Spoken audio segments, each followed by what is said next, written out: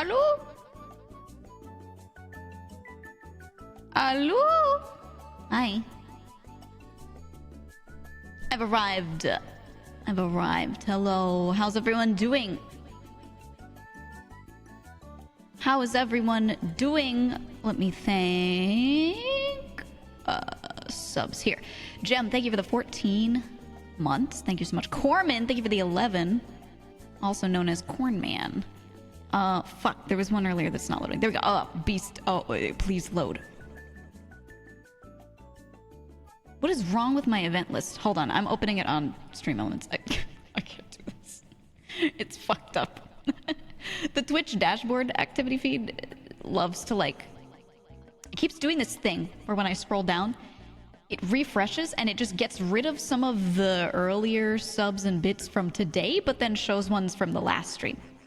Just full erasure. Zenith, there we go. Thank you for the 19 months. Baldician, thank you for the Prime. That was at the end of last stream, actually, I think. Okay, and Volek, thank you for the tier 3. For 14 months. Question marks? Yeah, I don't know. My activity feed keeps doing that where it refreshes and it always drops the last two, rather the earliest two things that happened at the beginning of the stream. So if the first two things that happened were a sub and some bits, those always as soon as I start scrolling for the first time, it gets rid of them. But it's okay. I pinned the Stream Elements event list in my OBS so that I can't miss it. I don't know, man. It works in every other way. The activity feed is fine. Otherwise, it's just that one weird thing that it does. Yeah. Fuck me, I guess. I don't know. It happens every time. Hello, Ifrup. I want to go home.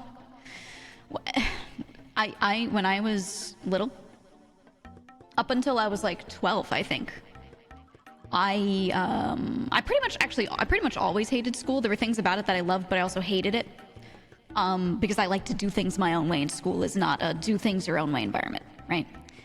And so when I was little, up until I was about 12, I used to at least once a week say I felt sick to try and get to go home.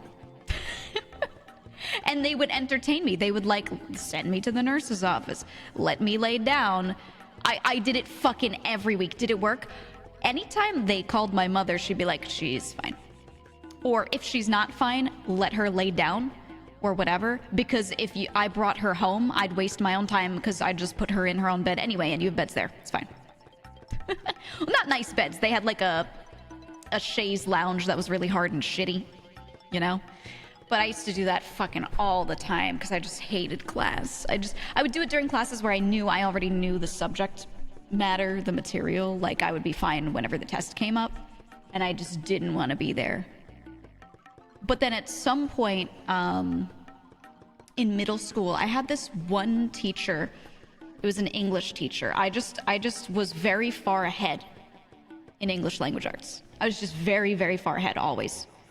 And she recognized that, and I said to her, hey, can we cut out a deal? I will sit in the back of the class. I won't let other kids know that I'm doing this because I'll stand up a book or something so they can't see. I would like to just sit there and play video games silently. I just want to sit there and play video games or do classwork from other classes, and I want to just not pay attention. Can I do that so long as I keep all of my test scores, all of my quiz scores, everything above 95? And she was like, okay, let's try it out and see. She said, as long as the other kids don't see you, playing on your Game Boy or whatever. And that's what I did, and it was fine. Because I was half listening anyway, so if she did mention something that I wasn't clear on, I would stop and listen, And she was like, all right, well, if you can keep your test scores up, that's fine. And I remember that being my most favorite class ever. Because I would just sit there and play games and still know the course material because I was really far ahead. And I remember asking, it was middle school, not high school, so I remember asking, can I just skip ahead some grades, be in an older kid's English course or something, because I'm just ahead? And they were like, no. It was a thing that sometimes they would allow high schoolers to do, but not middle school. And yeah, that is I remember being very mad about that, very angry. And that is my distinct memory of those times. Anyway. Hello. That is the story of the day, I guess. I hated school. I did well in it, but I hated it so much. I would never want to go back. Never. Always hated it all the way through, from preschool through college. There were things about it that I liked, but as a whole, would never want to go back. Fuck school, dude. Fuck school. Thank you. Thank you for the bits. Oh, I need to fix tier 777. I need to delete that file entirely. I need to do that. Sorry, it's not fixed. I noted it down. That was the one. I knew I was forgetting to do something last night. I did a bunch of my other tasks. That's the one I need to do, was go through and refix that. I fixed it before. Do it now? Yeah, I could. I think I could. I once faked sick so I could watch Will Smith on Oprah. It was that day my mom had me have castor oil with no orange juice chaser. I feel you. Why are you playing it now? No, I didn't fix it. This is why I don't want to fix it on stream, because it'll break things if I have it open. If I have it open and I try to fix it on stream, it'll actually break shit. So that's why I don't want to do it on stream. I knew I was forgetting one task, man. I had a list of things that I was doing last night. I knew it. I was like that for high school biology and English classes, except I just slept and it was a non-verbal agreement. Yeah. You didn't like college either? No. No. Not at all. Well, there were some classes that I enjoyed, some professors that I enjoyed, but overall, I don't like learning in a classroom for the most part. Because I don't know. I just don't like it. I don't like it. What do you mean F? Huh? I don't see anything wrong on my end. Anyway. Oh, you want gifted. Yeah, I want to just sit around and discuss something. I want them to talk about some bullet points and lecture for like 10 minutes, and then we spend like 30 minutes sitting there and talking about it and discussing it and asking questions. I learning in a discussion format. That's what I want. I hate just being talked to about a thing and not getting to ask questions along the way, because for me, I hate lacking context. And the way they teach you things is always that they give you the information you need to know. But if I'm interested in something, and I often was interested in what we were learning about in school, genuinely, I was actually interested. I didn't hate it because of a disinterest. It was because I liked these things. And then if I would feel bad because I wouldn't want to raise my hand all the time and ask a million questions, because then we wouldn't get through it. So I'd write my questions down and go look them up later. That's how I would do it. And it just pissed me off that I couldn't sit there and discuss with the teacher, who is the knowledgeable person, all the extra stuff. So I would go and like go home and learn other things. I would ask my mother's very smart. I would just say, "Hey mom, how does this work? Why is this way?" She's really good at research. So if she didn't know the answer, we would just sit there and research it. And that was just, great for me. And I couldn't get that out of school ever, even college, unless it was a later class and I was going to like office hours, or there's some professors that liked to do that sort of thing, right? So there were some professors that did like to lecture for a short amount of time, and then you just sit there and talk about it, and they would have their own questions that they would answer for you, if you didn't ask any. But yeah, I just like that so much better. And I remember when I found a few professors that did that sort of thing, I was like, this is how it's supposed to be. Because everyone in that room who was at first disinterested became interested as they just sat there and talked to them about it. And that's, I don't know. Yeah, I'm a fan of that kind of learning. And I think it's because of the way I was raised. That's how my mother taught me everything she taught me, right? It was always like a conversation, not just her telling me a thing and I just went, okay, And yeah, so I just didn't get that in school, and I hated it. I hated it so much. And I also had, a bunch of brothers, several of them older. So I was able to sit there and talk to them about things too. So I at least got, what I wanted outside of school. And especially one of my older brothers is like a huge nerd, So we could sit around and talk about these things, and he would be so happy and excited to like sit there and talk with me about stuff. You know what I mean? It was nice. So that's why I always hated school. I just thought it was bullshit. But I was not like a rich kid that could go to one of those gifted schools that like they kind of do that a bit more. There was no fucking way. Those existed. Those existed, and I was like very jealous of the kids that got to do that. But no, I was in the normal classes for normal kids at the normal school, and a lot of those kids kind of troubled and disruptive, and you know. I was in that environment, so I was like, okay, I'll just sit in the back and read. Sakura, thank you for the 8 million people raid. Thank you. When do we get a lecture from Geek Mom in the Discord? I don't want my mother ever directly interacting. Unless she's doing it through me. She was actually, remember when she was here a while back and she actually did talk? I think you guys heard her the slightest bit in the background. Because I started talking about... Oh, I was talking... This is a topic that she loves so much. That she has so many thoughts about, and she's like me, where she's very pressed about it. But we were talking about careers, and I was saying how college is not for everyone. Some people should go into trades, and they should push trade schools, and there are good programs for it. You should look into it, right? It was that conversation. And she's in the background. She was the one, she was like, tell them about micro works. Tell them about the you know... the foundation, because they can find information and classes and courses through there and get help for it, especially if they don't have money. And it's just like in the background, like, you know, microplastics. I told her about the microplastics joke, and she laughed a lot. Yeah, she sent me a post-it note. There were other times in the background she was like, well, actually. So it was like very, very quietly in the background, you know. Geek Mom's special interest. Yeah, her special interests are in science, education. Actually very similar to me, where I start peepo talking about some stuff like city planning, urban development, right? The world would be better if we all collectively did X thing. Oh my god. A lot of me sitting here and talking about this and having so many words to say about it is because the whole chunk of my life where I lived at home with my mother, she and I would sit there and talk about these things for hours, like every day. Every day. You know what I mean? So, that's just my favorite kind of thing. People talk kind of family. Well, yeah, some of us. Actually, my brother, well, no, actually my oldest brother, the one who's also like a huge nerd, is absolutely just like me, where he can sit there and talk a lot, and loves to sit there and talk a topic to death, because both of us and some of my other siblings, and especially my mother, are not satisfied talking about a thing and not feeling like we did all of it. You know what I mean? Like, we got through all of it. We've examined every side of it. We've thought of every contingency, because I hate making judgments on limited information, right? I hate that. Makes me want to die.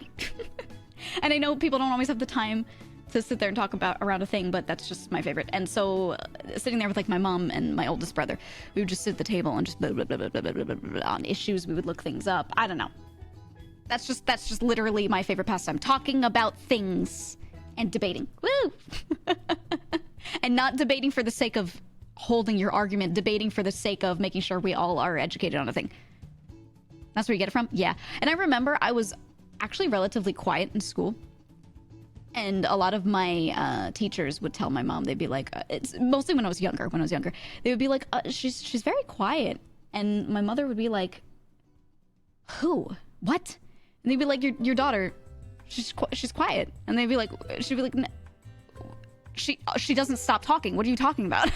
She was like completely astounded. She's like, what do you mean? And it was because when I was in that group environment with all those kids I didn't know, I would feel like I would like talk over them a bit, and I would talk way more than them. So I stopped and I was like, let me be quieter so they can talk, because clearly the moment I opened my mouth, everyone would just stop talking and just listen to me. And I was like, that's like, I'm so used to an environment where if someone wanted me to stop talking or they wanted to get a word in, they would start talking over me, or they'd be like, oh, wait, I have a thing to say. And I would go, okay. And I would back off.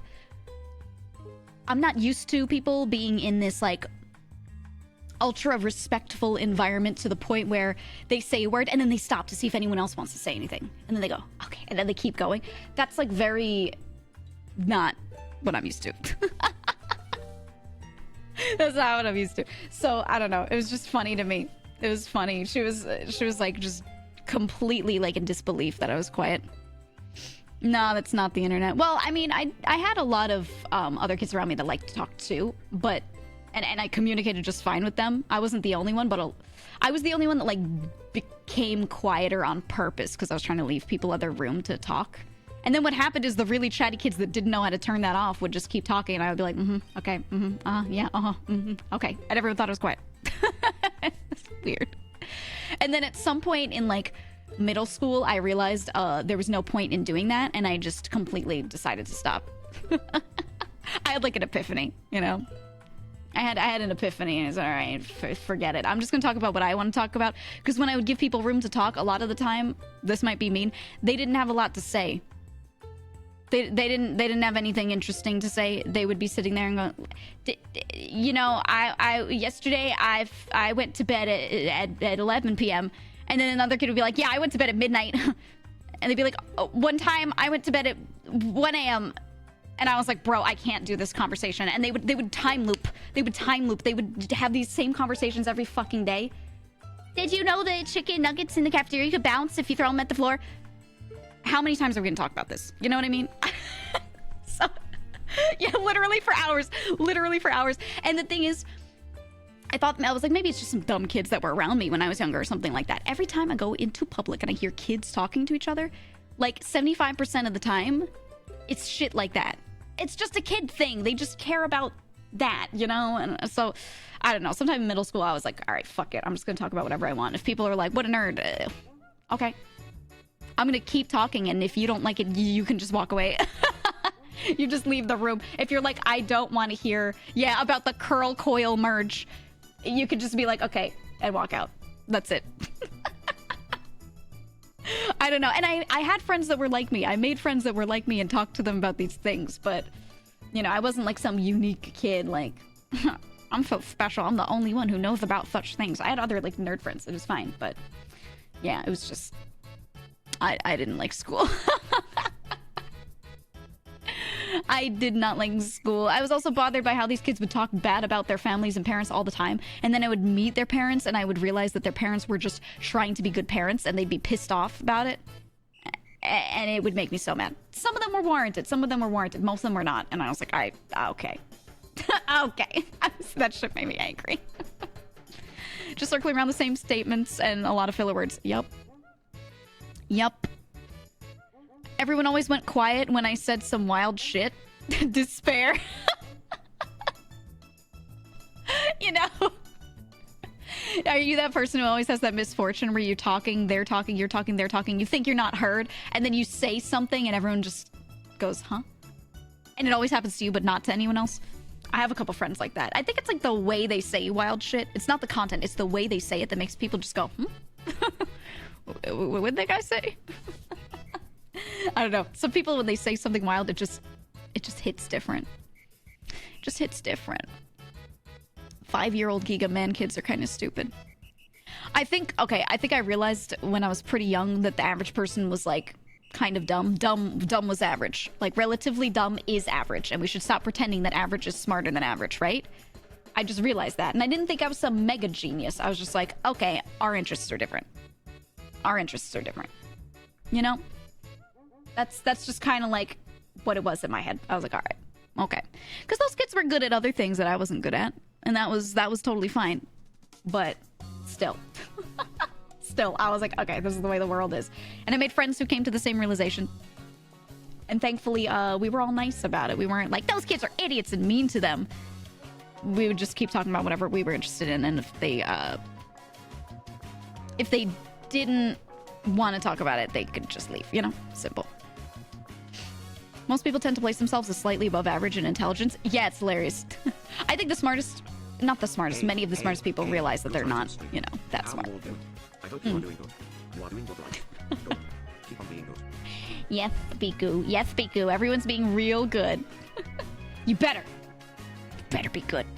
I think the smartest people are usually not super well-rounded smart. They're like above average in well-roundedness in most categories, and then they're really good at like one or two categories. And so people always see them exercise those things that they're good at and go, holy shit, they're a genius.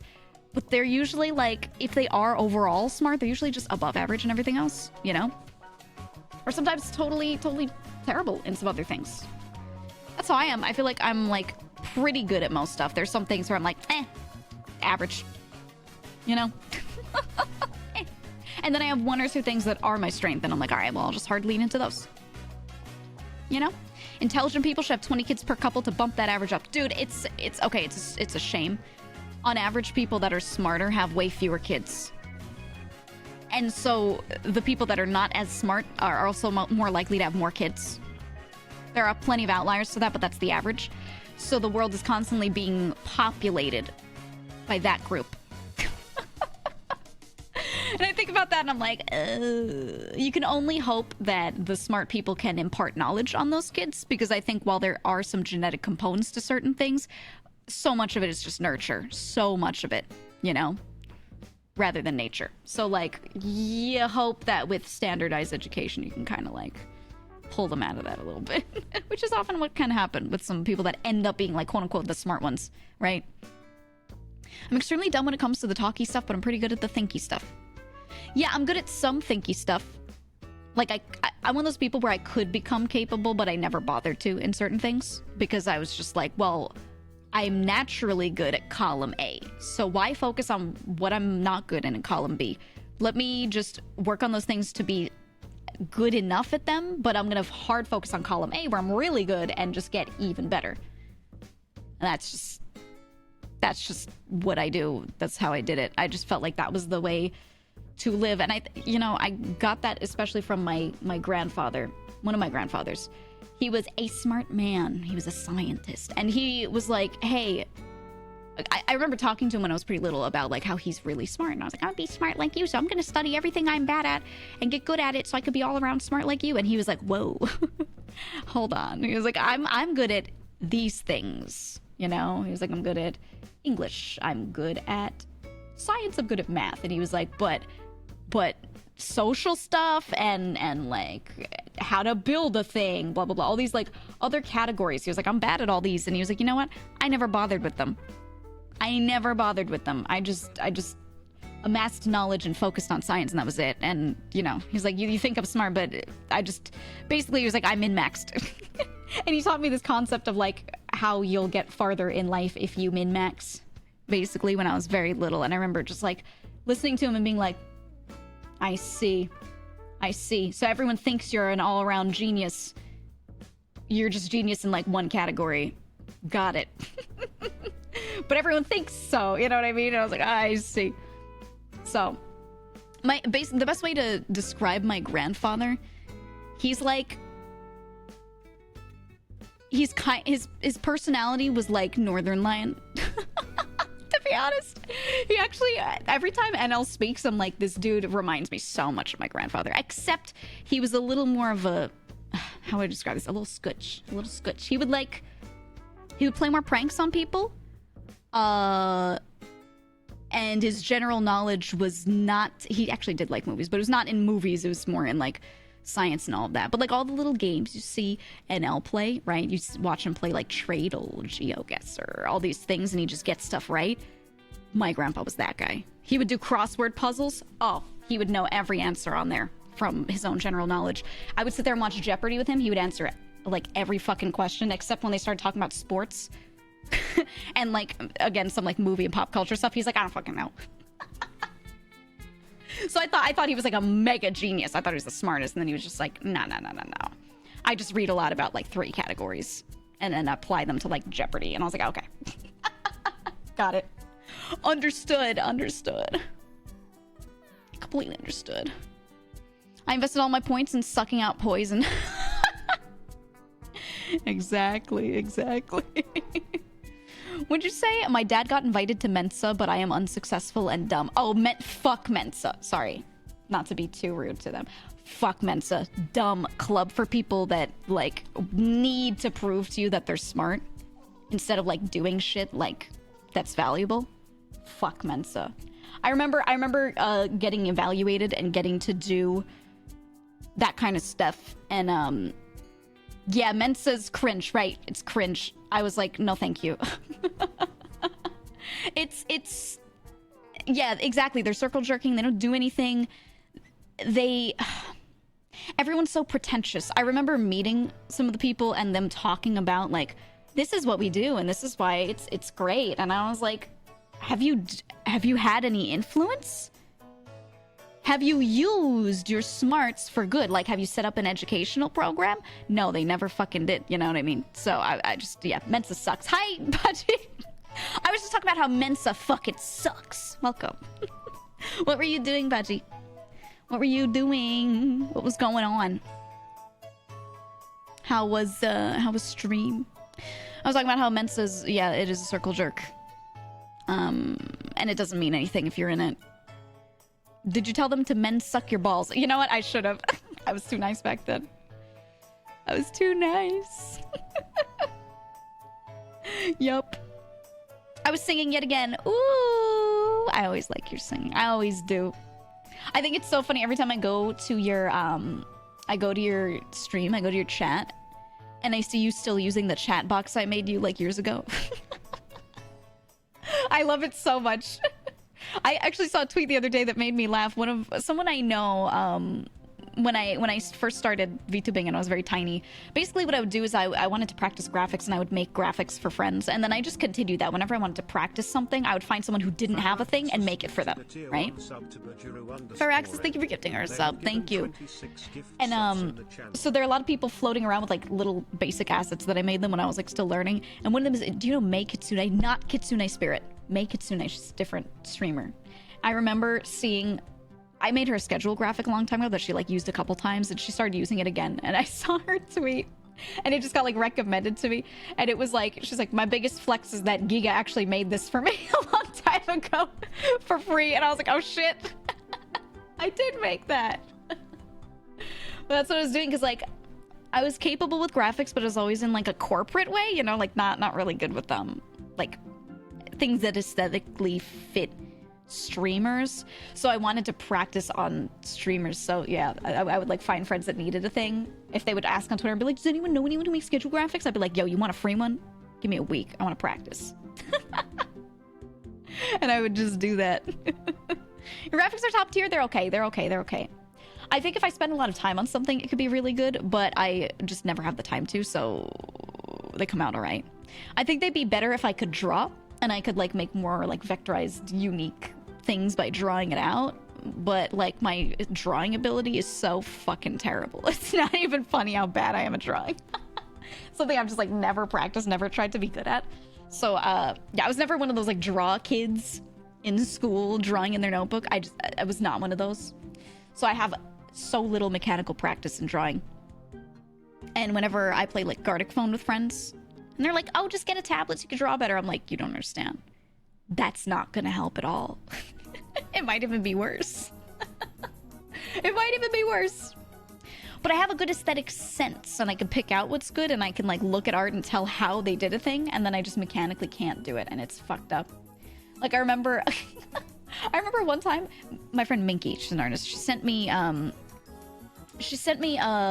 thing, a piece of art, and she was looking at the way they did this like shiny part on one piece of metal on some armor, and she was like, how the fuck did they achieve this? How the fuck did they do this? And I remember staring at it, and I was like, I think they did it like this. And I described what types of brushes, what layer types they would use to blend certain things certain ways. Username, thank you for gifting a sub. And I was like, I think it's done like this. And she was like, no way. And I was like, yeah, you see how they use like a warm thing like this on this side, and then they use probably this kind of blending mode. And she did it, and it turned out the same. And she was like, I hate this. And from that moment on, I was like confident. I was like, okay, I do know what I'm looking at. All right. Because I kind of thought that to myself. I was like, I think I've like stared at enough art and watched, because I used to watch a lot of art streamers, especially. So I became really familiar with how they do certain things. And I was like, I think I have the knowledge, just no mechanical skill. And I had no way to test this. And then finally, in that moment, I was like, oh my God, I do get it. And I understand how these tools work, because I did like, you know, graphic stuff. I just didn't know how to like, I can't physically like draw stuff properly. I don't get proportions and everything. I can look at something and tell you what's off about it, but like doing it myself, I can't fucking do it, man. My hands, like I can visualize the thing, and then it comes out like doo-doo on the paper. You know? That's just how it is.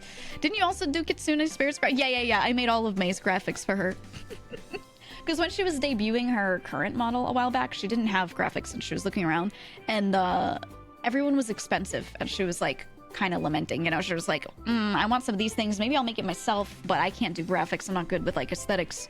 And maybe I'll just make this. Maybe I'll just make that. And I just was like, you know what? I'm just going to find time. And I'll just make these. So I made her stuff for her. But now I look back at it, I'm like, oh, I could do so much better now, you know? I don't know, man. I don't know. In terms of min-maxing, when you invest in drawing / art, I actually have a drawing tablet that I mostly use for graphics. Mike Wazowski of graphic design. Yep. Mike Wazowski. No, I was thinking like, well, since I have this tablet and it makes doing certain parts of graphic design very quick, or I would like shittily sketch something out and then go over it with vectors so I could make, you know, an actual thing out of it, like a logo looking thing. I was like, you know what, maybe I should practice drawing. And then I just never did. I got Clip Studio Paint and I was like, all right, sick. And then streaming was picking up, but I just did not at the time. I was like, all right, cool. In another world, if streaming remained very slow for me, I probably would have just like gone on a drawing training arc or something. Because from everything I've understood from every artist friend and watching artists, it's just a skill. It's just a skill to train up like anything else. That's all. It's just a thing you practice, right? You put 10,000 hours into it, now you're good at it, right? So obviously there's good and bad practice, but you know, do a draw right now, no balls, no. I don't feel it. Well, actually, my tablet is like not set up. I've been doing everything with keyboard and mouse now for graphics recently. That when I do break it out, I have to like take it out, plug it into one of my monitors, and then do this and then do that, and blah, blah, blah, you know. And it's like, it's a whole hassle, and that's what makes me less likely to use it. I think I would leave it set up if I had a proper, that's one of the reasons why I want like a proper office space. I hate being stuck in the corner of this room because I don't have like, I want a second table next to me to put that, for example, that tablet on or other things and leave them out.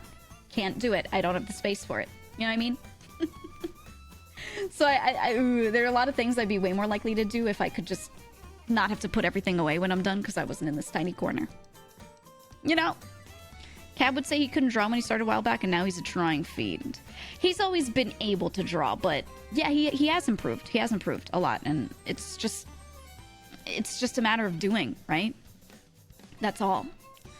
I have dysgraphia and doing an art challenge thing for a month. My art got better, still takes a lot of time though, lol. Yeah, I think a good example is like Ross is an incredible artist. Rubber Ross, incredible. And I see him, he says he thinks he's slow, but I see him shit out drawings really fast.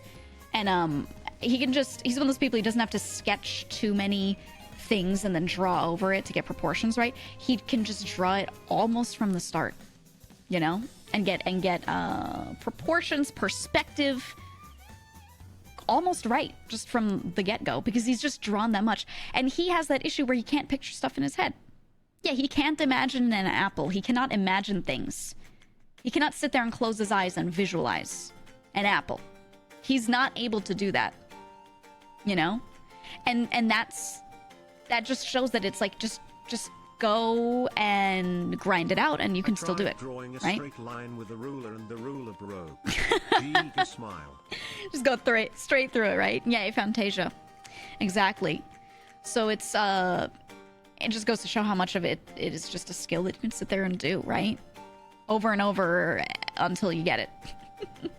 As you get better, you can go and do little art studies. You look at someone else's speed paint to learn how they did a thing, and then you try to recreate that in like 10 different ways. How did they color this thing? How did they make this hair look so delicious and edible? The lighting on it, the shading is beautiful. How did they do that? Watch a speed paint. Now try to do it yourself 10 times, you know? Like just doing studies. Dude's been drawing nonstop since he was a kid. Yeah, some people you can just tell. Another one, Professor Lando.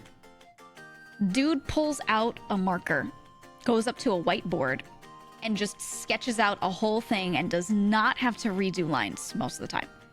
Rarely has to redo lines. And he's so fast. And I see that and I'm like, you can just tell this person did nothing but draw for so long. He can draw to Stolfo so fast. He really can. He really can. And it's fucked up. You can tell he's drawn a lot. Many stampas.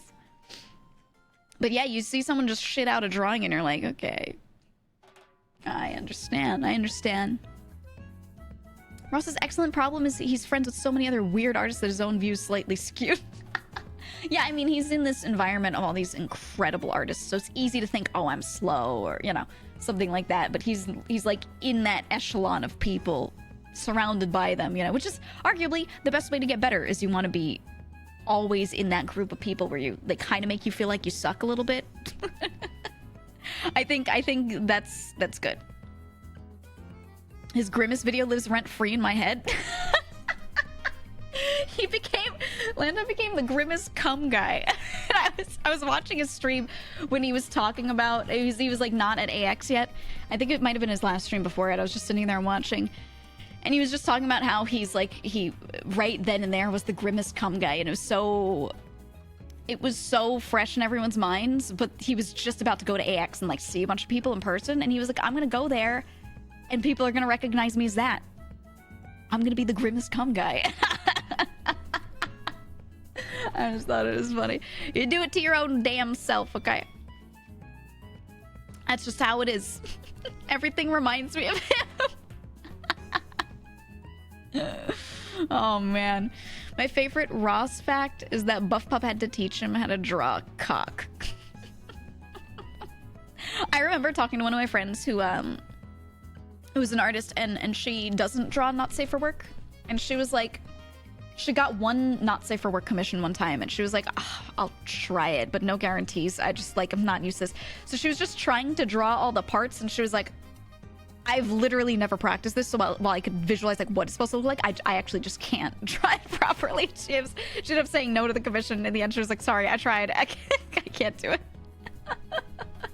Like, if it's not practiced, it's not practiced, you know? And then as she was doing it, she was like, I just feel weird. I just feel odd. He said people did call him that at AX too. I mean, I figured. Yeah, I mean, he had just posted it, right? And it was one of those things. It was one of those things that had sort of left the target audience a little bit, so. It's not for everyone, that's fair. Hey, I drew a cock. Does this look right to you? I've had artist friends do that. They're like, a lot of artist friends will send me things that they're working on and be like, does this look right? Does this look okay? Because there are times where you're like flipping the drawing, you're flipping the canvas, and you still, like, your brain is just, you know, you're just in a spot and you're like, I need eyes on this. And for the most part, it's safe for work drawings, because my friends know I don't really like not safe for work. And, but occasionally they'll send it and be like, hey, sorry, but is this correct? And I'll be like, yes, it's correct. You know what I mean? I'm one of those people where I have no thoughts against it. Like, if you like it, power to you. But I do not like it personally. I'm just like, ooh, and I scroll past. No, thank you. That thing flew out of containment. Oh, so far out of containment. It's crazy. How do these veins? Yeah, I mean, you can look at anything clinically, right? I don't get embarrassed seeing something. Just because I don't want to see it doesn't mean it's like, oh, you know. But yeah, I don't love it. Critiquing Sar's Sonic. She's one of the people where I do not mind at all, especially her, showing me a lot of these things, because we're laughing about the prompt, we're discussing like how well it was executed. It's not like, yo, look at this pussy. Do you like it? It's not that. It's like, look at the proportions on this, look at how this was drawn, and blah blah blah. Oh, the perspective, you know. And it's like, it's still talking about it as an art piece, so it's fun. If anything, it's fun like that, you know. Can you rate the girth on this? Thanks, Master. Yeah, what do you think about bookmarks becoming public? That's not gonna happen. That was debunked. That was something that there was a tweet going around that they were like, oh, we might internal talk something maybe in the future making bookmarks public, but no, it was proven to be not true. Never scare me like that again. What I want is I want bookmarks folders. Just like how you have lists, I want to be able to, even if they limit it and they're like, here's 3. Here's 3. I want that. I want that, because when I bookmark things, a lot of time it's for references, or sometimes it's like, it's just for different purposes, and it's almost always I'm saving it for later for a reference for something. And I'd love to be able to sort and be like, this is an art reference, this is like a video or an editing reference, or, you know, stuff like that. These are graphics. I want to be able to do that, and a lot of what I end up doing a lot of the time is screenshotting it or saving it and putting it into a folder on my computer, and I don't want to have to do that. I'd rather just leave it as a bookmark, you know? Yeah, the reference to Twitter, yeah. You see likes maybe going private? Oh, is that a real or... I didn't see anything about that. I don't know if that's another, like, debunked thing or if that's an actual consideration. I would love it if they would make likes private. I would love that. Obviously, you can click on the likes of any post and see who liked it there. I would much prefer if they were private, because I just find that, like, as a content creator, I don't have too much issue with this, but I've noticed that other friends have this issue where people, like, hyper-analyze everything that they do. They hyper-analyze everything. Everything. And if they like 3 of a post of a certain type, people start to, like, think they, you know what I mean? They start to, like, make up sentences in their head that, like, never existed, never happened. And it's very weird. It's very weird. And my DMs are not open on Twitter anymore, but when they were, some of the weird DMs that I had gotten were about things that I liked.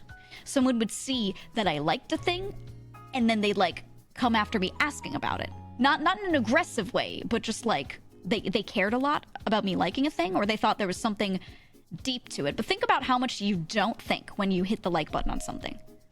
You look at it and it makes you smile. Like. You read a thing, it makes you laugh. Like. You see some really good art. Like.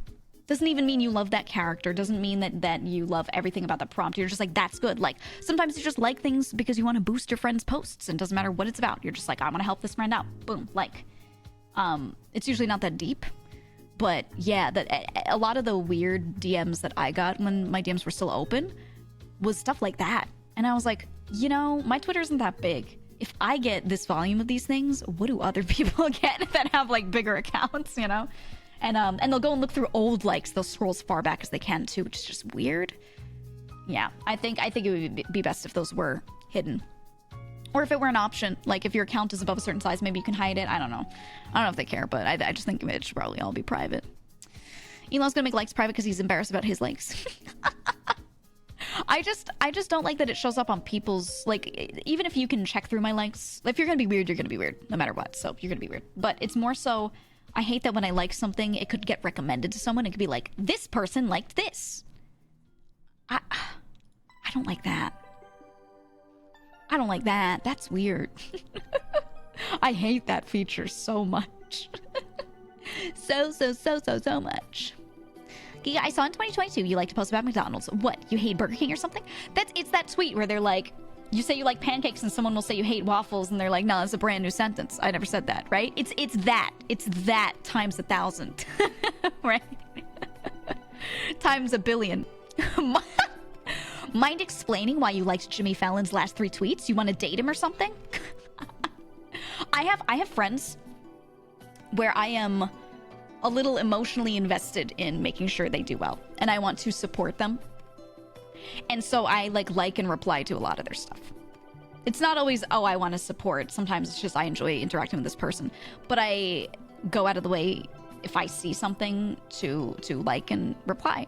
Because I would like to see these things boosted. I would like to see these people do well. And yeah, when my DMs were open, some people would be like, how come you like a lot of tweets from these people? And I'd be like, then they'd be, this is the question I would always get. How well do you know this person? How long have you known them? Especially if it's people where you're not supposed to reveal that information because of their situation. Oh man, I would get that all the time. And what you want me to give you the exact date that I met them? Like, random person who I've never met? That's between me and my friend, you know what I mean? Very weird. Very weird. So yeah, that was one of the main reasons why I ended up closing my DMs. I didn't get a lot of, like, I didn't get haters. I just got, like, weird people, like, caring too much about a thing, and they thought they were coming from a good place, and I was like, I'm just gonna close this. It was odd. You know?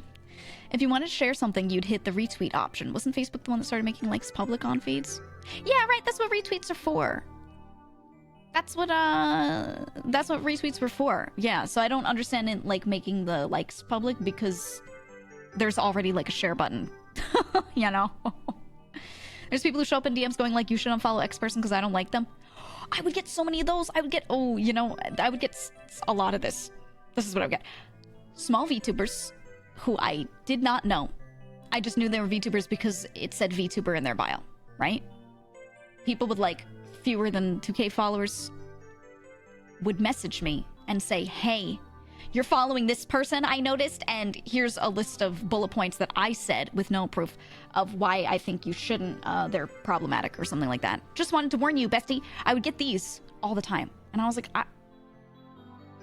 do you know that person, though? Because, like, I've talked to them. I know them. Okay? Like, I don't know. There are people that I follow that have done things here and there where I'm like, oh, I didn't like that, but I don't like the thing they did. I don't like the thing, not like I think they're evil, right? If I really don't like someone, I'll unfollow, yeah. But I don't know, it's just weird. It's just weird. So yeah, a lot of that factored in. I was like, I'm gonna close my DMs, I think. I don't know, because all of it was just people telling me like what they thought I should do. And I didn't know them. So it's weird, man. It was weird. He's the most in her lane content creator, honestly iconic. I just don't like commenting on like anything because it's always I don't know, you lose or you get engagement off of someone else's misfortune or something, right? So I just don't like commenting on stuff. I've only commented on like one thing recently because it pissed me off on Twitter, but like nothing else.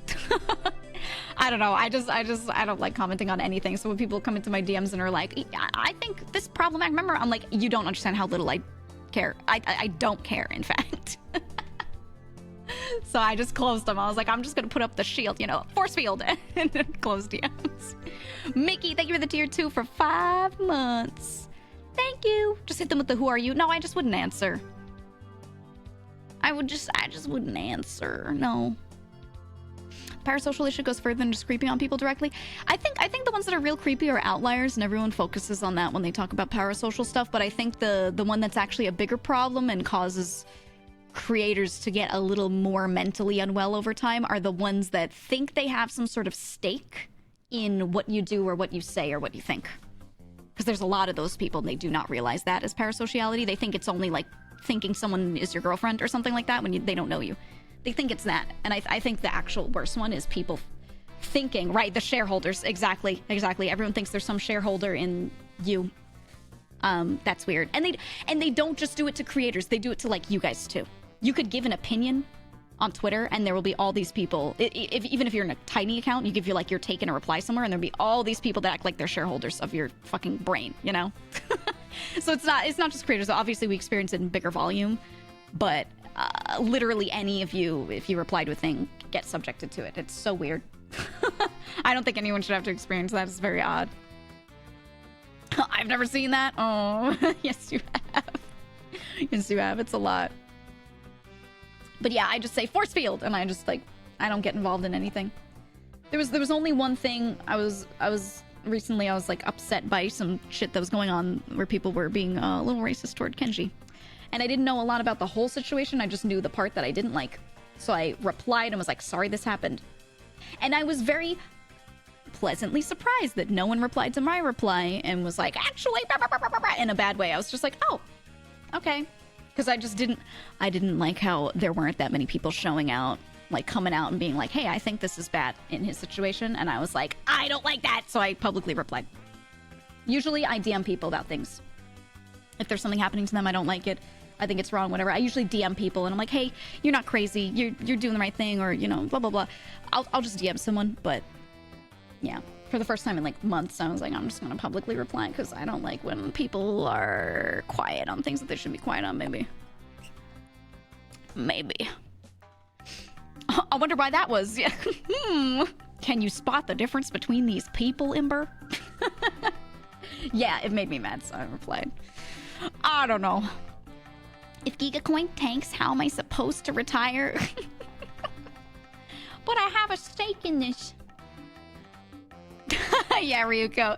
That's how I usually am too, Ryuko. I'm usually very like, oh, I just won't comment on anything. But in that one, it was just like stark for me. I was like, this is a clear answer. I don't know. Anyway, I will publicly say that I think Kenji's great. That's all I'll say. Love that dude. You know? Some people are looking for an excuse to take off their mask. Dude, it's crazy. It's crazy. That's why I don't interact with most things, you know? Never.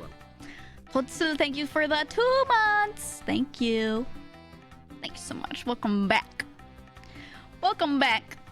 Pretty sure that was the safest one? Yeah, exactly. Exactly. TLDR. It's all a psyop. Tinfoil hats on, guys. No. I don't know. I just have a good time by only replying stupid shit on most things. Replying to friends because I want to help them out. Speaking of which, Dragon, thank you for the 5 gifted subs. Speaking of which, I'm gonna shill a friend.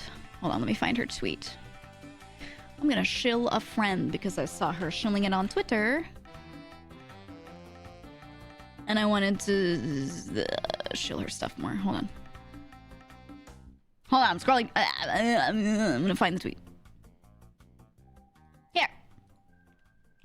Nina covered Requiem by Canaria. And it was good. And she's been posting song covers on her YouTube.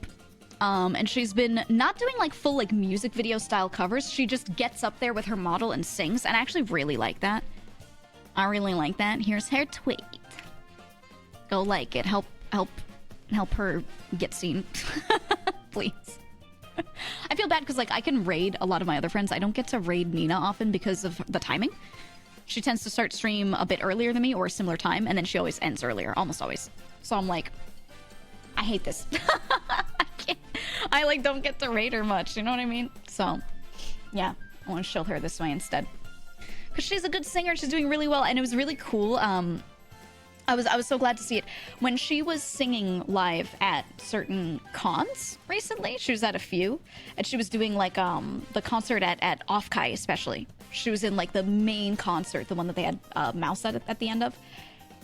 She sang so well, and there were people there that, you know, didn't know her, and everyone was fucking impressed. People in the room, I had a friend who was like, I asked them, they were sitting kind of close to the front, and I was like, hey, can you screen share this on Discord to me and another friend of Nina's, and we want to watch it so that we can hear the room better, you know? Like, I want to hear the room of people. I want to like see and everything, and people were like they were so amazed by her because she has a different kind of voice. Her song choices were really good, you know? And I'm like, yeah, exactly. It's just hard. Like, you try to push some people that are really good in front of people, but it's difficult, you know, without being like a weird, unapologetic shill for them. But that's what I'll be. I don't care at this point. Go watch Nina's covers. She's good, okay? Change your stream schedule so you can rate her. One of the only times I got a hater in my DMs when they were open on Twitter was someone who was very mad at me that I wasn't rating Nina all the time. I showed it to her. I was like, look at this. And she was like, is this person okay? They were likely unwell, you know? It was just, oh man, it was so weird. And I was like, do they know you know? And she was like, I don't know. It's very weird. That was me. I really I've never encountered haters except for a few people that were mad that I didn't shill, not just her, a few of my friends harder, or they were like, they were obviously fans of other friends and then just making shit up in their head about like me and those friends. I don't know, it's very weird. It was never just a solo, like, I hate you kind of hater, you know what I mean? Never got that. I don't know. Don't expose our DMs. It was you all along. It was you. His heart is in the right place. It was fucking not. If you are a fan of someone and you are actively like an auntie of one of their friends, that they like very much, you're like not their fan. You know what I mean? Like you kind of are, but you kind of aren't. You know? They would hate to see it. They would hate to know that about you, right? Very weird. It wasn't just her, it was other friends too. That was just one of the ones that stood out that I thought was so funny. Consider me a verified hater. Argit, thank you for the 6 months. Raid my Oshi now. Why are you even streaming? Stop the stream right now and raid other people. Yeah, I think that same person sent me a weird DM when I had a stream scheduled for the same time that she was gonna do a debut of her newer model. And I said, I thought this was happening earlier. This will affect my quarterly GEEGA coin dividends really mad. Thanks, Joan, for the 4 months. But I was like, oh, she's actually starting the same time I'm starting stream. I got the time wrong. So I said, okay, let me push mine back. I pushed my stream back 2 hours. 2 hours later. Instead of starting at 3, I was like, I'm gonna start at 5. So that way I could sit there and watch, like, the beginning of the debut stream and everything, and then I would stream after. And I knew she was gonna continue. She was gonna have collabs, and she was gonna stream for, like, 6 hours, and that was fine. I was like, I just want to be there for the debut portion, you know? So I was there. I was in chat talking, whatever, with the other girls, and it was fun. Yay, yippee. And then, you know, about an hour and a half, 2 hours later, I'm like, all right, let me go and, like, get my stream ready and stream. I started streaming. And that person DM'd me, and they were very mad that I was streaming over her stream. And I was like, what? It was one of the most delusional DMs I've ever gotten. Yeah, did you ruin their wedding too? You are literally ruining my marriage. Yeah, it was like, it was so weird. It was so odd. And I was like, I think this person's like very unwell. That's so funny. Well, the thing is, so number one, I already pushed my stream back so that I could sit there and watch her thing, right? Number two, even if you're corpo or anything like that, even if you share a lot of viewers with someone and you know, like, by you being live, you might split some viewership a little bit, you should never worry about that. You should never worry about that, ever. You should just stream and do your own thing and build your own fan base, and that's it. That's it. That's all you should do, right? Do not worry about it. Now, if you and that friend are in a corpo together, maybe, or you're in a group that acts like one and that's the purpose of it, and you're like, we both want to grow together and this is a detriment to both of us, you can talk about it. Even if it's just a friend, you can talk about those things. And that's fine. And I remember when Girls FC first started, and I was like, hey, some of us stream over, you know, same times as each other. We might want to do events together, blah, blah, blah. How do we feel about all these things? And the answer we all came to incredibly quickly was we were all like, well, we're not a corpo and we don't care about this stuff. Right? We were like, some of us stream at the same time and we don't care. And we're like, okay, yay, haha. And that was it. That was like, that was all. So yeah, just getting DMs like that was so weird because I was like, we've always said this from the beginning that like none of that is a consideration for us, but there will always be 3 people on the internet that care about those things, right? Literally 3 dudes. So, you know, who cares? That's like when during Mouse's subathon, people asked if she watched Nina's graduation stream. Why should she? There are people that watch Mouse that want to see her, not Nina. Right, that's what I'm saying. Do your own thing. You can be aware of something. You can send someone well wishes. It doesn't mean that you need to, like, we're all creators. We're all creators, right? There's no other job where this is a consideration. No other job. Television. Every channel has things going on at all times. Everyone wants prime time. Everyone goes for the same time slots. Everyone wants prime time and a little bit after prime time for the late night slot, right? Everyone does that. But then when streamers do it and they're like, this is the best time to stream, it's these 2 chunks of time, and everyone tries to stream those slots, people will like complain. Very weird. But then again, I will say this, you know how many people complain? Like 6. You know what I mean? Like, not that many people actually complain, it's just a few loud people.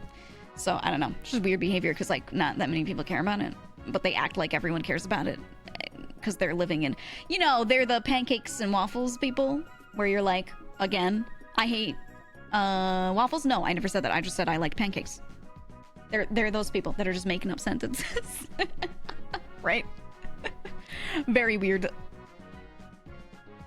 Please stream from 4 a.m. to 8 a.m. so you don't steal viewers from any other streamer. Grr. Hey, and there's something we said about streaming those slots too. You could like, it's not prime time. It has the fewest people on, but you could be one of the only people on, and therefore, you know, do pretty well. There are strats and things, but you know what it comes down to? I stream during times where I like streaming because it's comfortable. That's all. I wake up a little bit late, like not super early morning. I do tasks for a couple hours and then I get on stream. So I'm using like my main daytime hours, brain awake, everything to stream. And then I end stream and then I'm awake for a while doing more stuff. And then I sleep. It's a comfy time. If I woke up at 7 a.m. every day, I'd probably be like a 10 a.m. streamer. An 11 a.m. streamer. It's just like that's when my brain likes to work. You know what I mean? And that's like when most streamers stream, it's literally just like when their brain likes streaming, what's comfortable for them, you know? I actually used to stream late at night and I hated it because I didn't like streaming, and then the later hours of the stream I was really tired, like sleepy tired. I didn't like getting sleepy toward the end of stream. I was like, no thank you. If I'm gonna stream for this amount of time, I want to be alert. Maybe my brain is like dying a little bit because when you stream for that long, you're talking that much, you're doing that many activities, like your performance in game like is terrible, you know? By the end of it. Don't care about that so much as like I just didn't want to be sleeping, you know? My brain doesn't like to zoom until like 9 p.m. Yeah, that's what I'm saying. Like everyone has different alert hours, different hours where it just makes sense for you to be doing your most important things. So that's like when you should do stuff. You shouldn't consider anyone else's schedule. Just, you know, work on your own, right? Don't stream at 10 a.m. Think of the poor West Coasters. I kind of want to do like the occasional early stream. I just don't know if any of you guys can make it to an early stream. But I kind of want to here and there. I do. But I don't know, like, I don't know. I don't know how many of you could make it, how many of you are able to do that. Because I know a lot of you are EU, but I don't know if you're at work, right? During those hours. Bikuta, thank you so much for the 3 months. Thank you. I can't watch certain streamers because the earth rotates. Thinks it you're sucks. entertaining or interesting enough. They will make time to watch you show, regardless of the time. People who can make time are usually people without jobs. Maybe they'll watch VODs, regardless of the time. But like, if they have a job or they're in school, they can't make the time.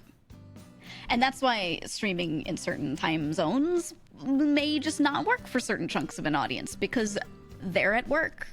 Because work hours for most people are usually the same chunks of time per time zone. You know what I mean? And it's just how it is. So you just stream on your schedule, and then you have to consider that if you want to change things. Right? East Coast here mostly just lurk at work. There's a few people who have said, actually quite a few that said they watch me a lot while they're working. So they sit around and I've said, when I first was streaming at like 8 p.m. and I started moving it a little earlier to like 7 and 6 p.m. I said, guys, I really want to stream in the afternoon. Could you even make it? And a lot of people were like, dude, I'm just going to watch you work. And I was like, okay. And I tried it and it was fine. It was totally fine. It's just how it is. Boss makes $1, I make a dime. That's why I watch GEEGA on company time. I mean, a lot of people say they're still like getting their work done. They're just listening, you know? And if I'm gaming, they're just, I'm on another monitor and they glance over and they're still working. And that's what I do. That's what I do when I'm doing work of certain types. Some things I have to close streams and I can't, but certain types of work I can just do while there's a stream on the side. That's it. That's it, man. Poll it, how many of us are at work from home, or vibing? I could do that. I will say this time it's what? 4 p.m. EST? 4 p.m. EST, meaning everyone west of me in the US is probably still at work. East Coasters are probably still at work right now. So a lot of the people watching right now, guaranteed, if you're North American, are at work or students or don't have jobs. And then a lot of the rest of you are EU. And then as time goes on, as I continue streaming later on, there will be a lot of people that show up that are usually only here for the second half of stream because they got home from work. It's just how it is. That's how it is. I legit lurk streams on my breaks at work all the time. Oh, yeah. You go to the bathroom at work so you could sit on the toilet and watch your Oshi. Just at least for 2 minutes. You know? That's just how it is. I'm EST and I work second shift. Ugh! Yeah. Depends on what kind of job you have too, right? Some people just work nights and they're like, oh, I'm glad I can watch you in the afternoons, and then I go to work and I'm like, oh. That's when you're working, I see, you know. The Oshi has to be there for emotional support. You're in the bathroom fighting, listening to her make poo-poo jokes as she plays a video game. I watch you before sleep. I don't have a lot of audience that's from the other half of the world. People that are like 12, 13 hours away from me. I have a lot of those people watching YouTube content. But then a lot of the time they're like, oh, sorry, I can't really catch your streams. You're literally streaming at my like 4 a.m. And I'm like, oh, okay. That makes sense. But there's some people that say that they're from Asia, Australia, and they watch me when I'm at the end of stream and they're just waking up. And I'm like there in the morning. You know? I had a lot more JP and Southeast Asian viewers when I was streaming later at night. So I'd be ending at like my 1 or 2 a.m. Because then that was their afternoon. And yeah, it was a lot of people watching from those areas back then. But now that I moved to afternoons a while back, yeah, not so much. They're just watching like VODs and clips now. I work EU graveyard shifts. Oh yeah. Yup. Time slot's great for EU. That's what a lot of people say. I'm starting if it's 3 p.m. for me. What's the closest? There's like a 5-hour away time zone from me in like parts of the UK. Yeah. 5 hours later in the day. So if it's 3 for me, it's like 8 for them. Yeah, 8 p.m. UK. Right. Yeah, and most of my European viewers, the 2 highest countries up on there on my little stats are UK and Germany. That's where everyone's from on average. And then like generalized Europe after that. One of you said 3 a.m. here in Thailand. Ooh. I have coworkers using Parsec to play Diablo from a desk. I could probably watch Twitch on my work PC. If they're using Parsec and playing Diablo, absolutely Twitch is gonna work, I would think. I wake up at 4:30 a.m. for work. Oh god, yeah. I've been there. No thank you. No thank you.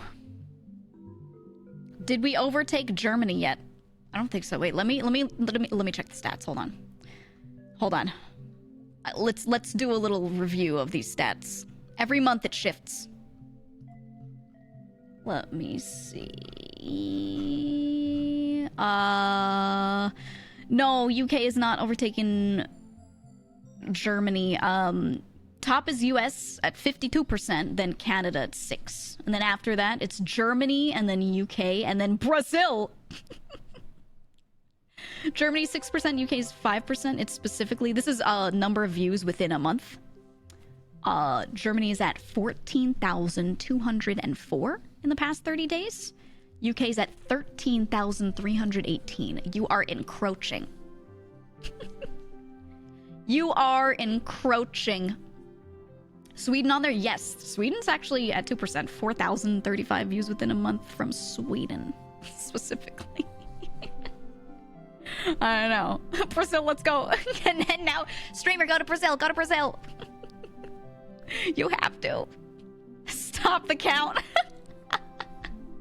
No, I don't think anything will ever overtake US. But it's because the UK countries, the EU countries and the UK are all like listed separately. But then there are just so many fucking people in North America, but they're all bundled into the same 2 places for the most part. You know, it's just how it is. What do I have? I have US, Canada, then Germany, then UK, then Brazil, then Russia, Sweden, France, Finland, Poland. That's Germany? What have we done this time? What have we done this time? I was talking about your stats. And how the UK, I've been checking this. We check in like every month to see if the UK has overtaken Germany in views on this channel yet. And it's like, it's getting closer. It's getting closer. You're encroaching. You are. The 0.06% from Kikassia is me. Kikassia? Don't believe it. Not a real place. Not a real place. We all know you're from Guam. We all know the truth. Also, Steve, thank you for the 3 months. Thank you. Breaking news, VTuber starts war overviews on her channel. I'm just saying it's cool to look at the stats to know where people are from. But it's funnier to talk about how one is beating the other and watching you fight in chat. You know? What are your Antarctica stats? It only shows me the top 1, 2, 3, 4, 5, 6, 7, 8, 9, 10, 11, 12, 13, 14, 15. It shows me the top 15 countries by number of views from those places. It doesn't let you see anything beyond that, because then you're getting to less than 1% and it just, you know, then they don't care. You want to know the rest of them? Here, here's top to bottom. US, Canada, Germany, UK, Brazil, Russia, Sweden, France, Finland, Poland, Netherlands, Australia, Philippines, Portugal, Denmark. Denmark. They're all merry. It's very close, those from France to Denmark. It's all 1%. But, yeah, and that's within a month. Denmark.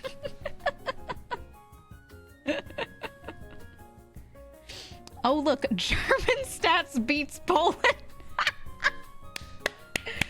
Yeah, winter for Poland and France, am I right? Springtime for Germany. Let's go. You guys give it a fucking rest.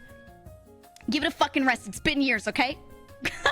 It's 2023. Jesus fucking Christ. I'm over here across the pond. I don't give a shit. I don't give a shit. Shut the hell up. You keep fighting, I'm gonna compile you all into one stat and call you the EU and never give you individuality ever again. Never. Are you kidding with that, ref? Nope. Nope. Mm-mm. That's like my favorite movie. Both original and the newer one. That's my favorite. Damn, now that's American talk? Yeah. I care about our affairs and our affairs only. And you guys are just here for funny accents. No matter where we are, we jig and we slay. That's right. Exactly. EU would really piss off the UK, so do it. Yeah, Brexitoids. Look at you. You know, the Euroids versus the Brexitoids. It's just how it is. Poland and Germany need to just fuck already. That's kind of like the US attitude, though. People in the US, like, don't even, like, fully understand the beef because most of them don't remember anything about world history because they didn't pay attention in class. So they literally don't know. So when they hear people arguing on the internet, they have no clue. And they're like, just kiss. I don't care. What? Like, because they don't know anything. So it's all these people over here just like, what are you talking about? Where's that? You know? Poland, where's that? Germany, where's that? Is that like in Spain? You'll hear people say shit like that. It's so fucking funny. EU and Europe is not the same. Yeah, I know.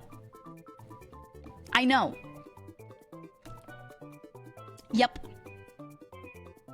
The fuck is a Slovakian? Dude, call me when the map stops changing. Things keep changing. That's also why I get a little fucked up whenever I'm playing like a game and they're like, name this country, oh, do this, do that. I get so fucked up with like the Central African countries because they're constantly changing. The map is different every fucking year. And I cannot remember what is what because when I learned the map, it was years ago. And that was what was ingrained in my head, and I am not up on, like, every change, and I just can't, it's so fucking, same thing keeps happening in certain parts of Europe, and it's, is Europe in America? Or when I, oh my god, when I'm talking to a European friend, and I talk about, oh, I went and visited another friend. They moved far away. I drove 6 hours. And they're like, are you crazy? I would like to let people know that it is my birthday and all I want for it is to piss off Europe and tips on how to get out of weddings that you really don't want to go to. Tips on how to get out of weddings that you really don't want to go to. Ooh, how far is it between now and that wedding? Is it close by? Or is it way out? Let me know. Slap the groom. No, you have to be there for that, though. You don't even want to go. What are you talking about? This is not the Middle Ages? No, I'm saying certain areas, the modern map keeps changing. Hello. Are you the one getting married? Exactly. That's what matters, dude. How about all the US state and Canada territory? That stuff doesn't change anymore. That stuff is largely the same. So, that's easy. Fake food poisoning. If you say you're gonna go and then you are like suddenly very ill, that's good. However, what you just did was you caused them to pay for your place setting. Your plate, basically. And what they do for weddings when you have a wedding hall, they charge you per plate. That's why you need to RSVP early. When they're like, you have to RSVP by, 2 months in advance or something like that. It's because they then give that number of expected people to the place where they're doing the wedding, and then they get their bill of, okay, you're having 100 people, it will cost whatever it is, $50 to $100 per plate, so this is what we're going to charge you. So they already paid for your food before you got there. And that's why if you can't go, you want to say you can't go during the RSVP stage, not like suddenly, because you still, even if you don't show up, you're still costing them like $100, which kind of sucks. Depends on if it's an expensive wedding or not, but yeah, that's why you gotta RSVP and Just say, hey, I can't. It works every time. It's so easy. Fake a seizure. No, I'm saying this shit. Fuck, stop. I'm saying no. Tell them when you RSVP, I cannot go. Don't give them a reason. Here's a pro tip. Here's a bit of wisdom. Stop trying to explain stuff to people. Don't explain stuff. Sorry, I can't make it. Sorry, I can't go. Done.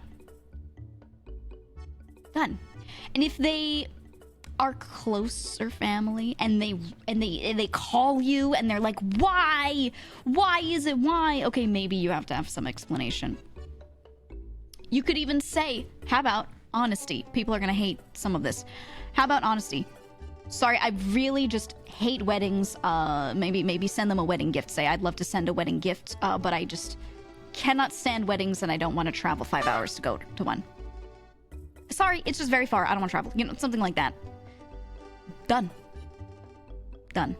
My favorite is using won't instead of can't. Yeah, sorry, I won't be going. Right? But why? I don't want to. Yeah, I've done that. I was invited to a friend's wedding. There's some friends' weddings I've been to, some I have not. And when someone invites me, and I was never that close to them, and I feel like there's sort of like obligation inviting me, or I feel like I'm a little too many things removed. It's been many years. I will reply to the RSVP and say, sorry, won't be going. We have not spoken in a long time, and I don't want to cost you a place setting just to show up and say hi to you once. Best wishes, and then you write them a nice note, and you're like, best wishes, really happy for you. You can send a gift if you want, but just straight up be like, I don't want you to pay for a place setting for me who you haven't seen in that many years. Straight up.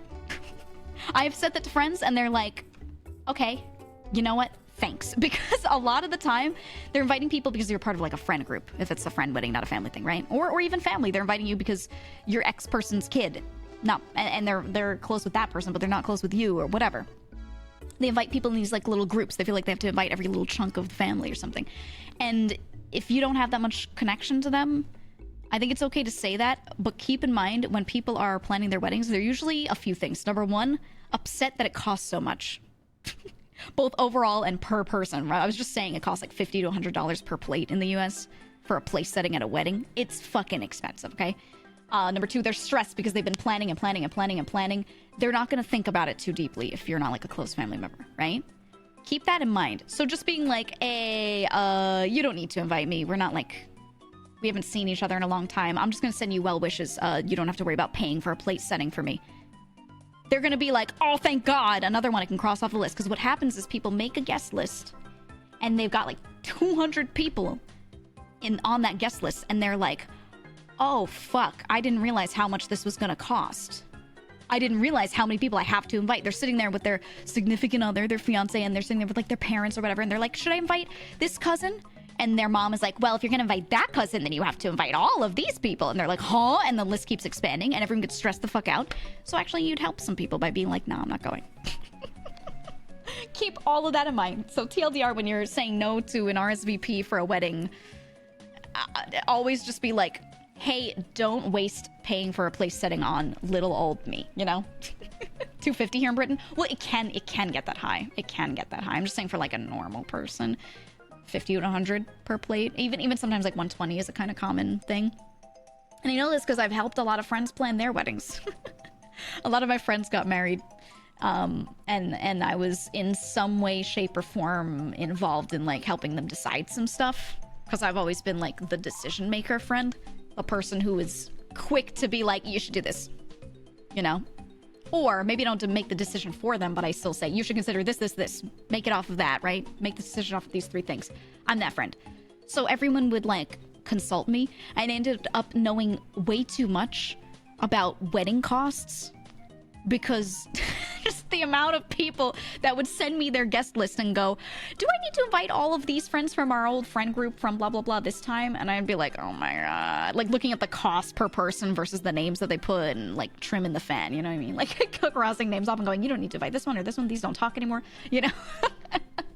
I've done that so many times that I've just like seen those costs in front of me so much. 200 people, fuck that. 20 people tops, Lamau.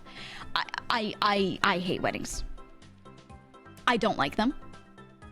There are nice things about them, but I just don't like them overall. And I feel like the best thing you can do is have a small one, 50 people max.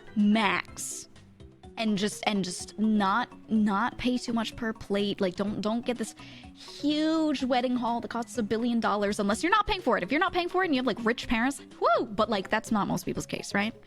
I had one friend who had that situation, and she was like, you know what? Hey, the groom's parents were kind of rich, and she was like, you know what? They're paying for it? All right. And I was like, oh yeah, fuck it, do whatever. Who cares? That's great.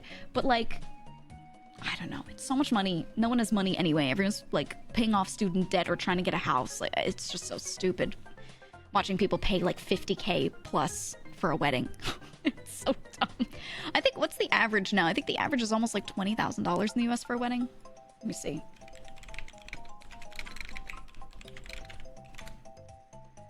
Oh, average wedding cost in 2022, $30,000.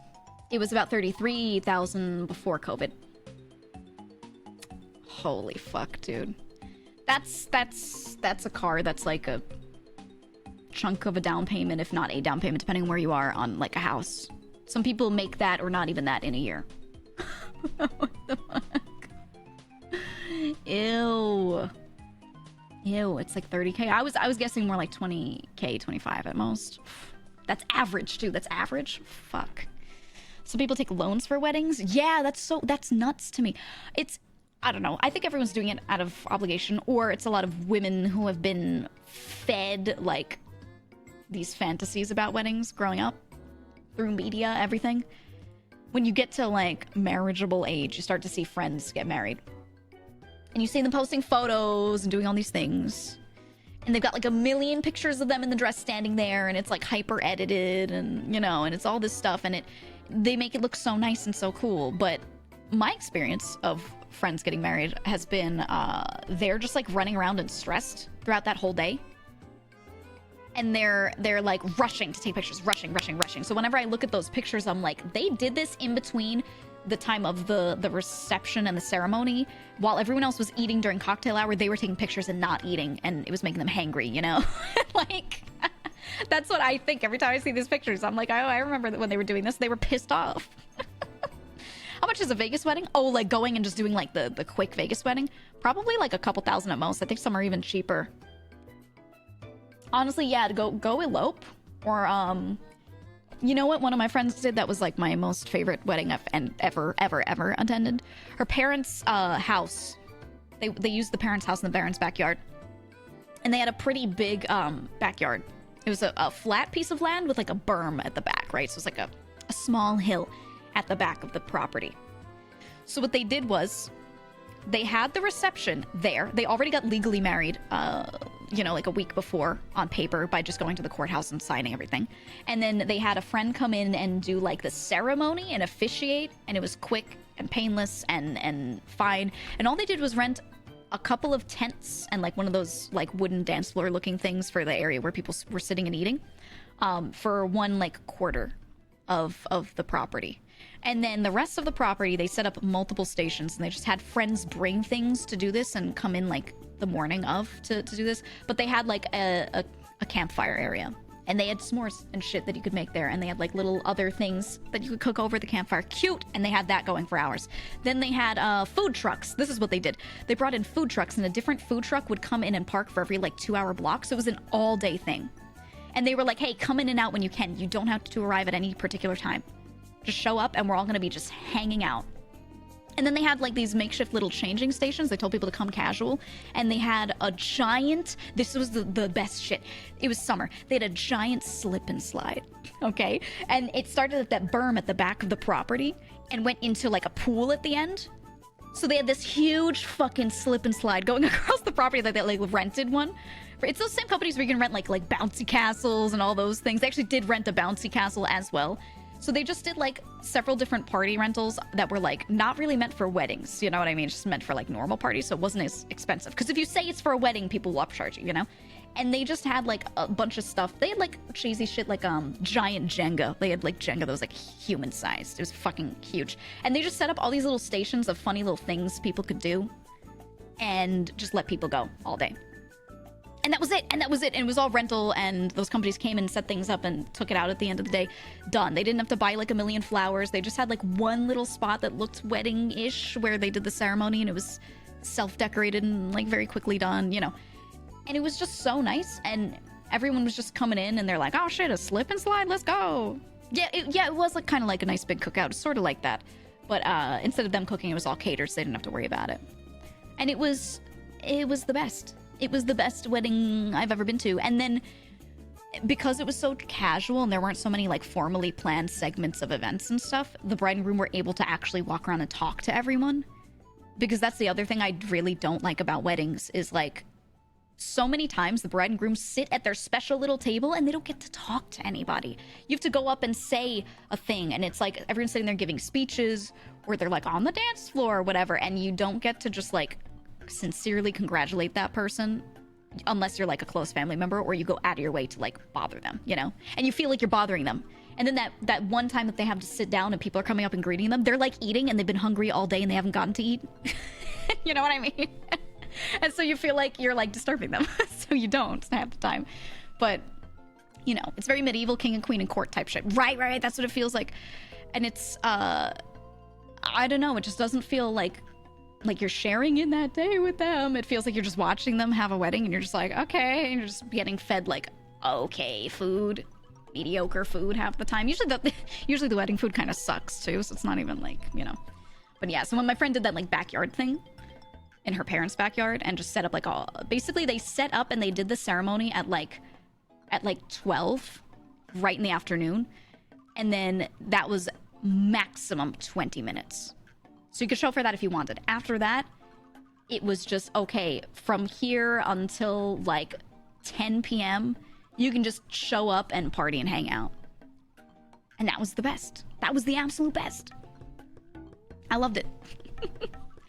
I loved it. Hi, I've never eat Domino before. Can you suggest me one you like mostly? No, I think Domino sucks, actually. I think Domino's is so bad. Same with people that invite over 50 people to their birthday. You never get to see them. Right, what's the point? What's the point, dude? That's how I feel. I don't know. I've actually never held like a big birthday party for myself. Not once. Even when I was like a kid, never did birthday parties. It was, I had several family members with birthdays that were all in the same month.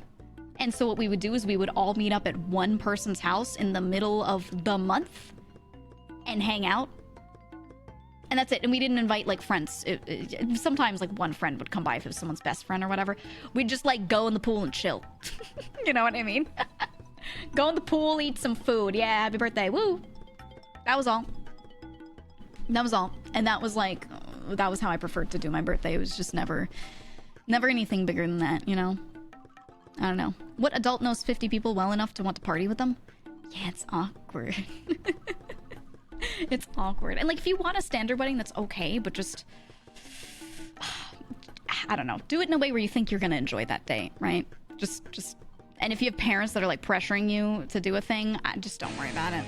Don't worry about it. Just don't listen to them.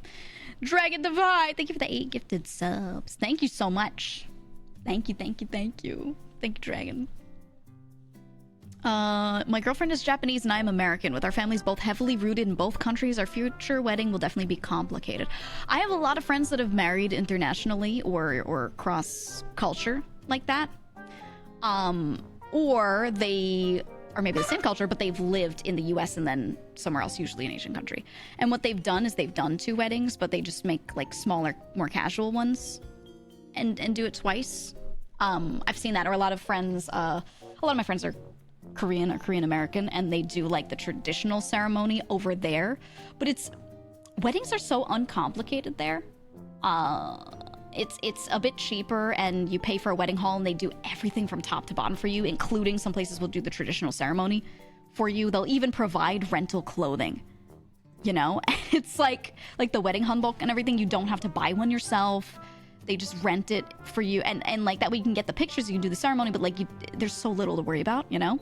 But then on the American side, you have to be so involved and do a lot of it yourself. Or if you pay someone else to be a wedding planner, the fees that you pay for them to, like, you know, white glove approach, kind of handle everything for you is so expensive. It's insane. That is nuts to me. So I don't know. Every time I've been over there and been at a wedding, it's been like, the people look like they're enjoying their wedding more. You know what I mean? Like they're not involved in too much of the planning, getting shit done on that day. So I don't know, man. The American wedding industry seems insane. I think the industry makes it stay insane because it gets people to pay more. Yeah. Get married at a monster truck rally, brother, a traditional American wedding. I think that's the best thing you can do. Do something weird and memorable. Like if you have a weird hobby that you share with that person that maybe other people are not that into or like don't know about. Just like do that. Do that thing. VTuber wedding. I imagine a VTuber wedding being like an MMO wedding. You know what I mean? When you marry someone in an MMO and you have like just a stock drawn background that everyone puts on, and everyone has the same VTube Studio live 2D wedding dress asset and tux asset, right? Isn't that like, I feel like it's gotta be that. It'd be so fucking funny. Everyone calls in on Discord and they're just on a screen in the background moving around like those. That'd be so funny. I've yet to see any VTubers. There are some VTubers that have gotten married to each other. That's a thing. Some of them were together beforehand. Some of them actually met through it. I've never seen them do like a VTuber wedding though. It's always just been an IRL thing, you know? But one of these days, I hope there is one. I want to see it because I want to see what it could be like. I'm curious. Get married in VTube Studio collab mode. Use the VNet DLC to get married. God, could you imagine? That'd be so funny. Time to get married in FF14? Oh, dude, yeah. Bastion, thank you for the 3 months of Prime. I got married in FF14 because I wanted the mount. I wanted the mount and I wanted to unlock like the cosmetics and stuff. So I found someone in my FC who was not married and was like, do you want to do this so we could get the mount? And they were like, fuck yeah, let's go. That was it. Let's fucking go. Who'd you marry? Tell me. I do this in every MMO. Every single MMO. Pick a friend. I think I told you that story, right? Of a long time ago. There was some dude that liked me in Ragnarok Online. And I did not know this, and then later found out that he did, but I had already agreed to marry the guild leader of our guild because we both wanted the items and everything, and we wanted the benefits, and neither of us wanted to marry someone in-game that had any thoughts or feelings on it, you know? We just wanted to do it so we could have, like, item unlocks. Yeah, the free teleport, too, because we would play a lot, and we would go, like, card farming. We would go card farming together, and we were just bros, right? Also, I've said this before, the guild leader was, like, very, very, very gay and had a boyfriend, IRL, and he was like, I don't want to tell too many people because it was a long time ago, you know, and people were a little more weird with it. So he told me because we were friends, and I was like, oh, you know what? We could just get married in game because I'm not looking to like do any romance in Ragnarok Online, you know. We could get the items, and we're like, okay, sick, let's do it. And then so we were going ahead and moving forward with that. Yeah, I was a beard in Ragnarok Online, and you know, I've been that IRL many times too. I have a lot of gay friends, and I've always been a beard, and you know what? That's fine. It's okay. And anything to help my friends.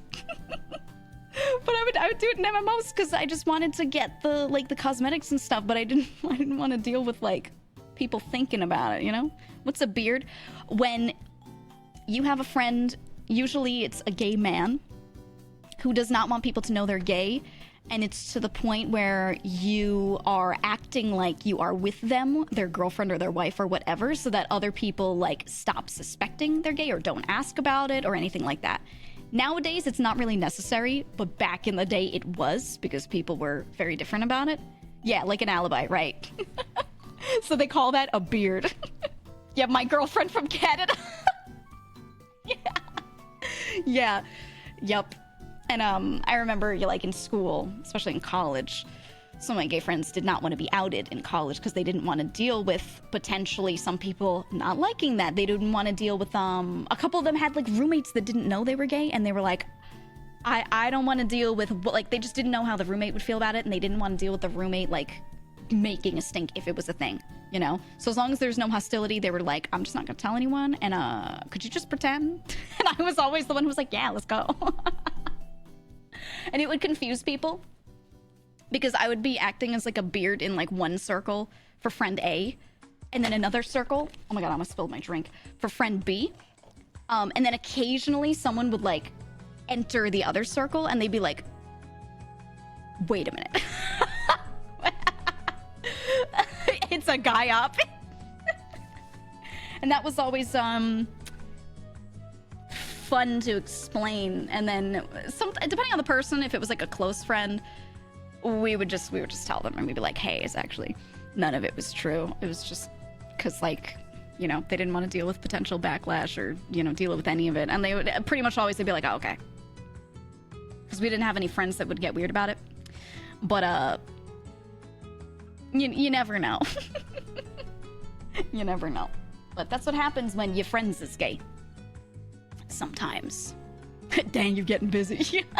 They would be like so confused. They'd be like, hold on, I just saw you walking with this person that I knew you were with, but now I just heard someone else say that you're together with this person, and I would, happened a few times. It was a little weird. But usually it would just be like a one-time thing, like, come to me with this event. Go to this event with me, this party thing. I'm going to this, like, you know, this whatever night for this club. And I keep saying that I have a girlfriend and they don't know. So could you just like go with me to this thing? It was usually like a one-time thing.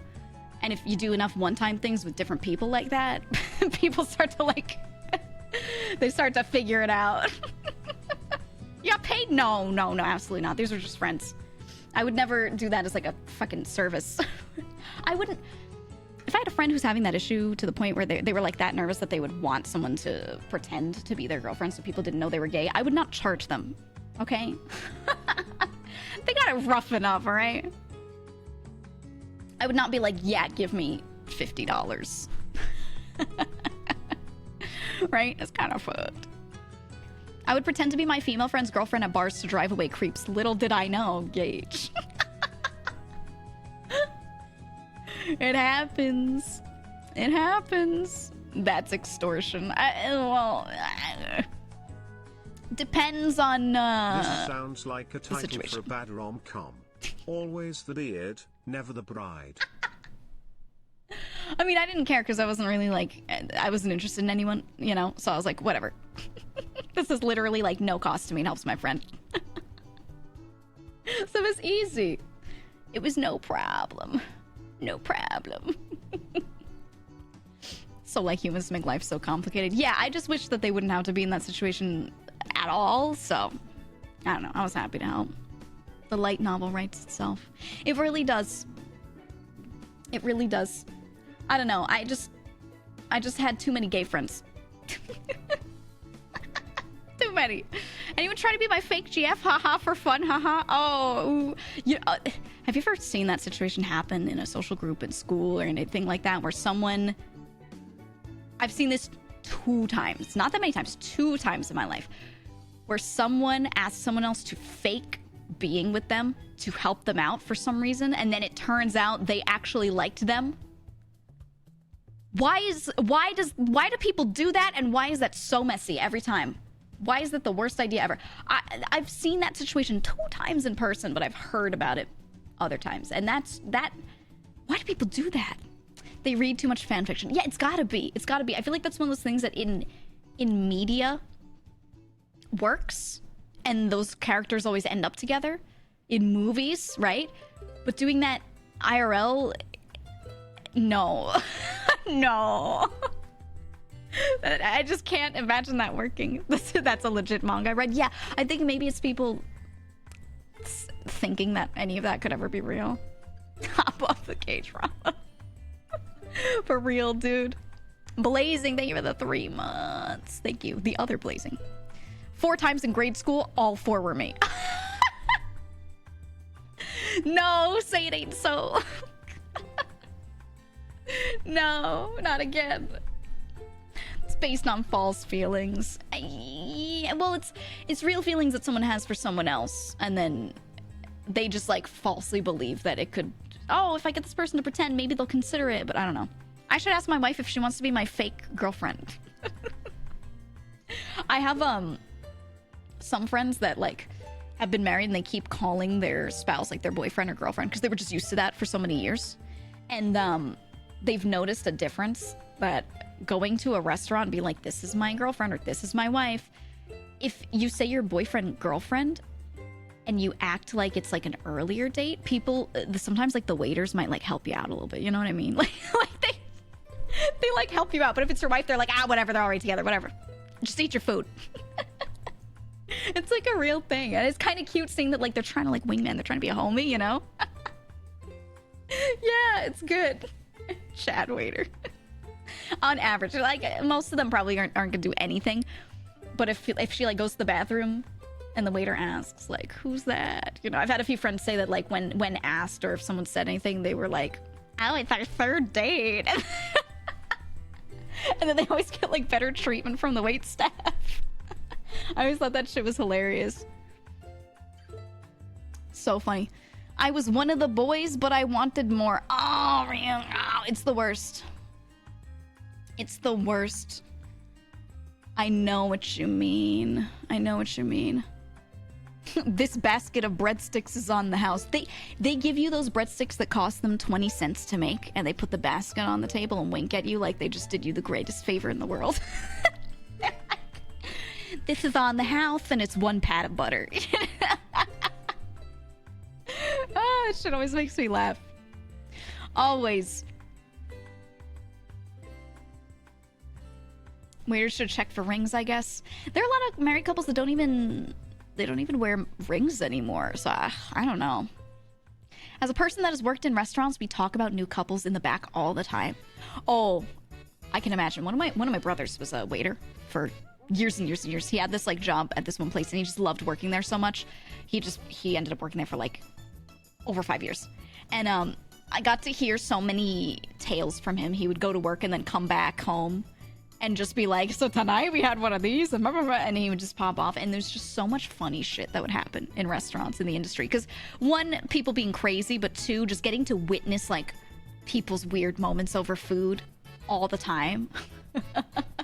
I got to hear about so many like dramatic situations from him.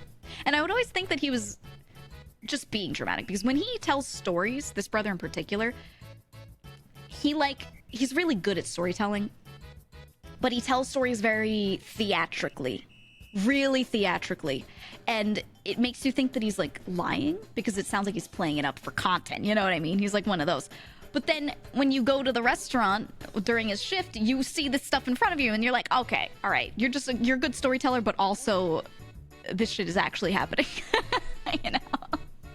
I was, like, for a while, I doubted him, you know? I doubted him, I did. A true storyteller. I told him that one day I want to like record him telling a story about me, and then play it for you guys. I just want you to, like, hear him. But I don't know. I respect my siblings' privacy, so if, like, any of them are over, I just make sure, like, they're in another room that can't be heard, whatever. Because so far, like, none of them have ever wanted to be heard. They want to maintain 100% privacy, but he has entertained the thought. Damn, he should debut. He's the one that kind of was into the idea of VTubing. It was him. The one that's a good storyteller. I think he would genuinely be an incredible stand-up comedian. Like, most people that are kind of funny, you're like, yeah, you shouldn't quit your day job. But him, this brother, he actually would be so good. But I don't know, he's happy doing what he's doing, so it doesn't really matter to him. But I don't know, I think about it all the time. The goblin, like, he's the one that, if he got a model, we were saying he could be a little goblin. I kind of wanted him to look like a little Tonberry, but with goblin ears, you know what I mean? So cute. I even had, like, a little sketched out design for him. And I was like, if you ever wanted to do this, just tell me, just tell me, just tell me. I would be like, guys, look who this is. With the knife, yeah, imagine. I love Tonberries. Imagine, like, a little Tonberry, and then it's just, you know. You the oldest sibling? No, I'm not. I'm not. I'm somewhere sort of in the middle. My best friend streams and I've come over when he's streaming in the stream room when it's live is fucking terrifying. In what way? I know my brothers have commented that being in the background while I'm streaming, because I stream from a corner of my living room, and so sometimes they'll, like, want to come in and get something from this room. And they have said that they like tiptoe. I never know when they're walking around in the background. I can't hear them. I also have this, like, curtain thing up to kind of dampen sound a little bit behind me, so I literally can't see them if I turned around. So there have been times where one of them has been, like, here, and then, like, after stream, they've been like, I had to get something, and I was tiptoeing because I didn't want to make noise. And I'm like, who cares? He's right behind you. Yeah, no, I'm like, who cares? You can just, you know. Are they there now? No, they aren't. But, like, whatever. I talk about my family all the time. So if you heard something and I went like, oh, my brother's over. Okay. Right? Can they be? What? Here? You want them to be here? They come at their own discretion. Maybe TMI, but do you live with them or are you speaking when they visit? When they visit. I've spoken about that before. No, just we're all very close. We're all very close and we talk a lot and everything, so, you know. I just have them over. But it's, like, far enough that when someone visits, they might not always want to just drive back home, so sometimes, like, they'll stay over. So that's why they'll be around during, like, my stream hours, you know? Because then we'll hang out, like, before and after. Wolfie going full speed into a wall or something? That's the other thing. My cats run around and they're chasing each other, and Wolfie is really, really not elegant in the way he moves around. So sometimes you might hear like a thump. And I remember that happened on stream one time. You heard him hit the door and he went like, and I was like, oh, and I looked at, and I got up and looked, and he just, like, smacked into the door.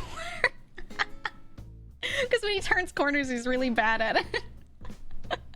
And they just get zoomies at certain times of day, you know? It's funny. It's funny to me every time.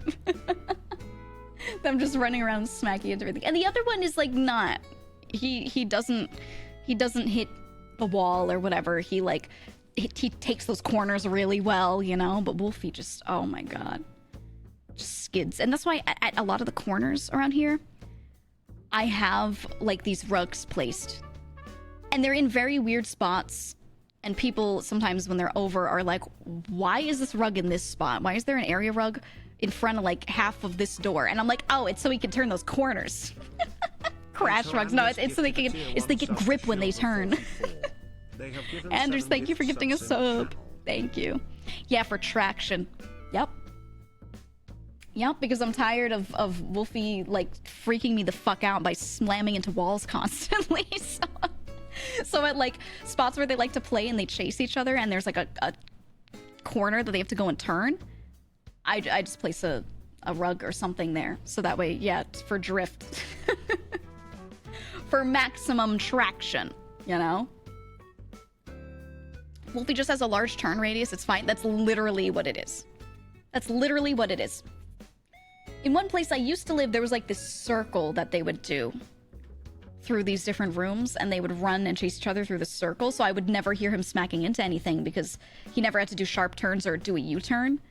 He would just go in this circle, and it was fine. And then where I am right now, he's got to like do U-turns occasionally or make like this hard 90-degree turn, and he just can't do it. He just can't. It's so bad. That's why they pave the corner banks at BMX tracks. That's literally what he needs. We have a Maine Coon. They have fur under the paws without rugs. It's like watching ice skating cats when they zoom around. Yeah, Wolfie has a little bit of that. He has some fur that comes out between his paw pads on the bottom a little bit. He's kind of like... He's pretty short-haired, but it's a little longer. Like, he's sort of medium-haired. He's a little floofy. So he's got that floof between his paws. So when he's running around, yeah, he just, like, skids everywhere. And I feel so bad, so... Yeah, the house is, like, covered in these little rugs to let him, like, not fall. I don't know. He's NASCAR, not F1. Yeah, no way. He can never do, like, a sharp bend. Fluffy baby, yeah. Yeah, he is. His hair's not that long, but it's just, when you feel his fur type, it feels like a long-haired cat, where it's very dry and, like, wispy. But it's also very dense, and he has a lot of it, and it's not that long. So I think his fur type is similar to a long-haired cat, but then the way it grows in is like a short-haired cat. I don't know. It's odd. And he basically is the kind of cat where he feels like a little kitten. He feels like a soft kitten, but he's an adult. Whereas most adults, they lose their young coat and then they get that slightly more wiry adult fur, and it tends to be a little more sleek. He just does not have that. He don't got that. Kitty's floofy too and slams into walls sometimes. just quirky cats. Have you seen a Turkish Angora cat? That's what you had for most of your life? I don't think. Let me look at it. Turkish Angora cat.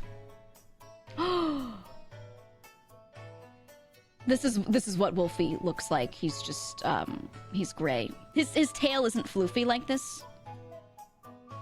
But yeah, his fur type. It's not as long. His fur's a little shorter. It's a little shorter, but like some of these cats, the way they look a little like floofy on the front, yeah. Yeah, he's like in between this and a standard short hair, somewhere right in the middle of the two. Oh, they're cute. I've never had a cat that's like white. Most of my cats have been like orange or like standard issue brown tabby, you know, because I always just got them from shelters, and I was like, who needs adopting? And I would take that one. It's the white cat with heterochromia. I don't think all of them have heterochromia. It just looks like it's a common trait that they choose for taking photos. I don't know. My Tortie never lost her kitty coat. Yep. Yeah, that's what Wolfie's like. Cat was a black one, and her name was Rose. She passed away from old age a few months ago at age 17. 17? Oh, that's pretty good. That's pretty good. Some cats don't quite get there. I used to have a lot of outdoor cats that I would take care of. Because I had a neighbor a long time ago that would adopt cats that were difficult because they were like not good at being indoor cats, because most cats you should always keep them indoors, but sometimes someone would take an outdoor cat, bring it to a shelter because it was very friendly, and then they try to place it, and it turns out it was like not an indoor cat. It just like could not adjust. Some of them do adjust, but a few of them couldn't. So this neighbor would go and adopt them, and she would keep them as indoor-outdoor cats, which I didn't like. I liked, but I didn't like, because I feel like that should be done by a person who has a good property for that and takes good care of them. She was mildly neglectful, like she let them out during the day and then would just go to work. And she would throw food down, but if they would fight over the food, like not like fight, but you know, one would push the other one out of the way and one would be getting skinny, she like wouldn't do anything about it.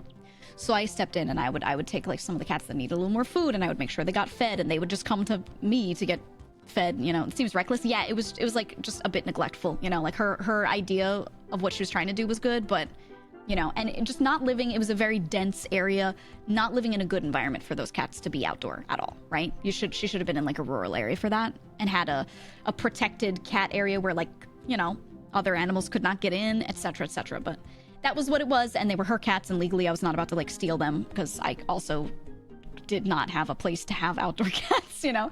So I just made, like, nice spots for them, and I would feed them a lot. And I remember just doing this for years. I liked a lot of those cats. I liked them. I prefer indoor-outdoor cats. I don't. It's terrible for them. I won't go into super detail, but their lifespans for being outdoors, partially or all, are lessened by a lot, on average. They're exposed to so many things that their immune system fights against or that they just get by being outside. Fleas, everything.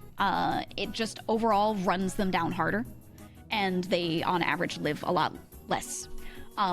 Yeah, they can destroy a lot of things in local populations. They're really not meant to be in these environments. And the chance of them getting lost, getting hurt, is too damn high. It happens way more than people act like it does. Way more. Yeah, bird populations get fucked, everything. But most importantly, their own health. Their own health, it's not good for them. So you should only have an outdoor cat or an indoor-outdoor if they literally cannot be inside, because they will, like, scratch your fucking walls to get outside because they're, like, feral, you know? But if you work on them, most of them can become indoor cats, you know? So I get what I like it for them from, like, a lifestyle perspective. I'm like, it's nice if they could, but the only way I would do it is if I had, like, they call it, like, a cattery, where they actually build a structure that's, like, think of, like, okay, you know, like chicken fences, like chicken wire, where they'll make an enclosure for a chicken coop. And it's like this, it looks like a chain link fence sort of thing. It's a chicken wire kind of thing. And it'll cover the whole outside of the coop. It'll give them an area. It'll also cover the top so things cannot fly in or jump in. People will make cat enclosures out of something like that. And that's actually kind of nice. Yeah, a cat Thunderdome. Yeah, and that way things cannot get in. They can still get exposed to things if other animals come up to the edge and they're exposed to it. They can still have that happen. So you have to build it in a smart way. But that is actually, like, a really nice thing that you could do. Yeah, the bugs, right? Things are carried on bugs too.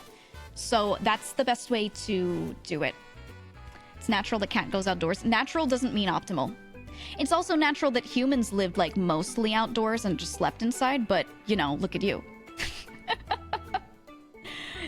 Natural means something was adapted to an environment. That doesn't mean that is literally the best environment for them. You know? Right? That's... The word natural gets, you know, people paint things with a wide brush sometimes. Meanings and everything. Do not use chicken wire for that, it will cut cats. Well, yeah, I'm saying something like that. But it's like a nice mesh-looking thingy. I could never let them out here in the city or die of fear. Yeah, it's not... There are also a lot of street cats in areas like that, and they'll fight each other. They can pass FIV to each other. Stuff like that, so you don't want that. Human-settled areas are not natural. Right. You think, you think New York City's natural? Yet our life expectancy has never been higher, so, you know. I found many cat owners get super defensive when you try to explain to them. Yes, they do, because no one ever wants to hear that they've been doing the wrong thing by their beloved pet. People also, in general, do not like being corrected. People are so opposed to learning new information or learning that they were wrong about something or that information that they had was incorrect just out of pride, which is weird. I think you should have no problem standing corrected. You should have no problem. You should be happy if you learn something and go, oh shit, okay, I will do this the right way from now on. Like, that's a good thing. But yeah, most people are, like, so weird about that. So I've noticed that too. If someone has an outdoor cat and you're like, whoa, actually life expectancy goes down. They're like, no. What? What? You're so base. No, I'm just being realistic. Human cities or natural settlements are something that humans naturally create in order to survive, and humans are part of nature. Yes and no. Not in their modern form, though. Is what I'm saying. But technically, you could argue that because we, you know, people make these things, so they're natural, I guess. Yeah. Yeah. I get what you mean. I get what you're saying. It's not indoor versus outdoor. Depends on where you live. You're the person who said it's natural that cat goes outdoors earlier. No, it is indoor versus outdoor. I'm saying it is, because by being outside and by being exposed to a lot of pathogens that are out there that are not going to be inside by being exposed to a lot of bugs and things. Their life expectancy goes down. Even if they never run into a coyote, they never run into a neighboring cat that doesn't like them and wants to fight. Their life expectancy will still be lower simply by being outside, even if you think that outside environment is safer. You know? I appreciate you trying to debate your opinion. But this is one where it's just... No, yeah, like, it being natural doesn't matter. It just doesn't matter. Don't forget cars. It's a big thing, too. That's a big thing, too.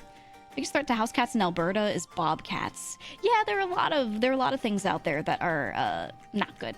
That are not good for them. But even if there were no predators or other animals attacking them, they'd still just get exposed to a lot of things that will still lower their lifespan slowly, because their immune system is fighting off more, and it's fighting harder for their whole life for a long period of time, and slowly it just makes them more likely to die sooner. That's just how it is. And yeah, it's bad for the environment, like wherever you are. They're not really... The current domesticated cat is not really supposed to be living anywhere. Most things cannot fight well against them. So, you know. The only outdoor cats I would recommend are dedicated mousers that are spayed and neutered for agriculture. Yeah, that's one of the times where I'm like, actually, that's the best thing you could do if you have a cat that cannot be domesticated. It's like too feral. You can't get it to get used to indoors and has to live outdoors. There's some relocation programs where they can relocate these cats to farms, so that way they can take care of vermin on the farm. And there's a pretty good need for that. Some farms don't eat it. Some really do. And that's one of the best ways you can do that. And I have a family friend that actually runs like a farm, and they have a little like ranch area, and they have several cats that they've taken from like groups like that are trying to relocate them, and they put them on their farms, in specifically their barns. Yeah, they're barn cats. And that's nice because they have a good place that's relatively safe for them to live. They get closed up kind of in that barn overnight, and they can go in and out of the window, but if they want to stay safe, they just stay in there, and you know, they're usually fine. And that's pretty good. My dad had an outdoor cat. It would bring bats to the doorstep. The ones that I used to take care of, my neighbors' cats that I would take care of, they would bring me stuff all the time. And so every time I would open the door, I would always look down, because there would either be a cat there who's like wanting me, or there would be a gift, you know? Oh, I got you this rat. The number of times like I had rats shown to me, you know, rats on my doorstep constantly, dude. Constantly. I let the strays eat the ground squirrels in my backyard because the squirrels tear it up otherwise. Yeah, it's too many damn squirrels, dude. There's so many in a lot of areas. Ugh. Half a mouse normally. Yeah, a lot of the time they were, you know, they were in pieces. Works great for cow farms. Yeah, they were the best. They were the best to have on farms if you have to like relocate an outdoor cat. There's actually one of them that neighbor was like really not taken care of, and they were a little sick. And I was like, you gotta relocate this cat. Like, ma'am, I cannot do this. I cannot be taking care of your sick cat, whatever. And she did end up relocating it to like one of those sorts of things. And I was like, thank fucking God. Thank God, dude. I was getting pissed, you know? Are ground squirrels edible? I believe so, yeah. I've had standard squirrel before. You ever had squirrel poppers? They're actually pretty good. They're pretty nice. But, yeah, I'm pretty sure they are. I've eaten them. They're so good. Yeah. They're nice. They're nice. Figured there's your population control. Yup. Yup. Everything is edible. The question is it digestible? Is it the last thing you'll ever eat? Or will you go on? You know, that's the question. Ground squirrels are known to carry bubonic plague. Are they? I'm gonna Google this. Ground squirrel bubonic plague. This is new information for me. Notably, they can serve as reservoirs for sylvatic or bubonic plague. Whoa. People and their pets can get the plague if they visit or live in areas where ground squirrels and other rodents are infected. Oh, it spreads to humans mostly by the infected fleas that travel on the rodents. Right. Makes sense. So if you eat one, you're probably not gonna get the bubonic plague, but maybe you will. Maybe you will.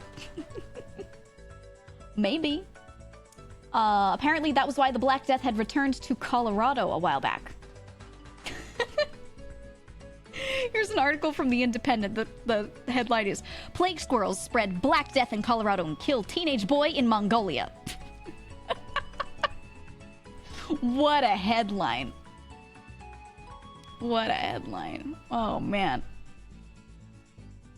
It passed the bubonic plague onto a human in the state for the first time in 5 years. Wait, that's not that long. Okay, apparently this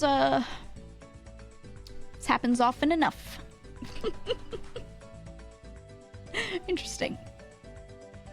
Interesting. Yeah, it's a re-emerging disease. About 1 to 2K infections annually is the estimate from the WHO. Ooh. I'm gonna go eat a Colorado squirrel and see what happens. I'm gonna fuck around and find out. How'd it go from Colorado to Mongolia so fast? It was like always in both locations. It's treatable with antibiotics though. Yeah, exactly. So like, if you're in the US, if you're in Colorado and you get it, you just go to the hospital. Okay? You just go to the hospital. If you're in Mongolia, you better live in a city. You know? Some areas of Mongolia, a little rougher than others. You know what I mean? Anti-vaxxers bring old plagues back. Not just them, and just in general. In general, if you just happen to be unlucky, you could still get this. You know what I mean? Mongolia only has like 2 cities. Yeah, that's what I'm saying. A lot of the area is just like open plains still, with small villages. People still just like riding on horseback in Mongolia. So, I think you'd be more concerned if you had the plague over there than in the US, right? 90% of the population lives in Ulaanbaatar. Yeah, I know. That's what I'm saying. It's very like open plains. A lot of it's kind of like mountainous and rocky, so it's not even like there's a ton of agriculture in a lot of these areas. So like, if you're out in one of those and you happen to get the plague, uh-oh. Uh-oh. But I'm sure it's easy. Well, not easy. I'm sure it's very doable to just get yourself to a city if you need to. Because typically, countries that have that, where it's like most of their population lives in a couple cities and there's some rural people, they usually have like one way, one contact to always get to a city if they need to, right? They've got like that one taxi.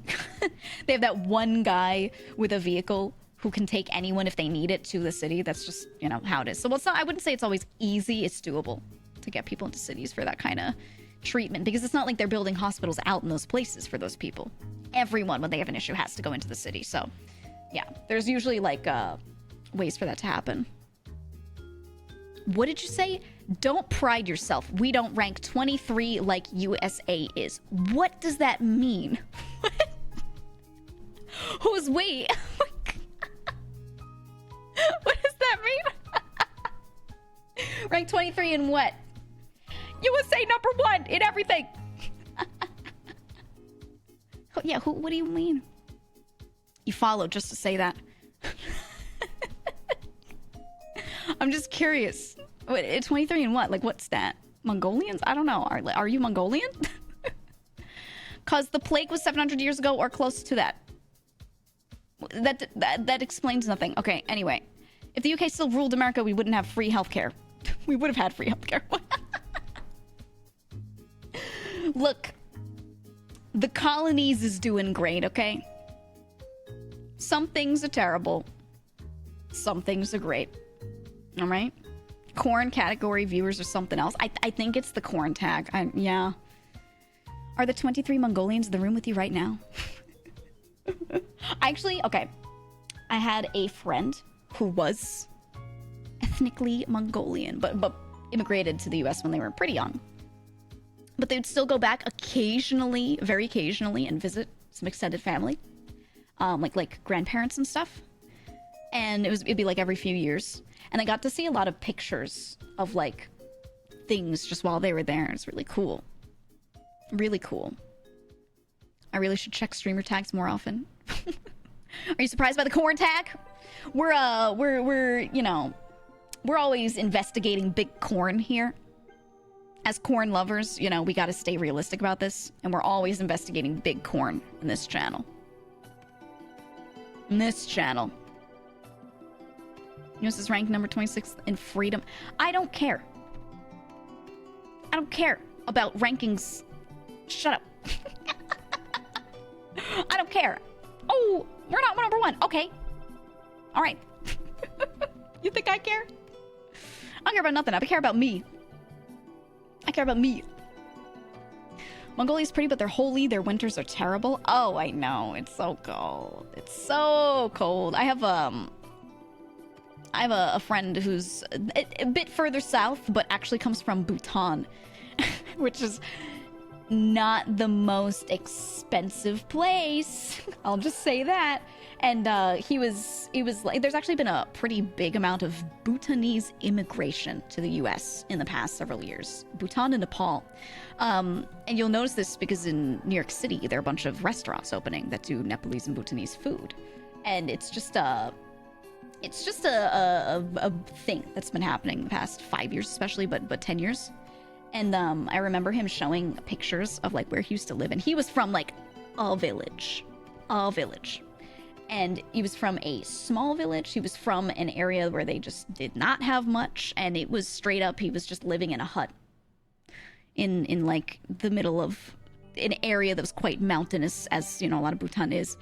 And I was just looking at it and I was like, and now you're in a US city. Like, it was just crazy to see the difference, right? Very, very crazy to see. And I know that these differences exist between places, of course, but it's very interesting to meet someone who comes from one extreme, right, and goes to the other extreme. That's always very interesting to me. Because a lot of people don't make it out of the places they're in. They make it to a better city within their country, or they end up in a neighboring country. For someone to go from a little hut in Bhutan and then end up in New York City is crazy to me. You know, and there's been more of that recently, and it's very interesting to just talk to people about the differences. It's very nice. USA ranked number 1 at everything by Americans who can't name any other countries. Hey, I don't care. Here's the thing. A lot of people in the US are very dumb. A lot of people in the US are also very smart. Because there are hundreds of millions of people in the country, and there are areas where a lot of the people can list a lot of things, and there are a lot of areas where people can't. And I don't care how the US ranks in anything, because I don't have a lot of pride for like every single person in it. You know? That's weird. Why would I care about how like a thing that is essentially like a ton of other countries combined ranks when all these little states are so different? You know what I mean? Like, I don't care.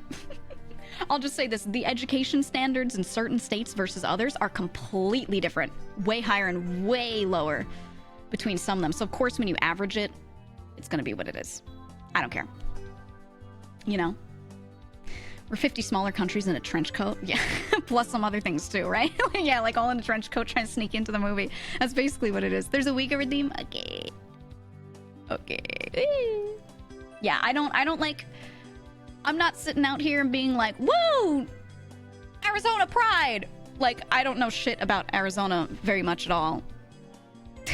You know what I mean? I know, like, 3 people from Arizona, maybe. I don't know anything about their education. I don't know anything about what's done there. I'm just like, it's hot and like a desert.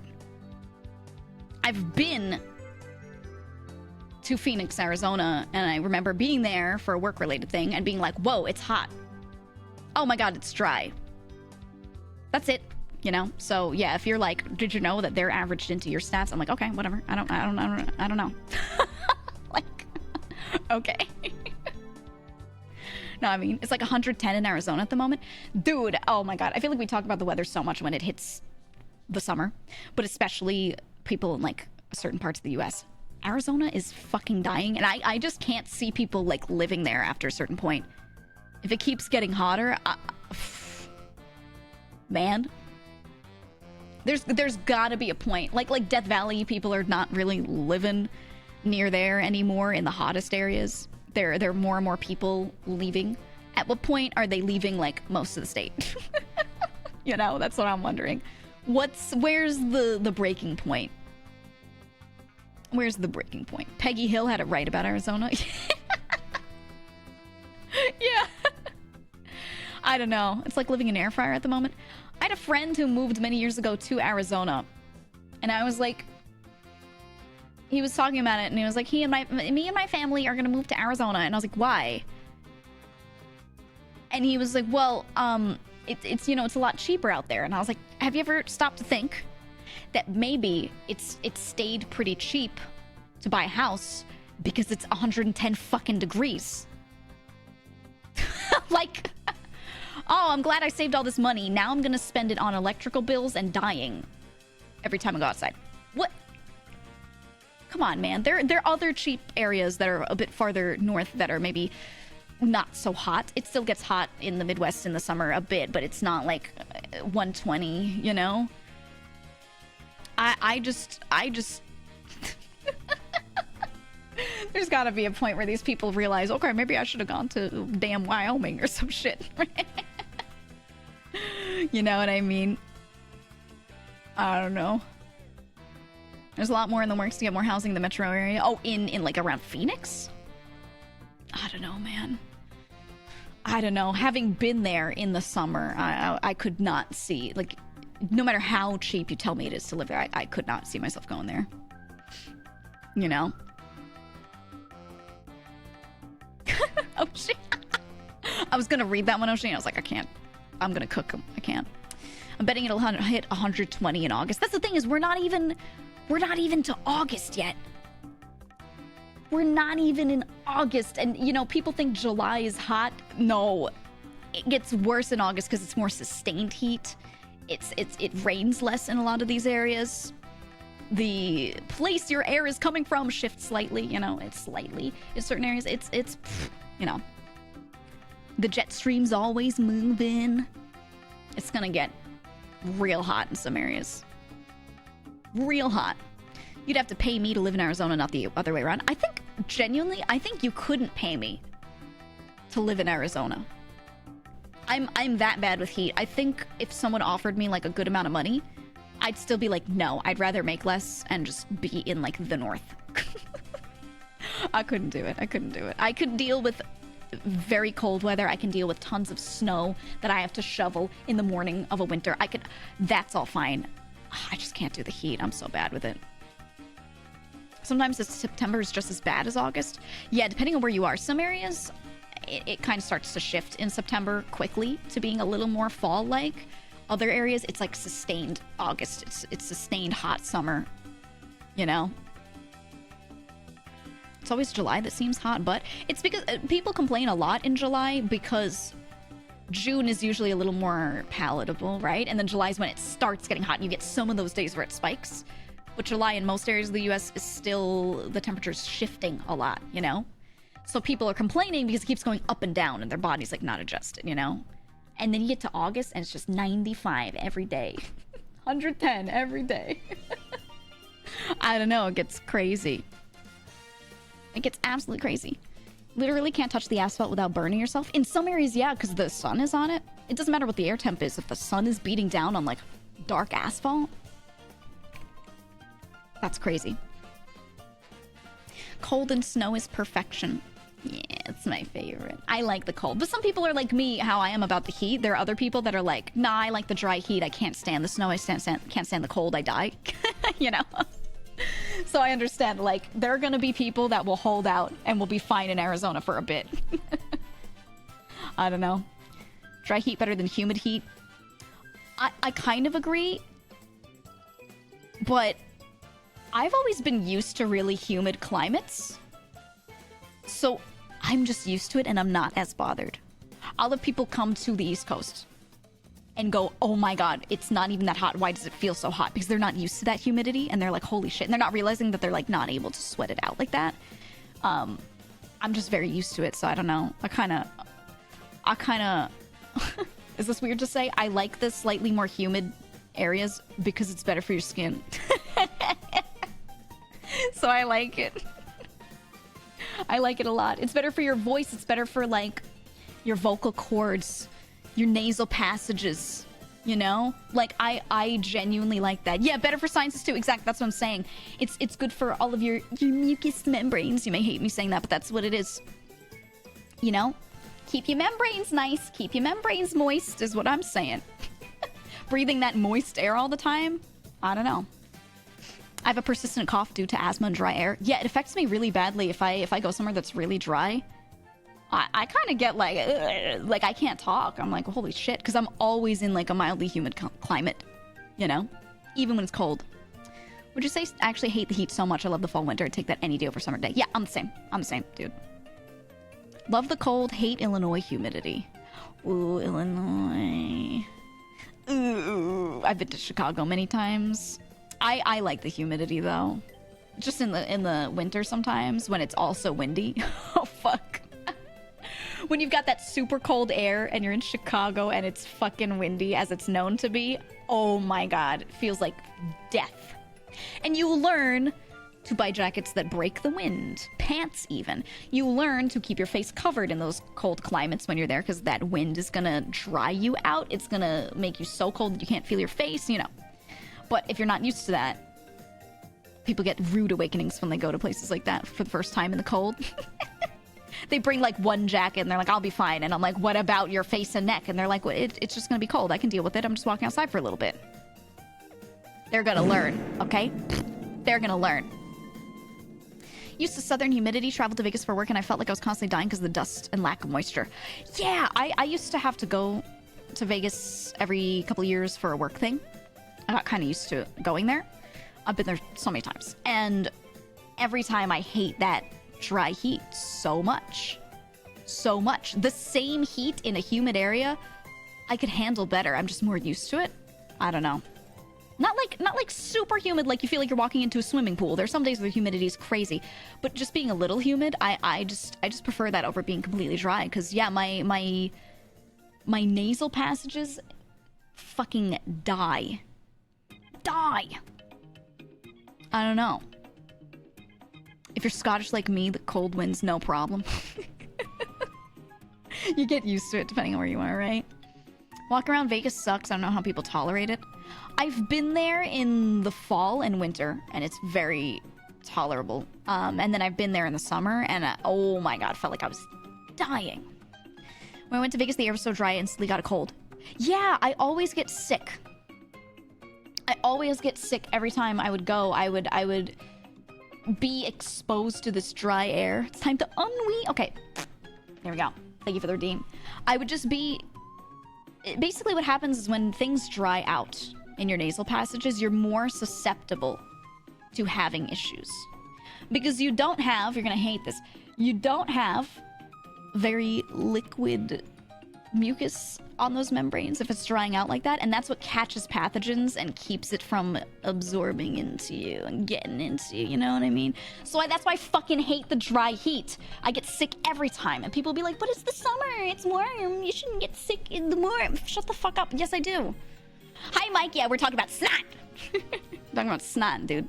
I was saying I hate dry heat, and every time I would go to Vegas, I would get sick. I think Vegas sucks. I think Vegas sucks so bad. Boogers. Women taking out their boogers and placing them on you. Yep. Exactly. Over here we get the best of both worlds with humid summers and extremely dry winters. I like humid both. Gamer girl snot. Selling it. I'm selling it on eBay. When I was little, I'd get nosebleeds when my family and I would go to Mississippi. In Mississippi, really, I never had a problem with certain areas of the South like that like Mississippi, Louisiana. I wouldn't have a problem because it was usually pretty humid. I remember being in... Where was I? I mentioned this before. Oh, Decatur, Alabama. Decatur, Alabama. And it was hot, and it was actually kind of humid. And I was like, wow, I hate the heat. It's so awful. It felt gross. But I was not getting sick. I wasn't having a problem. My nose was okay because it was humid enough. It was hot as fuck, though. It was like over 100 degrees some of those days, and I was like, oh, God. But the plants were happy. The plants were so happy. And all the people that were like farmers were like, whoa, the plants are happy, woo, you know. So I was like, all right. Everybody hates Alabama, especially Alabama. I remember getting down there and like I was gonna be there for like a solid week. So I was going and I was like, all right, let's buy some stuff, let's buy snacks and go into Walmart. And I remember just going to a huge Walmart in Alabama and being like, this is the place they talk about. This is the fabled Southern Walmart that's huge and filled with people on scooters. Like, I'm not used to Walmarts, okay? I know it's a very American thing. I enter a Walmart twice a year. You know, we don't really have Walmarts in the cities in the Northeast so much. They just don't exist. So to me, it's like a fabled American thing that I don't experience. So getting to go to a Southern Walmart, fucking hilarious. Absolutely hilarious, dude. I feel like I'm walking into a cartoon. Walmart elementals in their natural habitat. The woman on the scooter who doesn't actually need the scooter and she's just using it because she wants to. She's just a Walmart elemental. Decatur humidity is not even the worst in Bama. No, it's not, because it's farther up north, right? It's like, I believe it's like close to the border, I think, from what I remember. I don't remember. Am I right? I don't know. But I'm pretty sure it's like way farther inland, right? Yeah, no, I've been to lower parts of Mississippi and Louisiana near the water where it's really humid. Oh, fuck. Wally World is something else. This is the thing. You know that family friend I talked about that's an older gentleman from Mississippi? I've traveled around with him many times. And every time we would go to a Walmart, he'd call it Wally World. Every fucking time. Every business had some other name. Yeah, Lobster Guy. Lobster Guy. Yep. The guy with the lobster story. He would always call it Wally World. And so in my head, Walmart is Wally World. And I never knew if that was just a him thing, or if it's a Southern thing, or if it's maybe a US-wide thing. I don't know. All I know is this one dude in my life would always call it Wally World. And he would change the name of everything. Like, every business has some other name. And I can't always remember it, but then when he says it, I know what business he's talking about. Did that in the Midwest too? Oh, okay. Is it an older person thing? Maybe he's like in his 70s now, I think. Is he 70? He might have, yeah, he's around there. Yep. Some folks in northern Illinois call it Wally World too.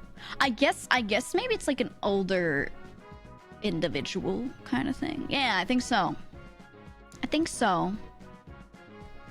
My dad used to call Home Depot Home Desperate. What the fuck? What? Home Desperate. You know what? I get that. I'm trying to remember what he would call other things, but every business had a different name. And it was always something similar, like Walmart being Wally World. He would always call Long John Silver something. I can't remember what he would call it. Oh my god, he would call it Silvertons. That's what he would call it every fucking time. And I think this is just a him thing. Silvertons. Every time he would go, I want to go to Silvertons. And I was like, oh, Long John Silver's. Every place had a different name like that. I don't know. That was the old name. Was it? I thought that was him making it up. I don't know. Every single business we would go to, every restaurant, he would call it something else. And I just have this bank of words in my head. And whenever he says it, I'm like, oh, yep. I know where we're going. Also, every place is the joint. He would speak in a way. He always talks like this, where he's talking about a thing or a place. And he won't say the name of it. He'd be like, I went down to the joint with my friend and I did this and I did that. And through context, you would have to figure out what place he was talking about. The joint could be the dentist. The joint could be Silverton's. The joint could be the diner. The joint could be his friend's house. Doesn't matter. Every place is the joint. I went down to the joint and I blah, blah, blah, blah, blah. You just had to like listen to him talk for long enough until you could be like, oh, he's talking about this place. Or half the time, if you're like, wait, where? He'd be like, it doesn't matter, I'm telling a story. And you just keep talking. The joint is slang for prison. Hey, I mean, in a lot of places, yeah. In a lot of places it is, but for him, he'd He would just, like, refer to literally any place like that. And I think part of it, he would do it more as he got older, probably because the word would escape him. And instead of just trying to sit there and remember the word because he's getting older, he'd just say the joint. You know? I think it's just what he did. It's a state of mind. Jack in the Box is Jack in the Crack? Oh, God. He would call it... Oh, what did he call Jack in the Box? I think he just called it Jackie's. He would just do that with everything. Change it slightly. Pick that up from my dad. He called everything the joint or there. Cock in the Box. Yeah, when Jack in the Box turns into their new franchised chicken restaurant. Cock in the Box. I say Jane or joint. I said yaint the other day, and a bunch of people in chat were like, huh? Yaint? Y'all'd have, you know. In Texas, we call a store H-E-B, H-E butt. Why? Try to say joint, but it comes out as J. Oh, I know what you mean. Yeah. Okay. I feel you. I don't always say things with a hard accent, but occasionally I say something and people are like, why did you say it like that? I think one of the big ones that like some of my friends would laugh at is when we're like arguing and I can't say all right. I say all right. All right every time. All right, okay. And they always go, haha, all right. Not I, all right. There's an R. All right. That's the one I say a lot. And I can't get that one out of my speech. I don't know. Sometimes I'll say all right with the L, but ugh. It's difficult. I say Jonathan and it irritates everyone. Why Jonathan? No, not the full Jonathan. I hate it, Bada. I hate it so much. Hit people with the yins? Oh no, I've never said yins. Yins. That one's weird. Instead of saying all of you, they say like all yins. It's like a replacement for yous. The one I would say is yuz. But never alone. It's all yous. Like that, all yous. Oshi, thank you for gifting Bada a sub. Thank you. Use guys. I would never say use guys. I would never put guys after it. But I would say use, but it would be like pronounced yous. All yous. All yous don't know about blah blah blah blah blah blah. That sort of thing. It does that to me and it makes my blood boil. The Jonathan. The full Jonathan. It's too much going full Jonathan. Where's my long Jonathan Silvertons? Silvertons, my favorite restaurant. My Michigan coworker says use guys. Michigan, use guys? Are there? Did they move from somewhere else, or are they like born raised Michigan? Interesting. It is a Midwest thing too. I see. I guess saying use instead of use guys is very Italian. I think so. Yins guys is wicked weird. Wicked weird because you ain't got no what the fuck is that sentence? I can't, you know, May could read that. I couldn't. Italy mentioned. I don't know, dude. What's the best food you can think of? Hold on.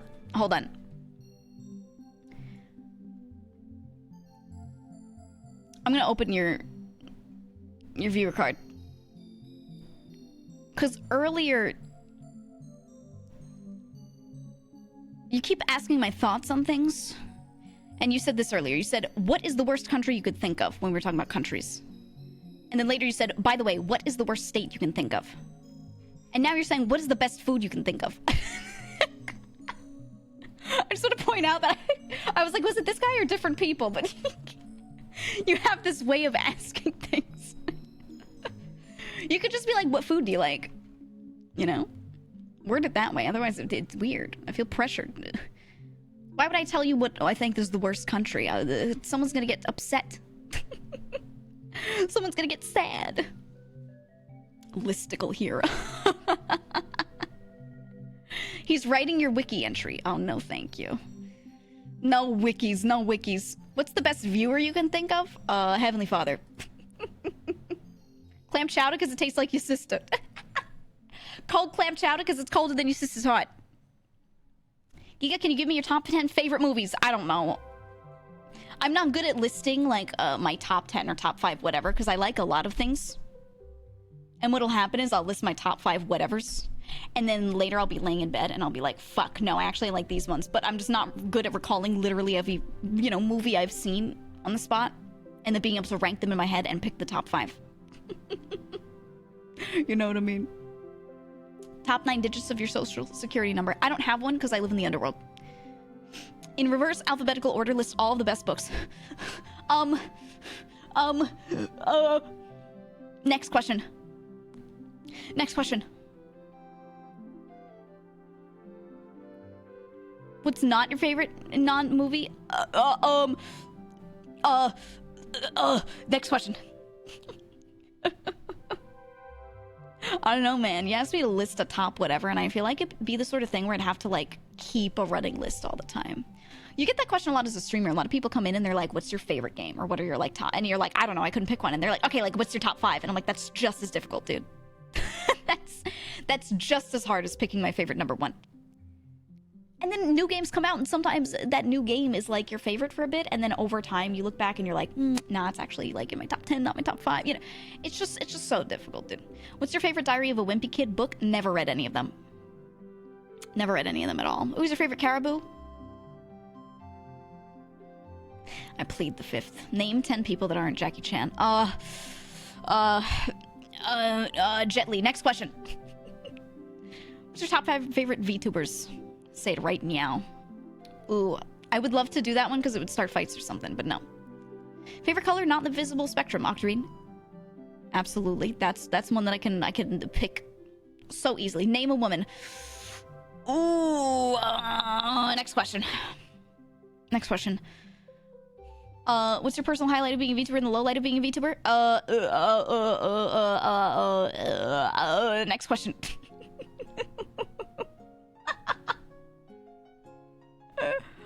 Nothing. Nothing is a highlight. Nothing is a low light. Everything's fine. It's fine. It's fine, I guess. Name your favorite textures. What? Who thinks about their what do you mean favorite? Like to feel? To eat? Who has an opinion on their favorite texture? Huh?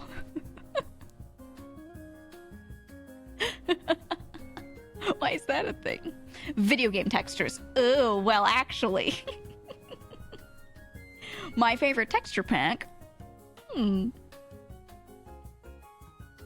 want Bloodshed. Who's your favorite mod? Like as far as modding ability, as far as contribution. You know what? I'm gonna pick one right now.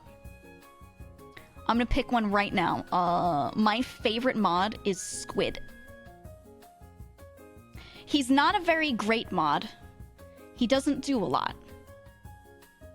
But occasionally he types something and it's fucking funny every time.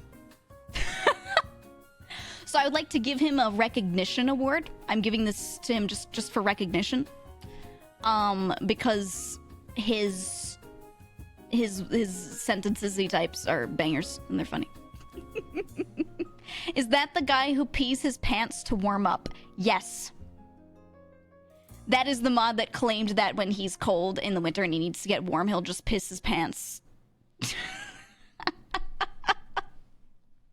That's the one. Yep. And he always drops bits of lore about himself in the chat like that every fucking time. Here, would you like me to read some of his bangers? Let me just open his viewer card. I don't even know if he's here. Is he here? Let me check. I see him, but I don't think he's listening. All right. If he was listening, he would have spoken up. Let's see. Dire_squid. Let's read the last few things he said.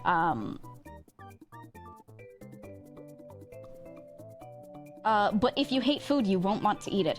That's good. Okay. What is this? What, some of this,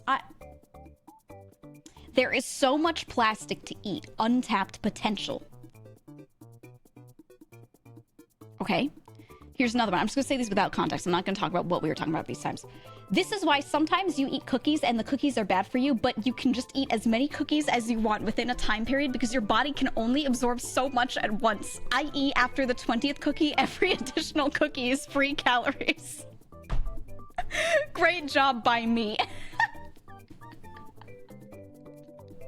I'm telling you, this dude just drops bangers and then doesn't say a word after that. I used, oh, I'll give you the context for this one. I used Blunky. I was talking about Blunky in Wild Frost. And when he's a card that when you put him out in Wild Frost, he gets one shield, which is like if they attack him, he just totally absorbs one attack. And I was discussing, should I grab Blunky? And he said, yeah, but every time he'll blunk one attack. That's really cool.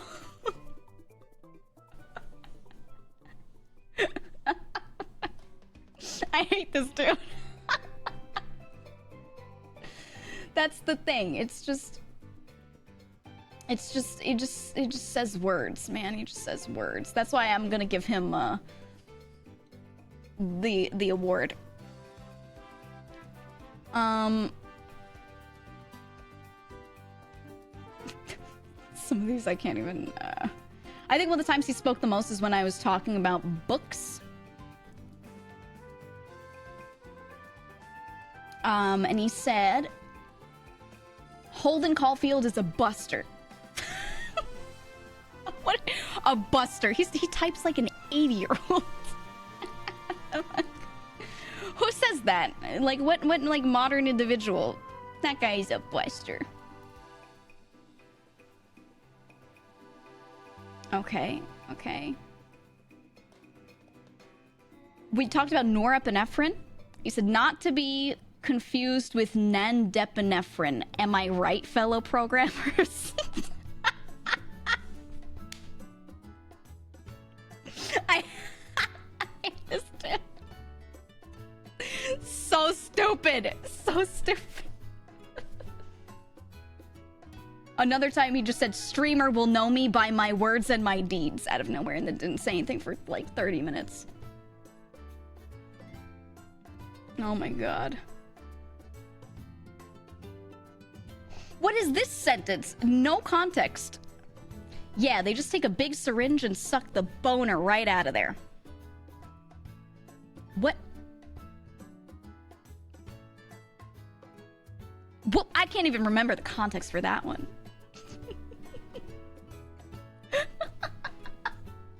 I don't know. I'm just saying that guy gets the award. Squid gets, sorry, I keep blinking because one of my eyes has like dust in it.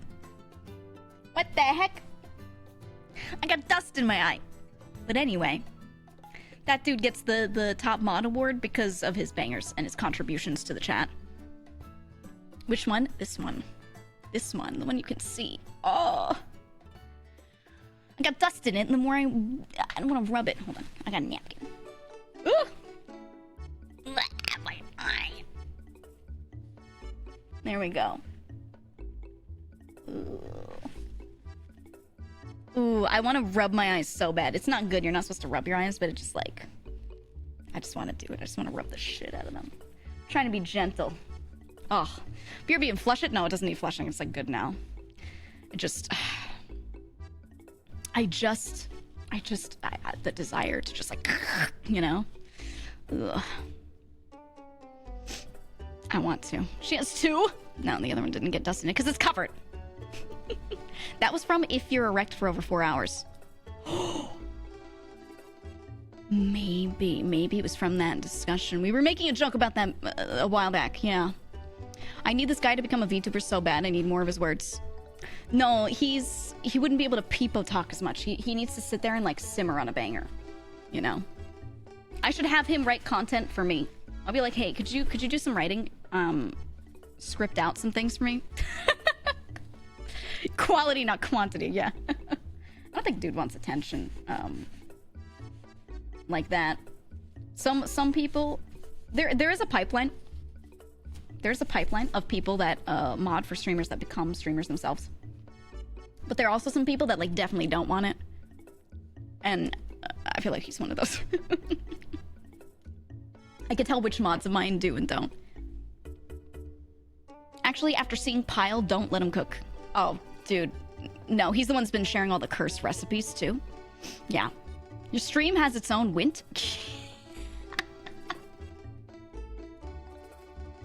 I'm gonna message him that right now. I'm gonna screenshot it and send it to him because he would wear it like a badge.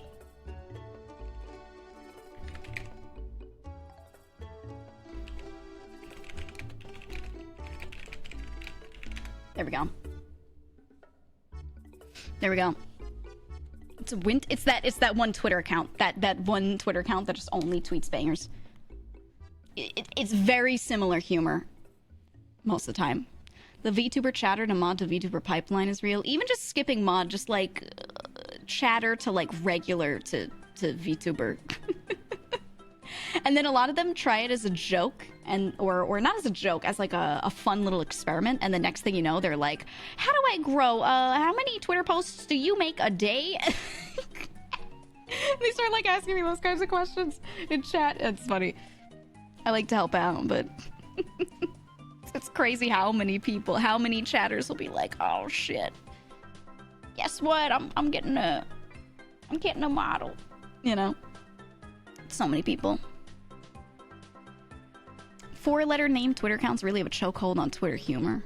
I'm telling you, all the ones that like knew how they could use Twitter for good got those names so early. They just knew. They knew that they were like, oh, I can only tweet this many characters. It's time. It's time for my bangers to hit the world at large. The candles budget, too. Yup. I only know of Rain that went from mod to VTuber. There are so many more than that. She's just known because you hear more of her origin story because more eyes are on her. But there's so many that are small VTubers that have done the thing. You know?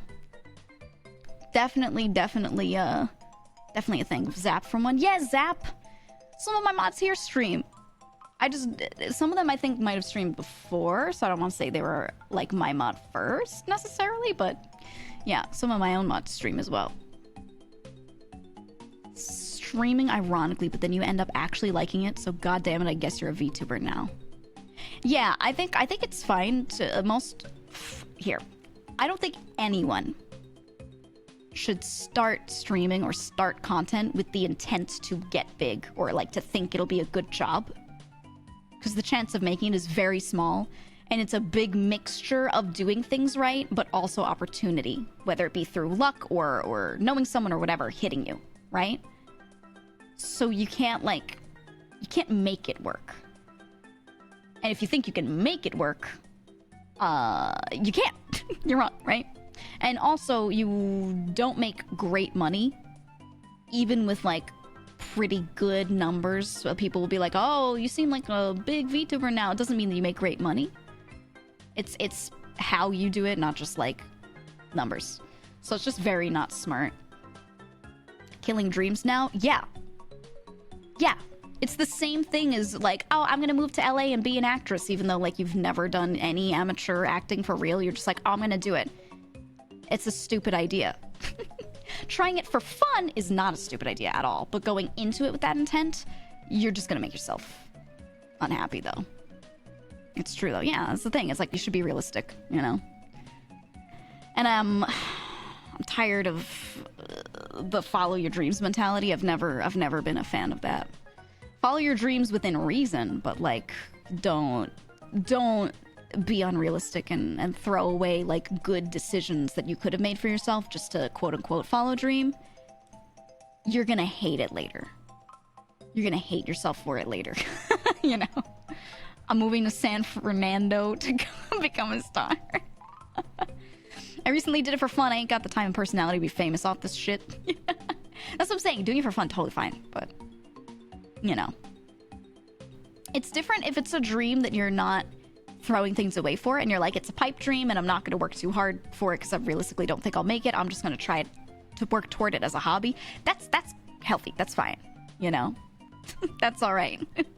But yeah, don't quit your day job. Exactly. Hey, I didn't quit my day job until like November of last year when I kind of had to because of health stuff. And I was already like, I hadn't debuted the new model, but I was already like hitting 1,000 average for some days, being below that for some days, but like it's well over 500 average every day. Even then, I was not quitting my job, is what I'll say. Because it's not like it makes you that much money, right? Like it's not like it's replacing a very normal job. If your normal job is pretty good, it's pretty standard good, it's not, you know. And think of how many VTubers you know that are over like 500 average.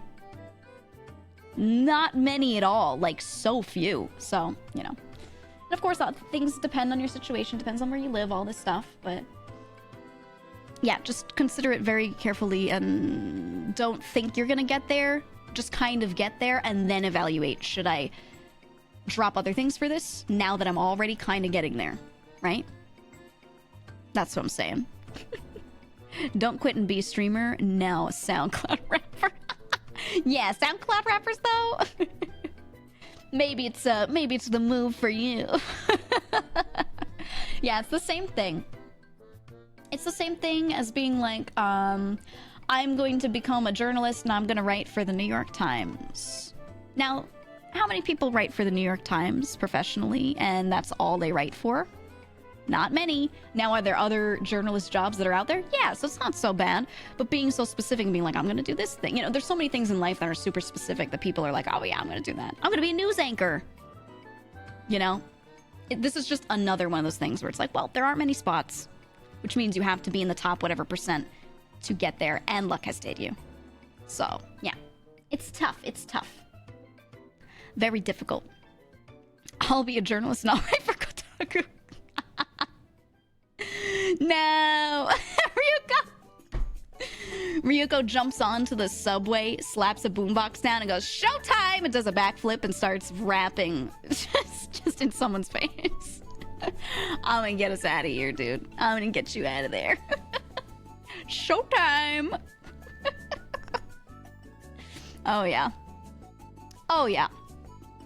Do you think someone like Cooksey earns a living from clipping VTubers? Absolutely the fuck not. What? No.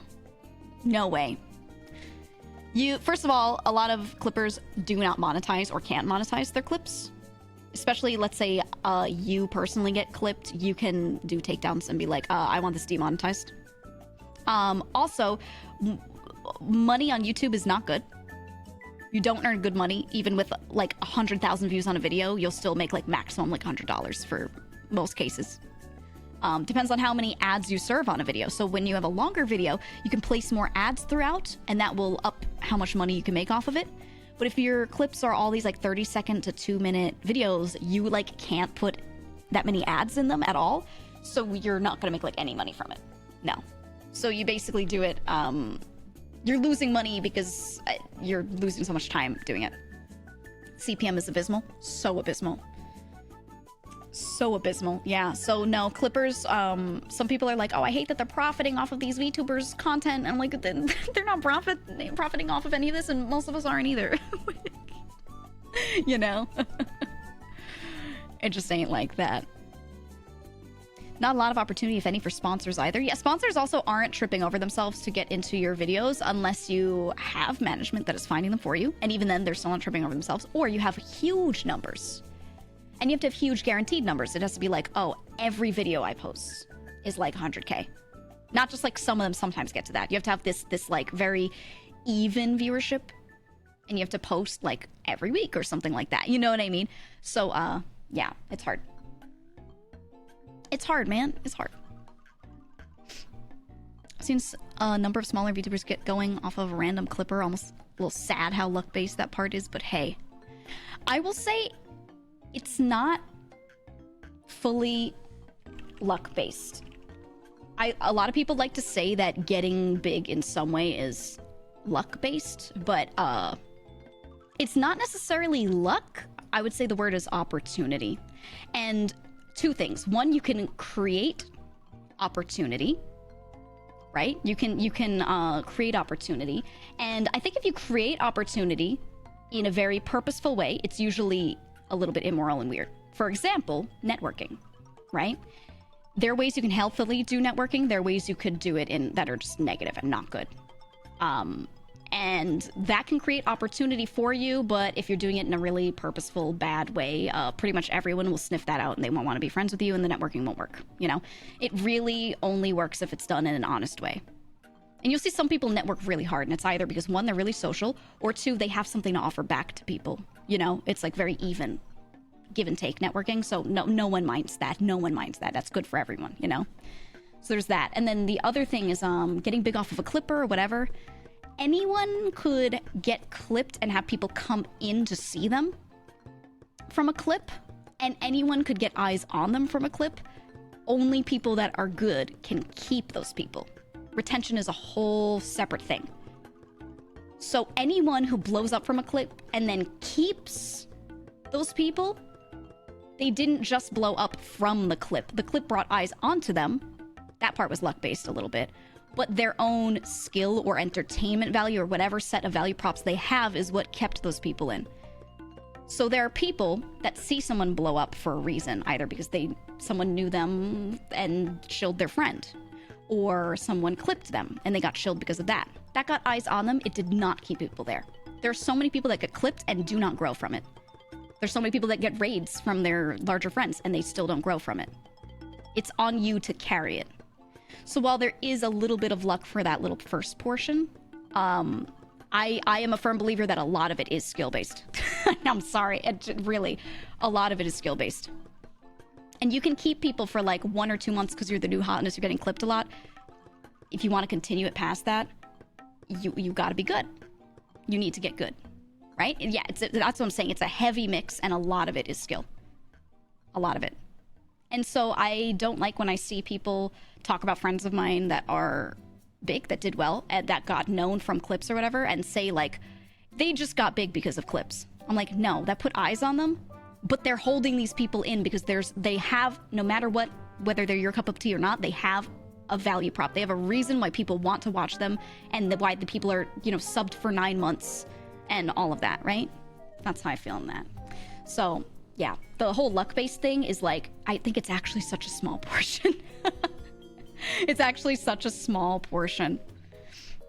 It's a thing about friendships too. Some people be like, oh, you're friends with this big person, and so you get known through them, and that's why you have viewers. And it's like, no, that's why you get eyes on you. That's not why you keep people, though. If you keep those people, that's because they're value props that you have. That's all, you know? That's how it is. Luck does matter, but it's a copium thing to believe that luck is the sole or primary factor why they get big. Right, exactly. That's a good way to sum it up, right? The more skill you have, the less luck you need. Yeah, true. That's what I'm saying, like, be good. So that way, if the luck does hit you, a little lucky thing that kind of puts eyes on you, you can carry it from there, right? That's how you have to think about it. Like, pretend that at any moment you're about to get raided by someone with thousands of viewers. Be that good and that entertaining to keep those people in, so that if it does happen, you can keep those people, right? And then they'll be like, oh shit, this person's good, I want to keep watching them. I will drop the follow. I will come back that same week. Get good, then get lucky. Right. That's what I'm saying, because it's actually bad. If you're not that good yet, if you've just started out and you haven't really honed skill and you're not like that good yet, you know, you're in that early awkward phase, and you get a big raid, you're not going to grow much off of it at all. But it's detrimental because those people will see you, they'll see your name, and they'll get the impression that you're awkward, not good, you're too early on, you know, I don't want to follow this person. And then if someone shills you later, they're gonna go, no, I've seen that one already. The first impression was wasted on you. So you don't want to hope and pray for luck if you don't already have like everything built up and you feel really confident in like your ability to be a good content creator, you know, and to retain people. You don't want that luck to hit you, because you might have a lot of people land, get the first impression, not like it, and then leave. You know what I mean? So you want that awkward, I'm not good yet phase to like stew and not have those opportunities show up at that time. So you can like just stream and get all the weirdness out and like figure out, you know, what your good parts are and how to be a good content creator first. That's how I feel on all of that. right? I'm a firm believer that in order for the luck to hit you, you need to be that good to begin with. Yeah, a lot of things that people think are luck to get eyes on them, I think are also part of the skill-based chunk of that, actually. Opportunity is the meeting point of hard work and a bit of luck. Yeah, I think it's actually a small bit of luck, for real. Yep. So I don't know. I'm not saying it's 100% get good. I'm not saying that there isn't some luck involved, but it's less than people think. And if I see anyone sitting around and being like, it's all luck, or like it's so much luck, it's like 50% luck or more, like, you know, or it's like 30% luck. That's untrue. That's not true. And anyone who's doing like well knows how much it's honing content and how much it's working really hard on it, you know? Because I could shill my friend all I want. I could raid this one person over and over, but if they're terrible, you're not going to click back on them. You're just going to be like, okay, that's her friend that I don't like watching. Like, that's, you know? That's just how it is, man. Oh, shit, I think you could ban that one. That one gives me, I saw that you timed them out. That one gives me, like bot or, like, 11-year-old vibes. You know what I mean? Like, they've been saying stuff the whole time where I've been like, what? Sounds really like a bot? Yeah, I've just been kind of keeping an eye on them. It's gotta be a bot, I think. I don't know. Or it's all copy pauses. Can't tell. I have a friend who's been working at it for years. It's a lot of work to be ready when opportunity finally comes along. Yeah, that's what I'm saying, too. Like, most people are not good at this sort of thing within the first year, even. You gotta really, like, spend a lot of time on it, and you need a lot of feedback from other people, and having a smaller community that's willing to give you that feedback and sit there and talk to you about it and everything is good. Having mods that you can talk to about it, friends, is good, and you want to stay like that for a while. You know? That's my thought. A lot of people that are salty that they don't have an easy job like streaming. It's not easy. It's not easy.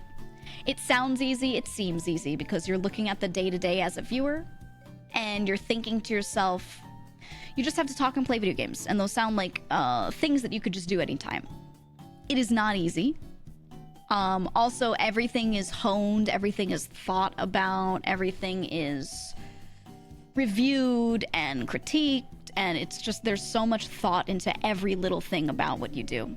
Everything. And then there's all the side work that you do too, but like, even just learning how to be better just chatting, learning how to be more entertaining while playing games, that's a thing that you hone over so much time, and it's, yeah, it's not easy. Not at all. It's not easy with all the tech in the background. That's actually like the easiest part. All the tech stuff, you learn it once and you've got it figured out. Basically being an improv comic or a really good conversationalist, and you can't just be okay, you have to be really good. I mean, that's difficult. That's difficult. One of the reasons I felt like I did well with chatting from the beginning, and I got better over time, I wasn't like incredible at all, was because, like I said, ever since I was a little kid, I've done nothing but fucking talk. That's all I've done. I've always been a really chatty person. I was not an actual quiet person who didn't talk a lot. And then I was like, you know what? Now that I'm streaming, I'm going to learn to speak real good. No, I've always been super chatty. I've always worked in jobs that required me to be a good communicator. I've done public speaking a lot, you know? So like, maybe I wasn't a streamer before, and I didn't have like direct that kind of experience, but I had lots of experience in these other things. So when I first started streaming, I was like, I'll get better at this really quick. You know what I mean? It's just getting used to it. Public speaking. It's not, imagine any time you've done public speaking, right? It's so hard. Most people hate it. There's guides for the tech stuff. Where's the talking guide? There is no guide. It's hard. It's so hard. And when the thing is, if I talked about how to speak well on stream and how to be entertaining on stream in a guide sort of way, you'd all call me a fucking psychopath. Because I'd have to talk about it in this very clinical way. And there's so much like subjectiveness to it that I feel like you just can't even write a guide. You know what I mean? Like I could write a guide like that, but it would still have to be so adapted to every person that it just, you could only write the basic clinical shit about, like, I guess human behavior or something. And if you only think about it that way, that's weird, you know what I mean? So, I don't know, it's too nuanced. It's too nuanced for that. Way too nuanced. Tell us like we're 5. I could write a simple guide, but I feel like it's just, yeah, just kind of, it wouldn't work. I think the only way to do it is to mentor someone, to like case by case talk to someone and be like, this is how you could improve, you know? You're saying that streaming is a nuanced market? Oh, who would have thought? Practice by talking to kids, and now you know I ain't talking to no kids. No, thank you. No. What made you actually start streaming? Health was slowly getting worse. Did not realize that I had a big health problem at the time. Just thought I was feeling like not so good. Had some extra time because my work, it was very fast paced, but I had gotten really adjusted to it. And I was like, you know what? I always wanted to stream. Also had been aware of VTubers for a really long time and was just sitting there in the shadows waiting for it to become very accessible. Because you had to do a lot of jerry-rigging stuff and custom stuff to kind of be a VTuber before a certain point. But I remember watching a guy make his own custom software to do this sort of thing in like 2012 and thinking, this is so cool. Whenever this will probably be a thing that people do. Whenever this becomes like commercially and easily available, I want to do it too. That seems so neat. I was interested in the tech. So then when like VTube Studio came out, I was like, it's time. Because I just wanted to use the tech and learn about it. I thought it was really cool.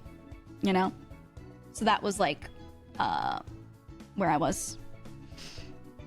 You by 12? In around 2012, there was a guy streaming who had made a VTuber model with his own custom tech, and he was using face tracking software that he had like kind of made himself and used some kind of out of the box tools and kind of like meshed them together. And then it was basically like, instead of full animations, it was like sort of like a really involved PNG tuber, but it was a lot of the same tech that we have now. Yeah, they VTubed way before VTube Studio. So he had that kind of thing. And I remember just finding it because a friend who was also interested in a lot of tech stuff was like, hey, have you seen this? And he was a smaller streamer. He wasn't huge. Talking about the person with the TV as a head. Yes. And not false his old avatar, but like, he was a greenish, I think. Whoever that was, a while back. And I remember looking at it and he was talking about how a lot of it was custom. And I was like, this is so fucking cool. This is so fucking cool. Because I've always been really into like cartoons, American cartoons especially. And I always wondered if there was a way to animate these things and just get it to like work in real time, which is what a VTuber is, right? I always wondered if that was a thing for cartoon production in the future, and that was something I was thinking of for a long time. So when I found that dude, I was like, oh, this is so cool. So I just watched and was like, that's neat. Not Cold Bullet, is it? I don't know. Let me see. I could never remember his name. Let me look at this. No. I don't think so. I think it was someone else. This guy didn't have a model, did he? Whoever I was watching had like a moving model. Whereas Code Bullet was like a dude with just like a PNG from what I remember. I remember this channel. I'm talking about someone who had like a... Yeah, Code doesn't stream either. That's what I thought. No, the one I was watching was on Twitch streaming. It was really fucking cool. Wasn't there a guy named Scribbles or something like that? I don't know. But I remember seeing this a long time ago, and I was, again, just so interested on the tech side. So whenever it became a real thing, I was like, ah, fuck. Let's go. Code Bullet was semi-animated, not a model. Yeah, that's what I'm saying. It wasn't like a fully tracked thing. But yeah, it was just such a cool thing to see at the time because there was none of this. All you had were movies that used CGI. All you had were movies that used CGI, and that was like industry, commercial, cost kind of stuff. And no one was using that in real time to stream. That was always a pre-recorded thing. And then they go through and they're like, all right, now we're going to map this 3D model to this thing. And then they also manually adjust some of the animations so that it looks correct, so things aren't clipping in certain ways. It's a lot of post work. And so, yeah, it's just like not a thing that I thought would actually happen that quickly. I thought this was going to take probably another 5-10 years. Mr. Byte gifted a tier You know? 1 sub to Kanky Bye. Twist. Thank you for gifting us. They have given Thank you so much. 1,011 gift subs in the channel. My first VTuber was Doom29. He was using a face rig chicken. I remember face rig. Face rig was so jank. Oh, it was so gross. Face rig. It had some use for certain types of 3D models, but you know. Also, before I forget, I want to shill something. So I told myself earlier I would do it. I want to shill the Discord again, because we are starting some things within the game devs where if you do your dailies in this chat and you're in the Discord and you have picked a faction, we are tracking your lifetime stats, and we're going to have rewards for people who do more over time. Basically like a loyalty thing. Working with these game devs to maybe access our API, and maybe if you're doing more shit in this community, you get more shit in game. Maybe you get access to some codes for some games if you have more points. Stuff like that. So I'm just reminding. I'm going to remind like every stream when I remember. Because we're tracking it, and I don't want people to find out later and then be like, oh man, I didn't know. You know? So hyped if you're new here. GEEGA's been working on this stuff for ages. She's cooking. Yup. Yup. It's been forever. They're tracking us. Always have been. Always. But yeah, face rig sucked. Face rig sucked, and that's why I didn't use it. And I also at the time was just so busy with work. I don't think I could have done it. Any predictions for the future of online entertainment? I have lots of thoughts and lots of predictions, but I won't say them out loud because I don't like giving away too much edge. I'm of that mindset. I'm gonna keep them to myself. You know, because you're repeating I just got here? No. Watch the VOD. It's really a year or so ago, but I've yet to do anything outside of joining a faction. Well, do your dailies at the very least. That's all you need to do. You know? The goddamn VTubers are tracking us. Look, I have really cool end goals, and we're slowly getting toward them. Okay? My prediction is that all Twitch viewers will sub to GEEGA. If you stand in like a pentagram formation and you all link hands, maybe it'll happen. Maybe it will. Maybe it will. Futures AR tech? No, I don't think so. Boss's investments to protect with the insider info. Oh yeah. Oh yeah. Oh yeah. I don't know. I'm keeping it to myself. I am. Grab my hand chat. That emote freaks me the fuck out every time I see it, and then I go, oh, that's right. That's right. That's what it is. It just looks so... Ugh. Ugh. We're collecting analytics on you, chat, and you can't even... Look, any opportunity I get to check analytics of some sort like that, I always will. I always will. I love data. I love data so much. It's so fun and cool. Okay? It's so fun and cool and interesting and great. It gives you feedback that is invaluable. I don't mean to alarm you, but it looks like they're touching tips. You think? You think? Damn, dude, where did you come up with that one? What made you think that? Also, Amos, thank you for the prime. Thank you. Yeah, that might be the point. Maybe. So proud of our general for being a data controller under the statutes of the General Data Protection Regulation. Yeah. Whatever you say. Do you earn channel points differently here than most places? I've been here the whole stream and only got like 200 points so far. What? No, it's the same. They don't give the streamers the ability to adjust that.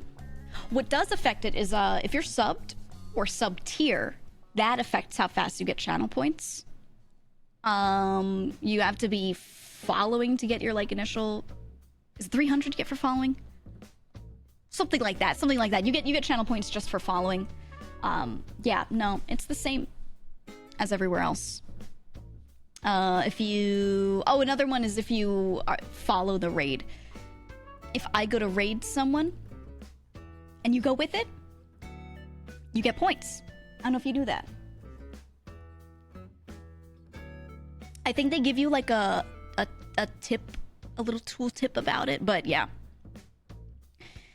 There also, yeah, there are auto collect features that can actually change it quite a lot. Yeah, you could do the active clicking thing. They're just trying to make sure you engage. Thank you for streaming GEEGA Wiggly. You're welcome. Thank you for the 2 months. Thank you, Traitor. That's their name. 300 for following, 10 for every 5 minutes, 50 for every 15. Raids are plus 250, and watch streaks go up to 450. Ooh, the watch streaks. I forgot about that. Yeah. Watch streaks are huge, actually. If you just keep watching and you don't miss streams, every stream you're in there for a while, yeah, they're key. Yeah, that's it's a lot.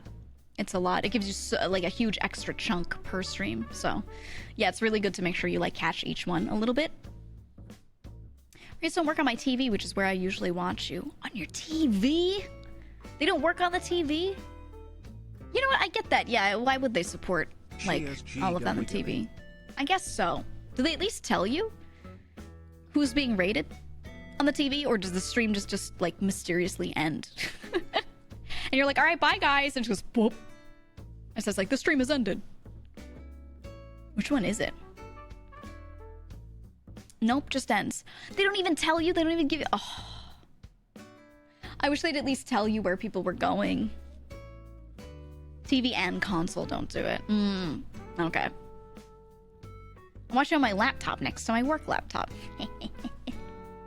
Yeah, that's me. That's me. I have a tablet, and I'll like put a stream on a tablet while I'm sitting on the couch and doing something. Because I try to not always be sitting at my desk where I can, and yeah, I'll have a tablet open with somebody's voice. Sometimes TV too, actually, but not too often. That's why even at work you need to do the 5 minutes of daily watching to get that watch streak. Yeah, open at work. Do it. Do it. Been left behind by Reds a lot the past week or so. It's been so bad. I was gonna say the past month, honestly, several months. Something about this year, about 2023, the number of times I've been left behind for raids is like way too high. Way too high. I don't know. Constantly. The whole Twitch Android TV app is oh, it's so fucked. So fucked. Pixelmancer, thank you for the 5 months. Thank you. What I keep having happen when I watch something on my TV is the chat is open, the stream is open. The chat goes dark. It becomes black screen in those portions of the screen where the chat was, but the stream is still going. And then like 5 minutes later, after the chat goes away, then it just like sleep modes. And I'm like, huh? So I have to keep consistently pressing a button to keep the chat showing. Like every few minutes. And it's so weird and I hate it. The app is so fucked. The TV one. I don't know. Favorite part of the Twitch TV app is when it occasionally decides to stream in the wrong aspect ratio. Wide stream. Mine never does that. The aspect ratio never gets fucked up. It just keeps like closing and sleep moding on me constantly. So I just stopped doing that, and I have a laptop or a tablet or something, or my phone, and I just have it open on there if I need to. I don't know. They laid off the only engineer. Ever since they laid off Mr. Byte, honestly, everything changed, and I think that's where the root is. I think it's because Mr. Byte worked on literally every part of the website, and he was the only engineer in the company. And it's just so weird. It's just such a weird decision. It's just so odd. Can't believe they would do this. It's insane. We live in a post-Byte world, and it's so sad. It's so sad. Here's the load-bearing pillar. I know. We'll always miss him. We'll always miss him on this damn website. Makes you think. Tinfoil hats on now. Switch become better or worse? Would you support an alternative site if there were one? What features would be important to you on another site? I don't care for these questions. I feel like I've talked about them so much. People have asked me so many Twitch questions and I talked about them like every time. It's fine. Competition is good. I'll go wherever it makes sense to go. That's my answer. That's what I think. That's what I think. I have no particular thoughts on any sites right now. I'm on Twitch. Twitch is good for now. Not a blanket, it's good in every way, but you know what I mean. In totally unrelated news, YouTube stream this weekend. Yeah, I'm gonna try and do it Saturday again. Not sure what time yet. I think since we don't have a mob talk scheduled for this Saturday, maybe I'll do it like 6 p.m. or so. EST, maybe? I'm not sure. I'll figure it out. But yeah, I've been liking doing the chill YouTube streams for all like the kind of side content. I don't know. I've been enjoying that, so I'll probably do that Saturday, yeah. I'm just doing it because, you know, I want a place to do that kind of stuff, but I don't want to do it on main. It just makes no sense. So, easy. It's over there. Competition is good. Gonna get confirmed. That's a brand new sentence. What is you talking about? That's a brand new sentence. I don't know what you were replying to, but you said, bro, if they were actual furries there, the site would not be burning down. Are you talking about the engineers? Oh, dude. When are we getting a streaming site that is made entirely by engineers that are also furries? I just have a feeling that it would turn out really well. I have like a strong suspicion that they are the only ones that can save us. Okay? I thought that was Twitch. It's not 100%. It's not 100%. I think a separate one needs to be made that that is entirely run by furries, and I think it is the only way towards salvation. It's the only way. The femboy engineers that are weirdly into World War II are where it's at. Wait, that's too specific. What do you mean femboy engineers? I thought that was like a lot of different engineers. Have you just run into a lot of those in particular? Furries I've met are absurdly considerate. Yeah, there are like a few weird ones, but then I find... Okay, I'm just gonna say this right now. If I am somewhere, if I am at an event, and there are furries there, and someone walks up to me and I am feeling a little unsafe, you know who in that event I feel like I could count on to help me? The nearest group of furries. Every fucking time. Every time. The nearest group of furries. No joke. There have been multiple times. I used to go to cons a long time ago. There have been multiple times where someone's been a little creepy, been kind of following me around, something like that. And anytime I did not have my own friends around at the time, I was just walking between an area or something, it was just me. If I asked someone for help, if that person was a furry, they did a great fucking job, and they were incredibly attentive, and they, like, helped me out so much. If it was just some normal person, half the time they'd be like, oh, I don't know how to get involved, you know? Furries have been bullied for decades, they can take care of their own and others. That's exactly it. That's exactly it. Alternatively, drag queens, also similar kind of vibe. Grr, chase the creep away. Starts barking at him. No, it's just like it's weirdly reliable. There's a story behind that, isn't there? I just said that this has happened multiple times. Yeah, there are multiple stories where I've this is why I don't go to events like that anymore.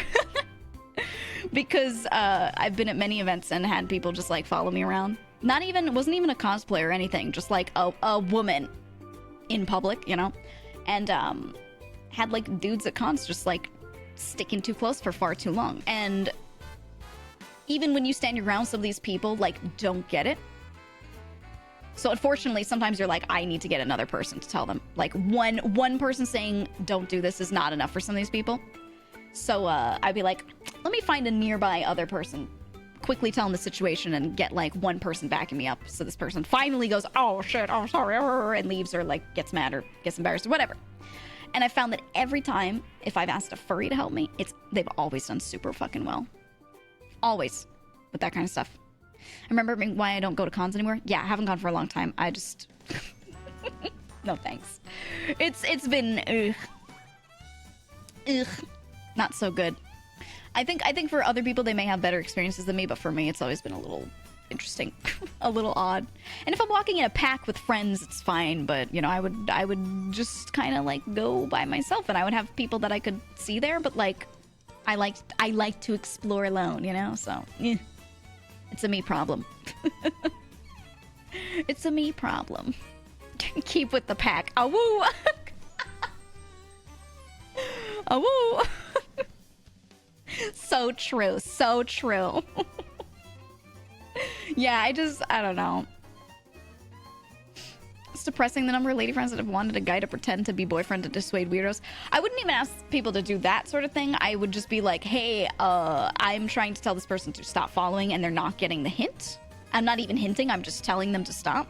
Because some people at cons are beyond weird. Sometimes they're unwell in certain ways, you know? And so getting one or two people to back you up, sometimes that number of people telling them the thing instead of the individual does a lot more to get them to stop, you know? So that's what I would do. I'd find a nearby person and be like, yo, I'm getting followed. Are you able to offer any assistance in some way? And, you know. Should ask a redneck, watch that fucker say the dumbest shit to your stalkers. You think I'm gonna find rednecks at cons?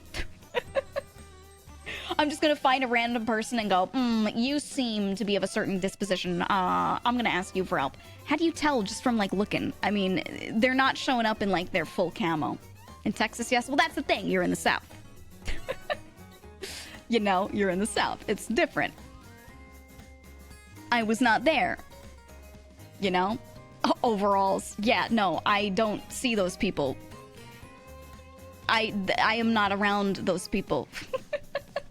Such individuals. You know? Hey, Cletus, I found my wife. I know there are a lot. I know there are a lot of people that are like very country that also will go to cons, but you know, I didn't run into them. Not so much. As a redneck, I do say dumb shit and go to cons.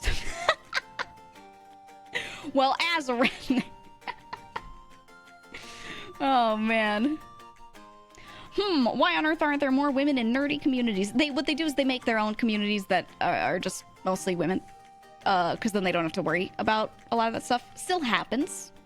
Women can also be like that to other women and to men. Like, definitely. But it's less likely. So they're just kind of in their own pockets. You know? Which is kind of the case for me. I have a lot of friends that are just like girls that I met through those sorts of things. And they're my friends. I also have a lot of male friends that I already knew. And we'd be at those sorts of things. And we're just friends like online, you know? Probably going to my first con this weekend. I'm very much country. Oh, have fun. Have fun. They're not all like nightmarish. I'm just saying, like, for me, I would experience that often enough. It was always at the end of the day, like a total GEEGA summed up positive experience. Definitely.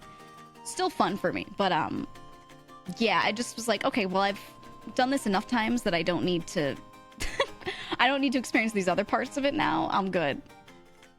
The hair man work in the front, party in the back. Dude, there's some country hairstyles that they're just so fucking funny. They're so fucking funny. I love it. Time for some smashed Apex and crying. What, at cons? That was me. LAN room. LAN room. All day, every day. Laptop, LAN room. And you just like don't leave. You get food, you come back. You sleep in the LAN room. Oh. The best. The best. Simply the best. I knew it smelled crazy in there. Oh. Now, you still gotta shower every day. You have a room, but you want to sleep in the LAN room? You want to pass out? Okay, that's fine. You go up to wherever your room is and you shower and then you come back. But dude, the number of people I would see just like actually not leaving. Ew. Ew. Terrible. Terrible. Yeah, musty.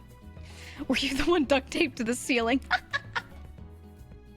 No, I'm talking about like huge LAN rooms that have, you know, air in them. I would never do the like spend the whole weekend in the LAN room kind of thing if it was like a small room and it was musty as hell in there. Because I got issues with that. I can't do that. Cannot do the stench. But if it's one of those big ones, and, you know, it's in like a hotel, it's in a huge ballroom, and the airflow is good, like, then it's fine, you know?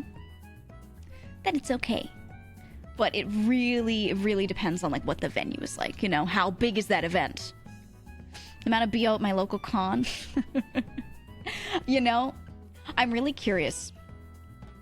An event like Offkai, right, which is like a VTuber con, not like a typical just anime con, video game sort of thing. Was the stench the same as a typical convention, or was it any better or worse? I'm so curious. I'm so curious to know if the stench level was similar or not. Did anyone go and you know, no stench at Offkai? Were you there and you like experienced the no stench? I'm so curious. Offkai had an arcade. They sure did. I wasn't there. It stunk so bad. You know, I'm so curious. I should ask, you know, I had some people that I knew that actually went. I should ask them. Did it stink though?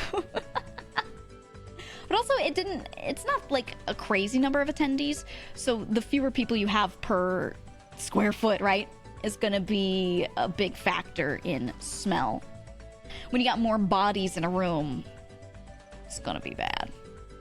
At MomoCon, there were some funky people, not the good kind of funk. But isn't that like that one's like a normal anime convention, right? It's not like a VTuber con. I'm just curious to see if, like, let's say you go to a normal convention and they have like a VTuber panel. I'm curious to see if the stench is better or not. The con crud is real. So many people got home from AX and were so sick. The number of people, especially VTubers, that came back and had major con crud. Oh, so many of them. And I was like, guys, you gotta plan for this. You gotta plan for this. You gotta assume going into there that you're going to get sick, you know? Yeah, it's always been like that, every con. It's true. It's true. Sounded like Mel got it pretty bad. Yeah. Yep. I knew a few people that were kinda sick. Kinda sick. You take whatever you can up front, you mask up. Not even just because you're like, oh, COVID, just like any sickness, you know. You gotta. I picked up the Pax Pox one year. I think that they call it Pax Pox. Yeah, the smell is real, not just a joke. No, it's not a joke. It's always been so real. So real. Yep. Do most cons require a mask like Offkai? I'm not sure, because I haven't been. I'm gonna assume most do. I'm gonna say probably yes. You should all probably wear them just to keep each other from getting sick, regardless of what's going around.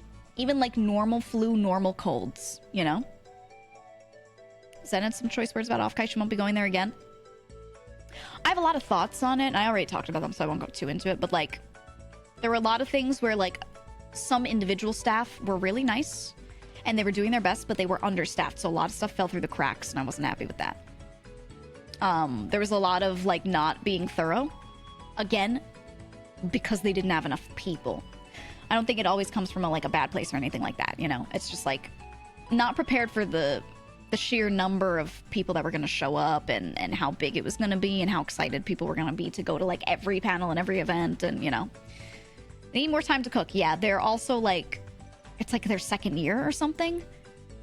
I don't think you can rightfully expect a con that hasn't been around for like 5+ years to have it all together, you know? I like, no matter how good it is, unless it's started by people that all ran a different event already or something, and they're just, it's like their team running a new one. That's how some cons kind of like propagate, you know? But yeah, no, I don't think, I don't expect things to get good until like they've done it a lot of times. Because think, a convention only happens once a year with that group of people in that venue, all of that, right?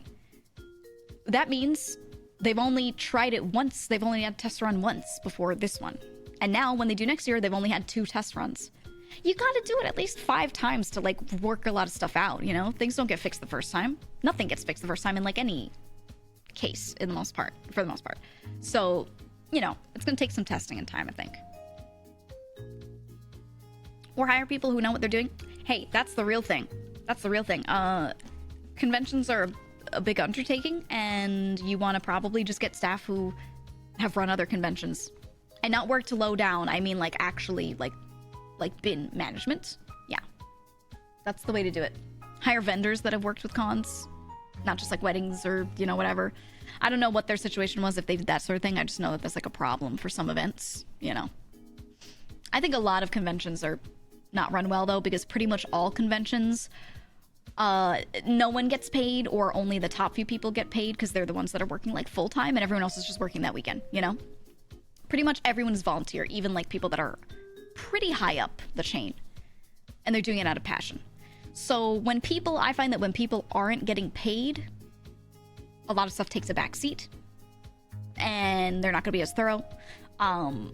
They're just showing up for that weekend. There's not a lot that they're going to be doing beforehand. You know, it's just rough. It's just rough. People that know what they're doing are expensive. Yeah, that's true too. That's true too. They don't charge enough. If they charge more for passes, the smell would improve. At cons in general. I think the tickets for Offkai were expensive for what the convention was, for how much content they were producing, like how many panels there were and things compared to other conventions. I thought it was quite expensive, actually. I don't know. I organize weddings for 500 people. I can handle a gathering of thousands. Right. Yeah, people will kind of hop skip. I don't know, man.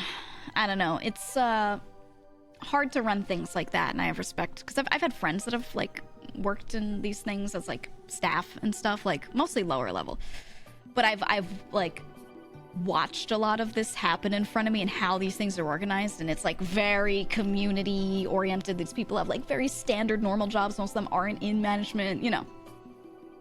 Gonna open an Axe spray booth right next to the game room at cons and make bank. There was one time a long time ago, someone was walking around with Febreze at a con, just Febrezing people. And like they got told to stop because like you just don't know if someone's allergic to one of the things in there, but they just had like one of those mini Febrezes, and they were just like, y'all stink. Psh, psh, psh. Oh, it was so funny. God, it was hilarious. The last TwitchCon gave out cologne samples in the goodie bag. Here's the thing though, here's the problem with stinky people at cons, okay? If you put perfume onto a stinky person, now they smell like perfume and stink. Okay? They smell like both. One doesn't cover the other. They smell like both. It's just diluted a little bit. It's both, alright? They're together now in the air, and you're smelling both. It don't work. You gotta shower. You have to shower. I'm so tired. So tired of people not showering. And you wonder how much of it is like people getting lazy with it because it's just a weird, different weekend, you know, if they're out all day and they're doing all this stuff and they're so tired, they just hit the bed instead of showering because they're so sleepy, whatever. Like, how much of it is that versus how much of these people actually just don't shower enough, like, normally? You know? And they're home all the time and not moving around doing too much, so they don't build up that much stench in their day-to-day, so they think they don't smell. And then they go to a weekend and walk around constantly and do all this stuff. And they just don't realize how much they are going to stink in that environment. I don't know. 95% is people who just don't shower enough.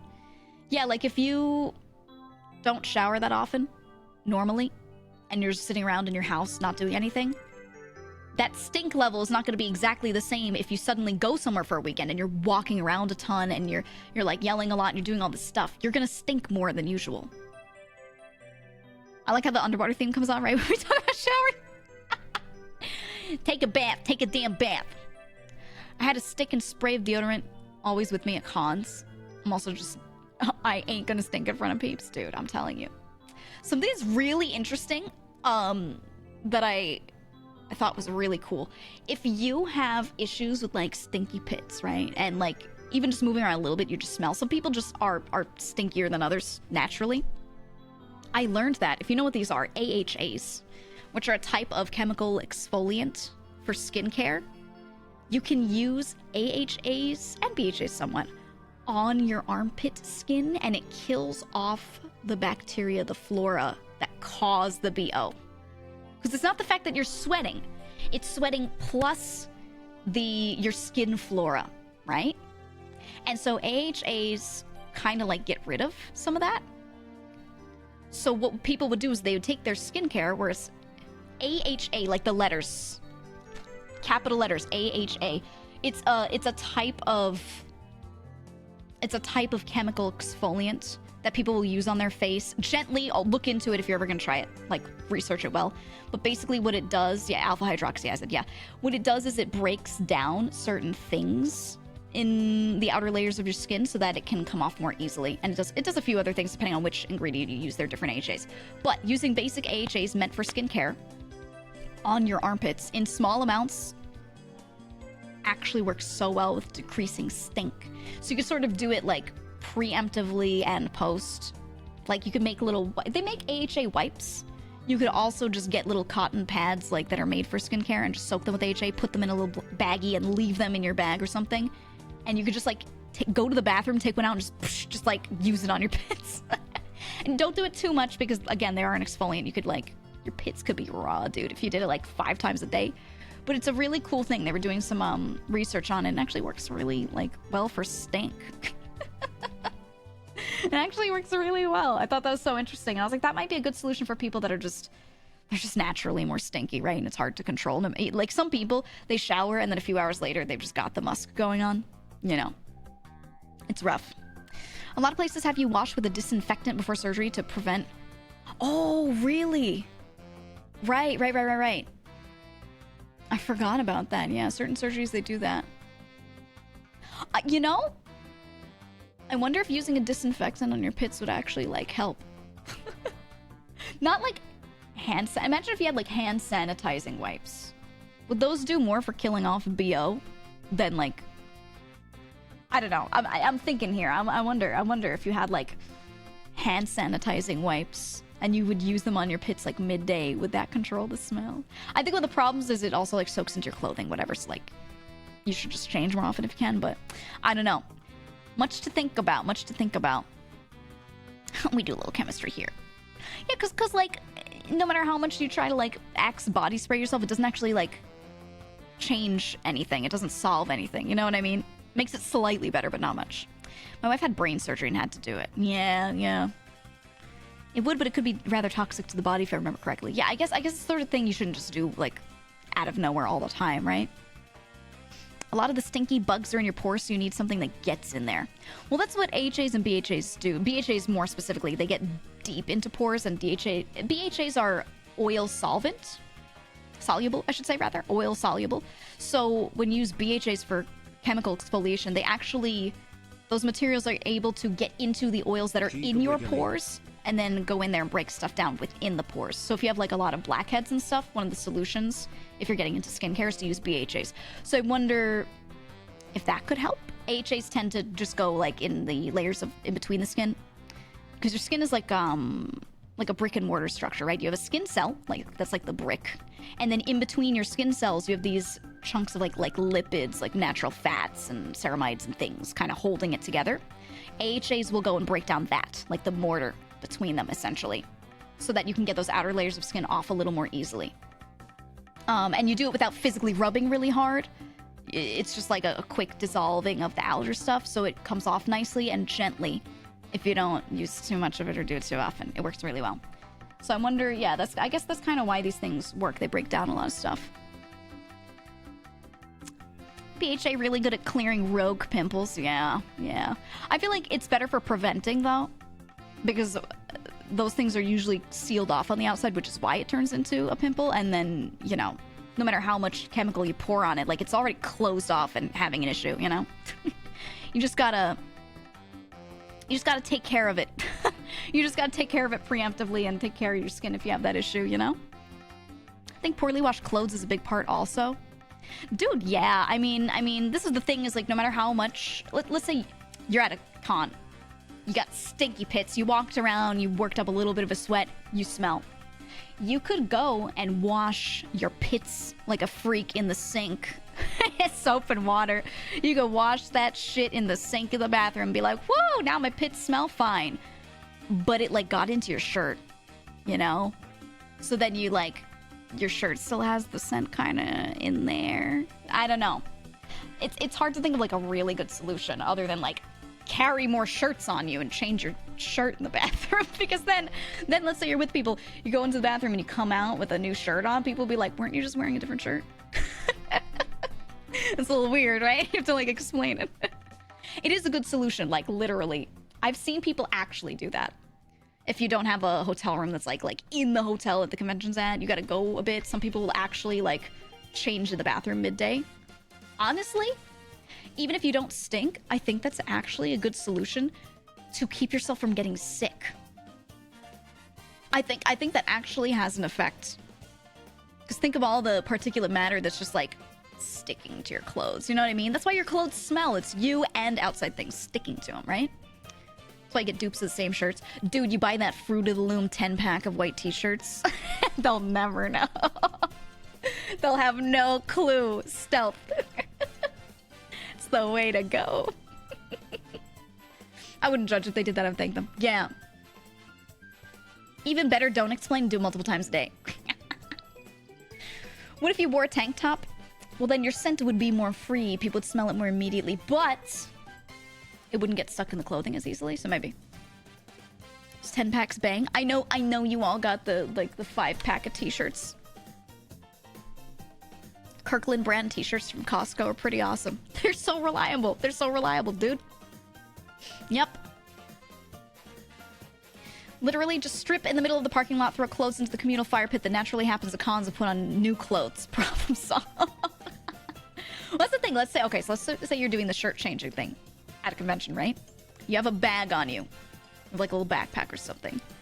If you've got fresh shirts in there and you're about to take off a stinky shirt, you don't just want to put that in your bag. Now it's going to stink up your bag. You've got to have like a gallon Ziploc bag ready, right? So you can put in there, squeeze the air out, and seal it.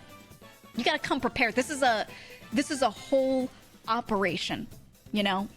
You got to plan this ahead of time if you want it to be done right. Otherwise, you're stinking up everything in your bag. The bag itself. Yeah, that freezer bag. That's what I'm saying. Let it ferment. When you open the bag, the stench. You know, I think it's good. A biohazard bag, honestly. Yeah, like the little containment ones. Yep. Bring a crate full of baking soda. I had a friend that did it, but with like Gold Bond powder. He did that. He was just like a little musky. He just couldn't help it. So he would change his shirt midday, and he'd throw a little Gold Bond powder on it in the bag and seal it. So that way, like, scent was not escaping. You know, there was no way. I thought that was pretty smart.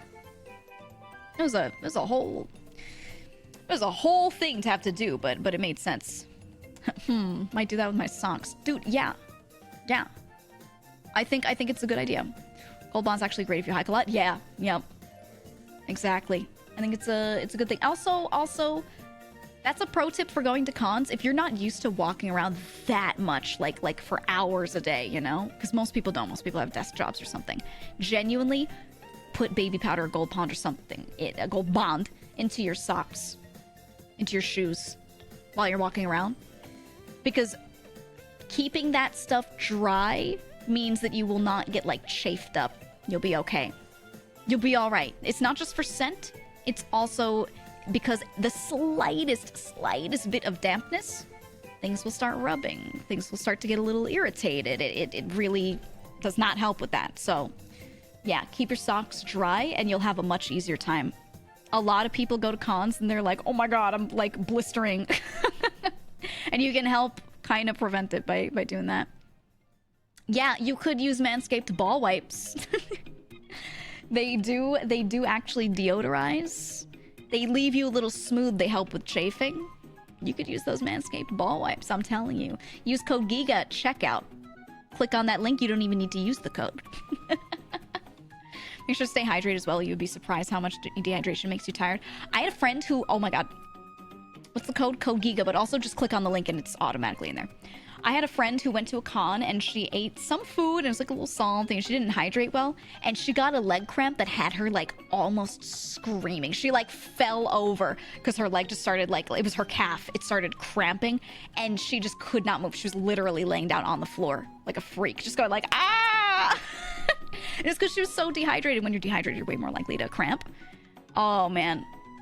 She was having, like, the worst time ever. And I was like, have you been drinking water? And she was like, oh my god, I've not been hydrating well all weekend. Once she was able to talk later, she was like, holy shit.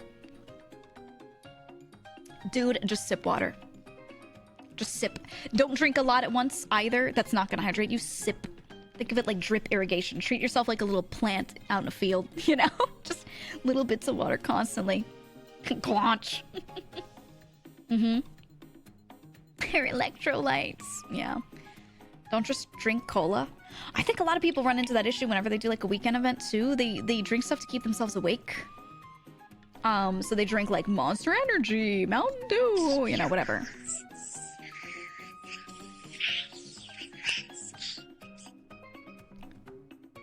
That's horrifying. Train for the next TwitchCon. Run a marathon. GEEGA nodders.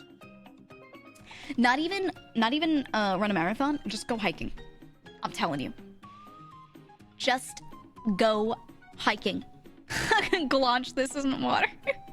This isn't the milk. Nah, just hike, dude.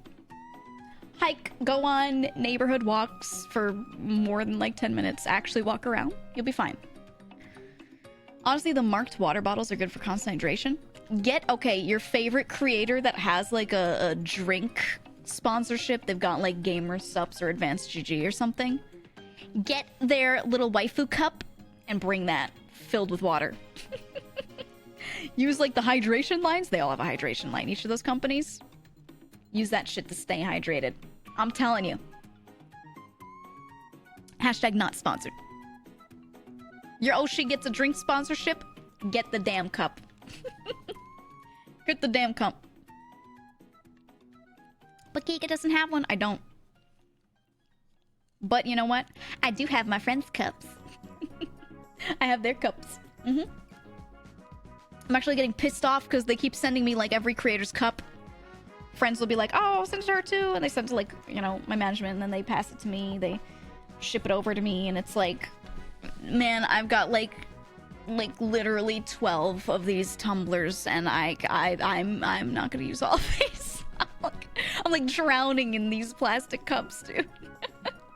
And I've had my trusty Nalgene for years that I've always used. So I was like, God, man, fuck this.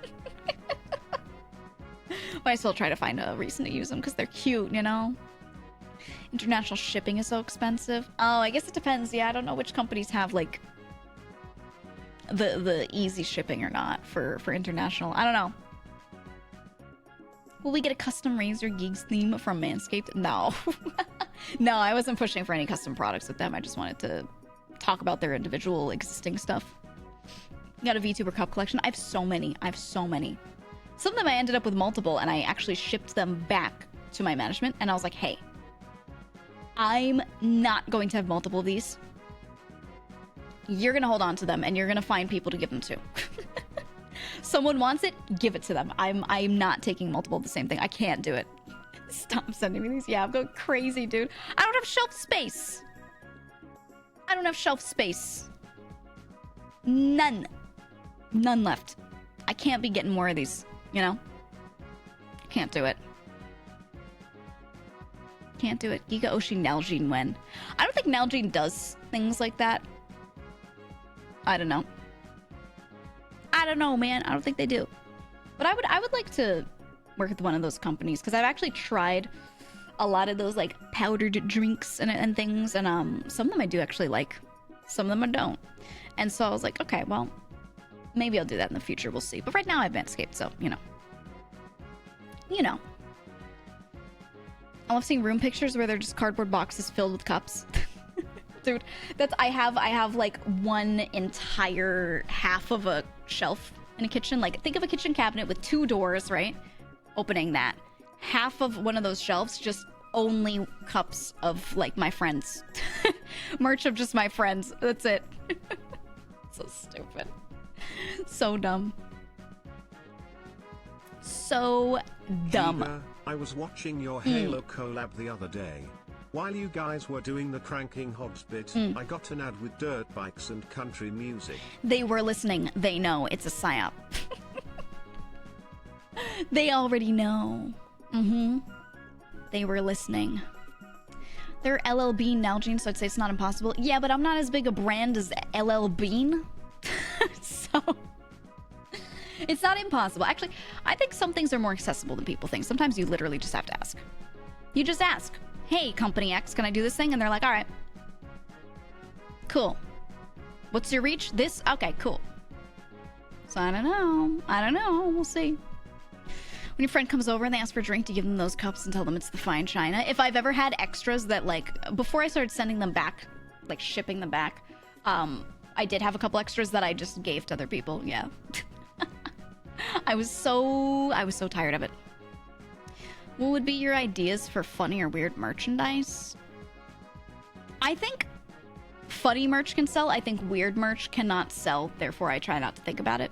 Because what happens is, to find a supplier for an object that is not normally sold as merch is really hard and very complicated. So I don't think about it. And people always be like, oh, I want merch of this thing or that thing that a VTuber has like on their outfit. And I'm like, no, they're never gonna do it.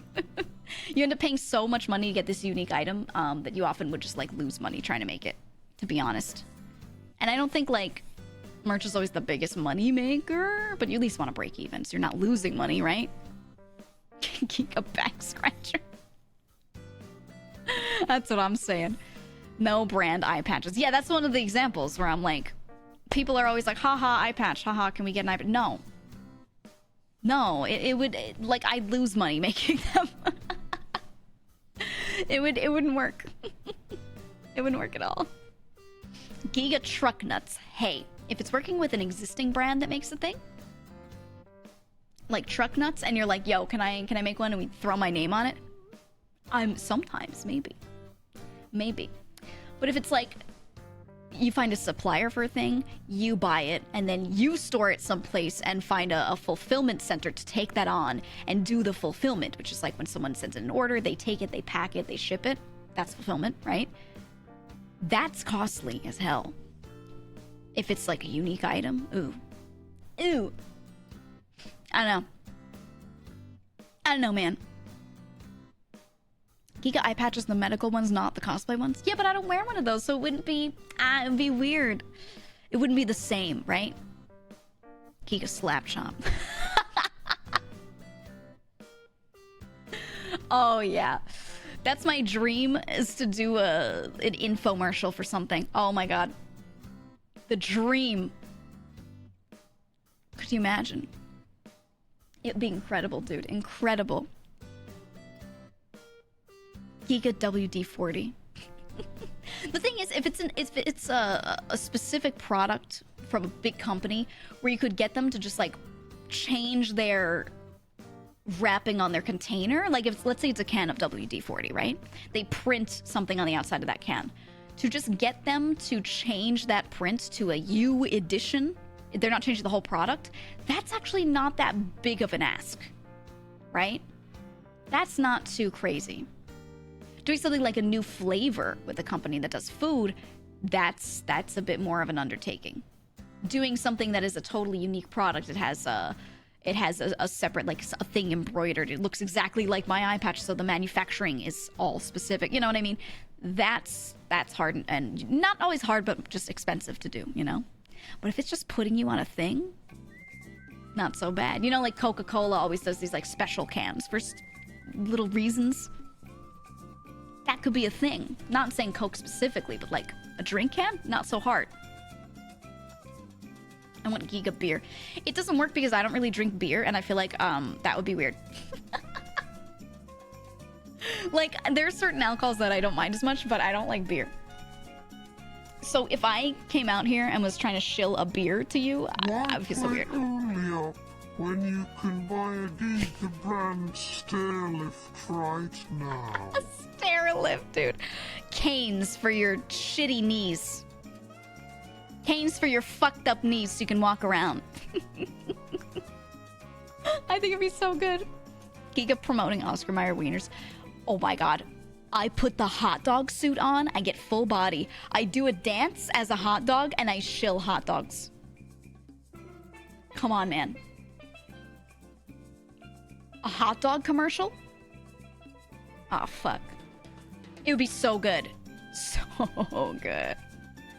Incredible. Could you imagine? Could you imagine? Free 3D mod? I mean, it'd have to be my own. If I was using it like that, monetizing it like that, I would just have to get one made. I could do it. I could do that, no problem. Not so bad. If you ever get an energy drink flavor, GEEGA's hot dog water. I've already talked about that. About drink flavors if I ever got one. And hot dog water is one of the considerations. Yeah. Yep. Dirty dog water, dude.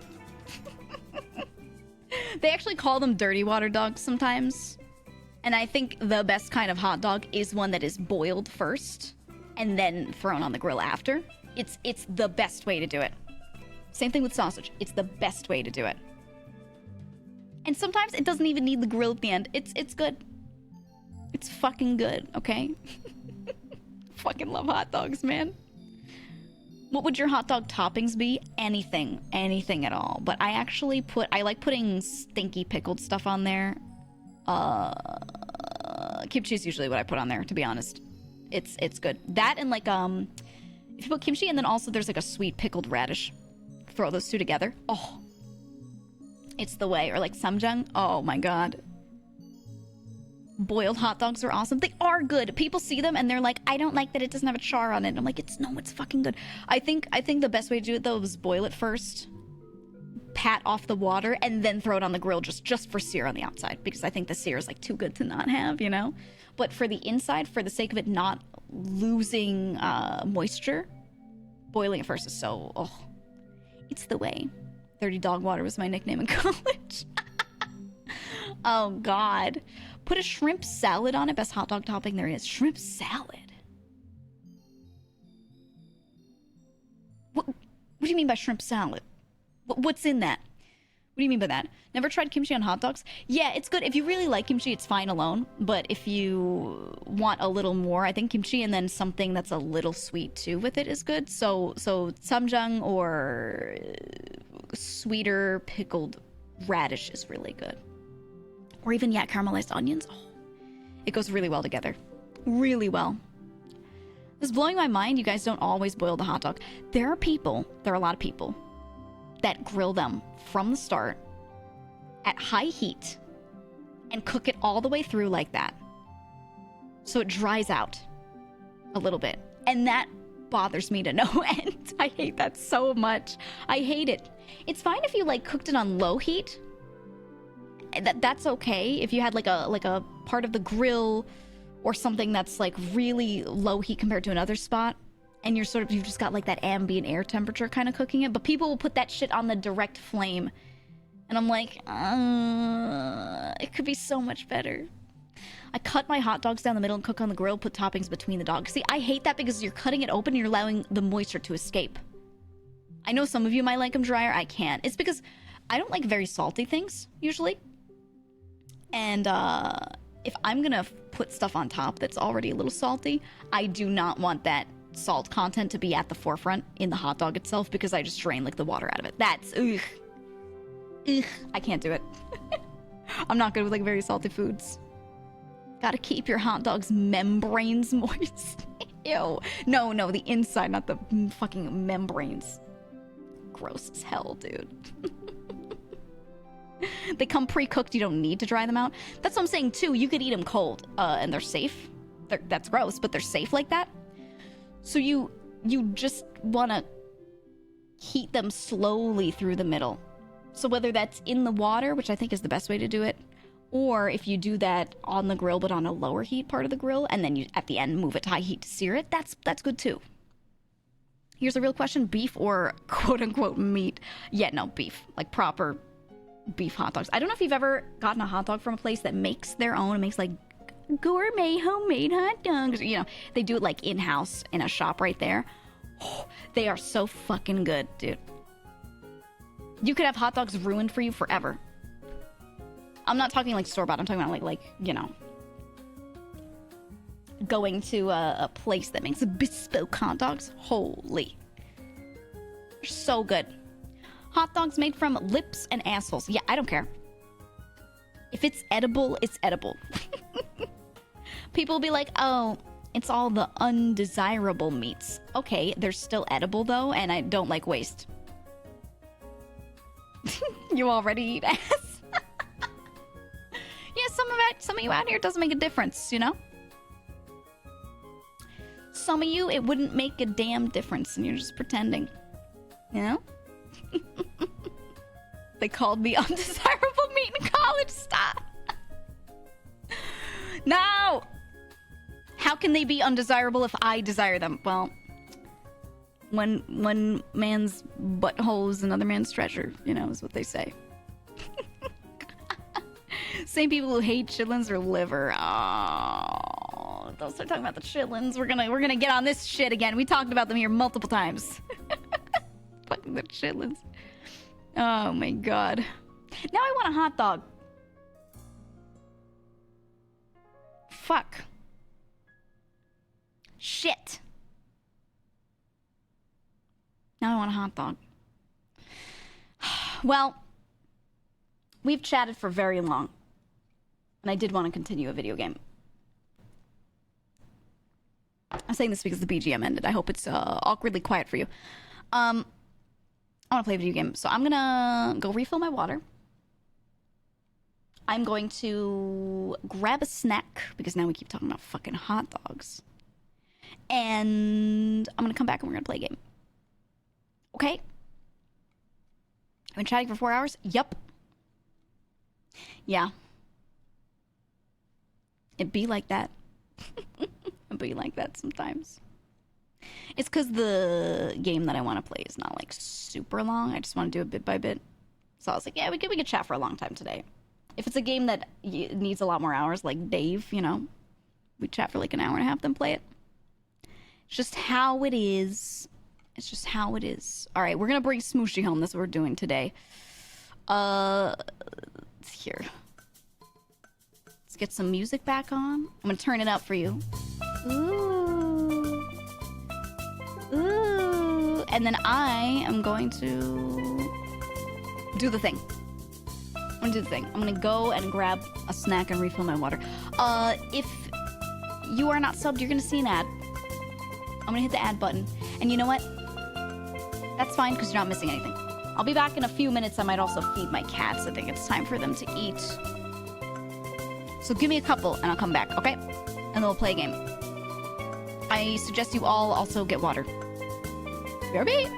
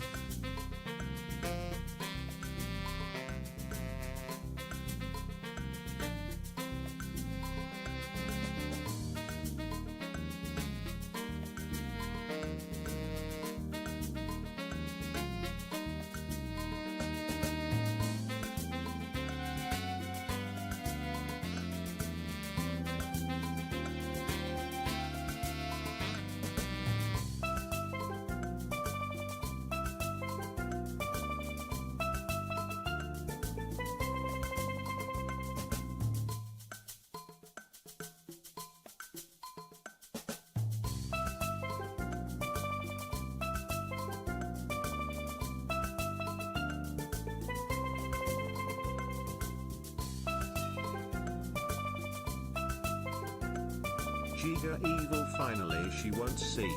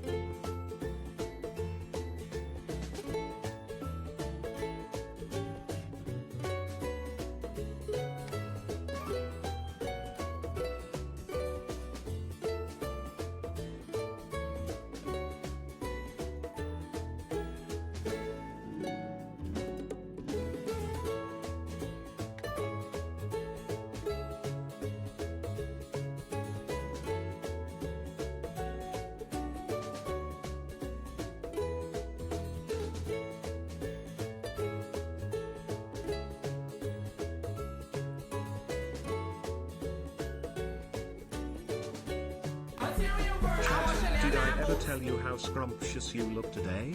Riz, because you do.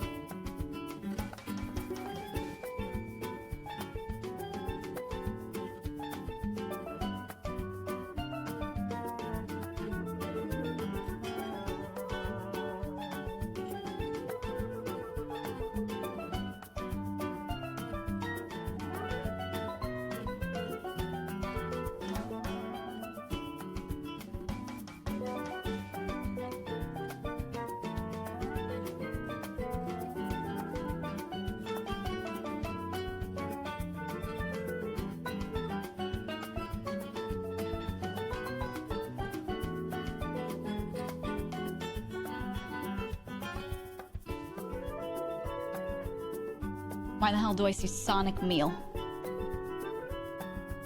Why are you frothing it up in chat, huh? Who's frothing and why? They froth it up in their mouths. If you know, you know. If you know, you know.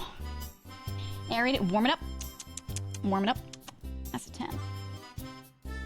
Warm it up.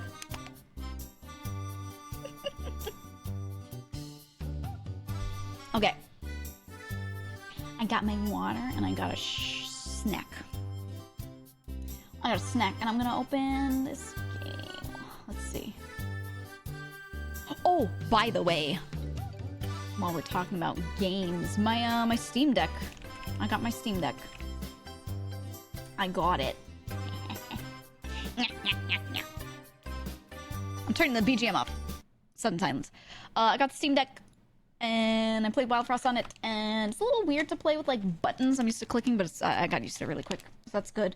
I downloaded some more roguelikes that I wanted to play, and I was kind of waiting to play on Steam Deck, so I was gonna start going through Rogue Legacy 2 a bit more.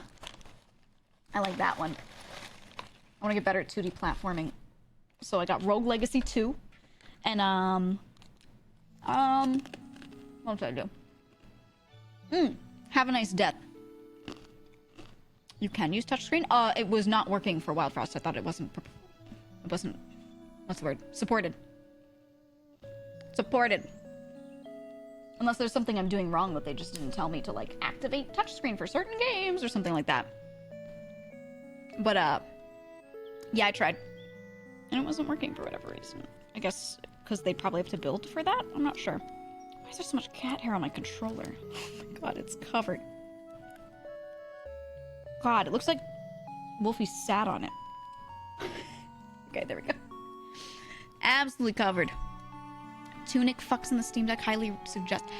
Yeah, I wasn't sure if that was something that maybe I should play on stream or not. I don't know, we'll see. Oh, I hate that the music stops when I click off of the game to click onto OBS to do this. Okay, we're gonna go here. I'm gonna capture the game. Smooshy, come home. Okay. There we go. And then I'm gonna change the category, and then I'll click back on it so you can actually see and hear it. Smooshy. Oh my god, I can't spell. Come home. Boom. Done. For anyone who hasn't watched me play this yet, it's like a really cute adventure game. And I like the writing. It's simple but funny. The gecko that we met made me laugh a lot. The lizard. I think he was a leopard gecko. I loved that dude. Okay, there we go. Smooshy, come home. When will it show up on the screen? OBS, please. OBS. OBS. Let me see if I can make it not minimize. Oh, there we go. Full screen, borderless full screen. This might let me click off of it. Let's see. No, the music stops. Okay, it's fine. So this is Smooshy. And we're trying to help him get home. He got picked up by a bird. He was hanging out with his other little mushroom friends. He got picked up by a bird and carried away. And he's like, where am I? And we're just trying to get him home. Tunic is like backseating attracting 101. Oh, is it that bad with backseating? I mean, if I just plat out which days I'm playing it so like mods know, it might be okay. Maybe. But, I mean, I feel like so many games are going to attract a lot of backseaters that I really should only not play maybe some of the worst for it. But hey, we got through Outer Wilds. Okay. We got through Outer Wilds without me. There was one thing that was spoiled to me. One thing. And it wasn't a full thing. It was the solution for Giant's Deep for how to... The thing with the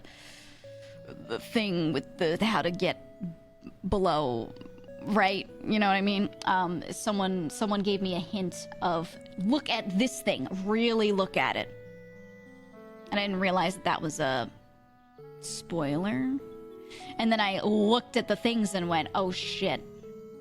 And I saw what I was supposed to see. But I hadn't gotten to the place to figure out that thing yet, so in the end I realized that, and I was very mad that they spoiled it. But that was the only thing that spoiled for me. Everything else was good. And so I feel like we can probably handle, like... We could probably handle a lot of that pretty well. Okay, isn't backseat hell these days? I think it's just, like, streams in general. Like, people have just gotten even more backseaty over time. They've always been very backseaty, though. I don't know. Outer Wilds doesn't attract that many backseaters, people wanting to relive the experience through someone else. No, it does attract a lot. I've been watching friends play it. People get really frustrated when they see someone not knowing a thing, not figuring out a solution. Because it's not just backseating how to play a game, like, mechanically. It's like they're missing a... It's basically like a logical puzzle game in a way, right? Anything that is puzzle-based, people are the worst. The worst. All right, here we are. Ooh, it's Smooshy. Look at his arms. Ooh. This game, for anyone who hasn't seen it, plays like, it's like 3D platforming in a Mario or Zelda kind of game. There's no combat. There's no combat. It's adventure and solving little things. And it's very cute. It's made by a small studio. And it's one of the games that we played on the Indie Games Showcase, and people really wanted me to continue, so... We're doing that. Look at his little arms. Okay, I gotta remember my buttons. That's that. This is my run. And then I hold jump. Okay. So we were in the first area of the map before, over there. We cleared that out. And then I got to the second area, which now looks like a birch forest. It's all like autumn-y. And that's where we are. Oh, this is cute. I first heard about this game because there was this games showcase for mostly indie games called the Comfy Games. No, the Wholesome Games Showcase. That's what it's called. Wholesome Game Showcase. And it's only wholesome games for people who are looking for that sort of thing. And this was on there. Not always full cozy mode, depending on the type of gameplay, but very wholesome. And yeah, it was just like I watched it. I was like, oh my god, I haven't seen this showcase before. I wasn't aware if it had been around. Wax Cap Falls. And I saw a bunch of games in there, and this one looked really good, and I liked the devs, so I wanted to play it. I was thinking about it, and then Joel tried it, and he was like, you gotta. All right, what do we got? Bees! Did the bees go after me? I don't know. I have to touch the mushrooms so I can discover them. What's this? Oh yeah, they're funky little guys everywhere. They look crazy. I don't know what all of them are. Some of them are bugs. Some of them... I don't know. This nectar sure is good. I don't really eat that kind of stuff. You don't eat nectar, Nope. How do you live with yourself, I live my life nectarless. It's a bit weird, don't you think, Not touch shroomies, really. Are you mushrooms good at catching nectar, Sure, I guess. Could you fill up this last bucket for me, I just need one more as backup. Nectar. Think you could help me out, Sure. Thank you, mushroom. I think 15 drops should do it. 15 drops. Are you asking me or telling me? Good luck. Oh my god. It's a minigame. Oh, catch the nectar. Oh, fuck. Oh, shit. Oh god. Oh god. Oh, Jesus. Woohoo. Okay. Oh my god, so hard to tell what's a bee's shadow and what isn't. Okay. I'm doing it. Oh, there was one there. No. Ooh! What am I at? 11? Looks like I can't fail this, I just have to do it. I found that a lot of games they were showing at that showcase seemed like they'd be pretty good for people who need, accessibility to be considered. You know? You want to go at a certain pace, maybe? Everyone's so cute, I just want to boil them in a pot and eat them. Oh my god. That should do it. Here. Ooh. This bucket sure is full. I don't like that. Yup. I tried my best. You are the best. Maybe I should reward you with something. I came across these green crystals. Yes, we're collecting green crystals as like currency. There's no nectar in them, so I have no need for them. Maybe you'd like them. Sure. Take some for the road then. Oh, thanks. No. Thank you! I like this guy. I like that dude. Hold on, I'm gonna eat my snack. I got pretzels. I got pretzels. Okay. Let's climb. You could do one of these. Fuck. It's too high. Okay. Maybe I need to, like, float down to it? I don't know. Let's go back to where we were before and, like, walk down this path so we don't miss anything. Just check everything on the way. It makes me feel the way Pikmin made me feel without the mayhem, without, you know, my Pikmin dying. Which is quite nice. It's like a little clamshell. It isn't in this forest. Oh, okay, so this will be a thing. Maybe I'll gather something later and bring it back here? I don't know. Who are you? New mushroom discovered. Oh, he's got the same, the climbing hooks that I had. Woo! You are killing it. Just stay focused and don't look down. Are you two climbers? Sure are. Oh, are you here for lessons too? I'm kind of in the middle of one now. But come back later and I could book you in. Lessons for what? Climbing! Oh, no thank you. I'm pretty familiar with climbing now. Really? Is he gonna give me a second one? A second, like, hook opportunity? These rusty hooks have got me around pretty well. Rusty hooks? It says Sounds like you're in need of an upgrade. What do you mean? Well, rusty hooks will only get you so far. But if you want to climb higher, you'll need some better hooks. And lucky for you, I've got a pair. I'll even knock the price down on them. Since you don't want any lessons. Oh, well, I guess I could use an upgrade then. What do you want for them, though? Green crystals, baby. I had a feeling you'd say that. So new hooks without the climbing lessons bundle. That should cost around... +1, carry the 2, divide by 19.2, 4, 5, repeating. Repeating, of course. Calculating in my head, hold on. Let's just say 60 green crystals, and we've got a deal. Oh, I'm 6 off. Maybe later. What? Really? Well, I'll be here if you change your mind. Okay. You are killing it. Woo! Okay, I need, 6 more? I can find them on the ground. Oh, there's a mining spot. Perfect. Woo. I'm still alive. Woo! GEEGA nods. Sense numb. That's great news. Or is it? Thank you for the 11 months. Maple Sanctuary, Restless Stream. Let's go this way. Explore the rest of this, like, bottom area. Actually, I don't want to miss anything. Let's do this chunk here. Yeah. I saw purple crystals above, which you need for cosmetics. I'm gonna get them. Woohoo! Oh, yeah. I need it for my hats. You start off with a different hat, but I changed to a purple mushroom because I think it's cute. I'd kill for a pretzel dog. You said that earlier. I think a standard hot dog bun is pretty good. I think pretzel dog, pretty good. But I think nothing is better than using a potato bread as a bun, or a potato bread purposefully made bun. Nothing is better. Actually, all bread is best when it's just potato bread. Oh. It's simply that good. Alright, do I have enough now? Hey. Oh, he called me Rusty Hooks. Not sure how I feel about that nickname. So, Rusty Hooks, ready for that upgrade? Offer still stands? Okay, yeah, deal. Good choice! No longer rusty, but still trusty. The sturdy hooks. Ooh, thanks.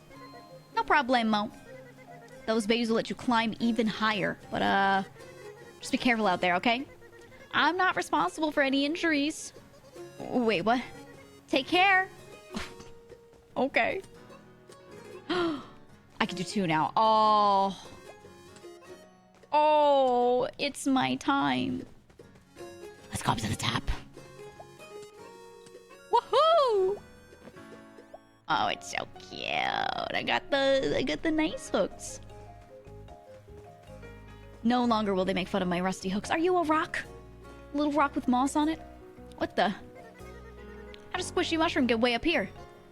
I just climb my way up. With your bare hands? Not exactly. I have these hooks that let me... Almost thought you were tough for a sec. But it looks like you're just a squishy little squish. And guess what? What? I don't associate with soft squishies like you. Life is tough. So you gotta be tough. Get out of me sight. Get out of me sight. That was really rude. Life is rude. I thought you said life is tough. Would you just... Get out of here, softy! Is this the salty spittoon? Did I find the salty spittoon for tough people? Or tough guys only? I think this might be the one. Oh my goodness. Yeah, it's super rude. Life is so rude. Okay, I can't climb up that. Do you hear my cat in the background? Lucky, what are you doing?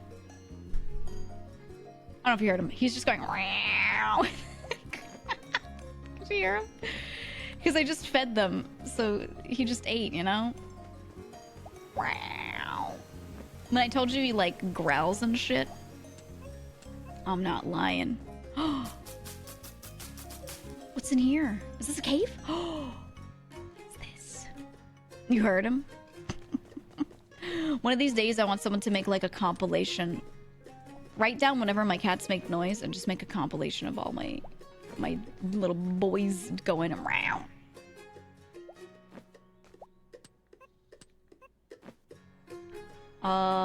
Can I, ooh. Lucky. He's still doing. Meow. Ooh, I can go this way.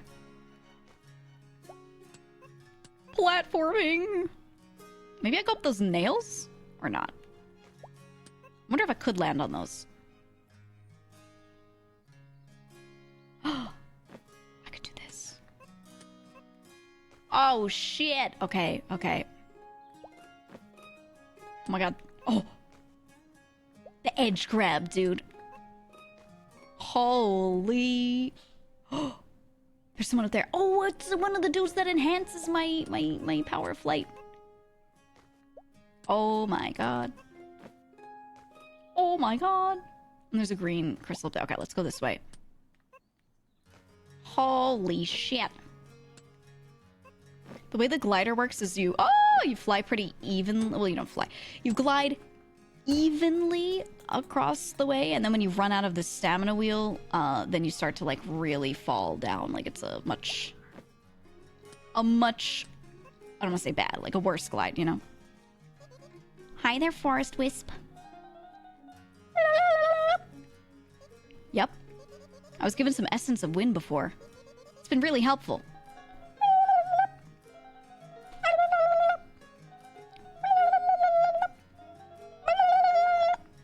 I like these guys. Oh, hi! Welcome back. I'll have to get show here again. Yeah, if you guys want. And feel free, if you guys want me to do anything for the game. Like, I was probably gonna make a... I don't know if I would do a long form video or YouTube short or what. Like talking about indie games that I played recently and like, you know, mentioning them. If there's anything you want to like throw in for that, just let me know. Or like whatever, just tell me whatever would help you the most, you know? Okay. Go with the flow. Like the wind?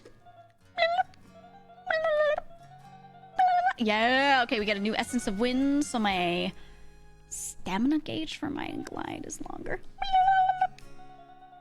Alright, thank you! Let's see it. Whoa. Oh my god. It's like I can glide forever. Okay, looks like there's nothing up higher, right? The temptation. Can I... Is this edge a thing? No. Okay. Alright. We did it. Smooshy, watch out! It's a great thing Smooshy's legs can't break when he hits the ground. Let GEEGA voice act the forest spirits. She just gets voice acting. Yeah. Gubby for Smooshy come home too. Smooshy files his taxes. I'll voice anyone. Can't wait. Who are you? You're green. Oh, I should have gone up there. Who are you? Hello. A flying mushroom. Must be my lucky day. Yup, that's me. Looking for some wind essence? Yeah, I am actually. Because I've got none. Wait, really? But aren't you a forest wisp? I've gotten wind essence from your kind before. Your kind? Nah. I mean, I am a forest wisp, but I've used all my wind essence on something way cooler. What's that? A gliding game! And it's the perfect game for fellow flyers like you. How do you play? All you gotta do is glide through every wind loop and make it to the end without falling once. Wanna give it a try? Ooh, I love it. Not me screaming Giga Stream at some humble onion. She's streaming it right now. All right. Ooh. Oh, I see. It's little circles. Oh. Don't freak out. But I'm taking away your wind essence for the game. Wait, what? It's just to make things fair, okay? Your gliding won't last very long, but each time you pass through a wind loop, your gliding stamina goes back up. And you get a little boost. Alright, fine. Yes! I believe in you! Okay. Oh my god.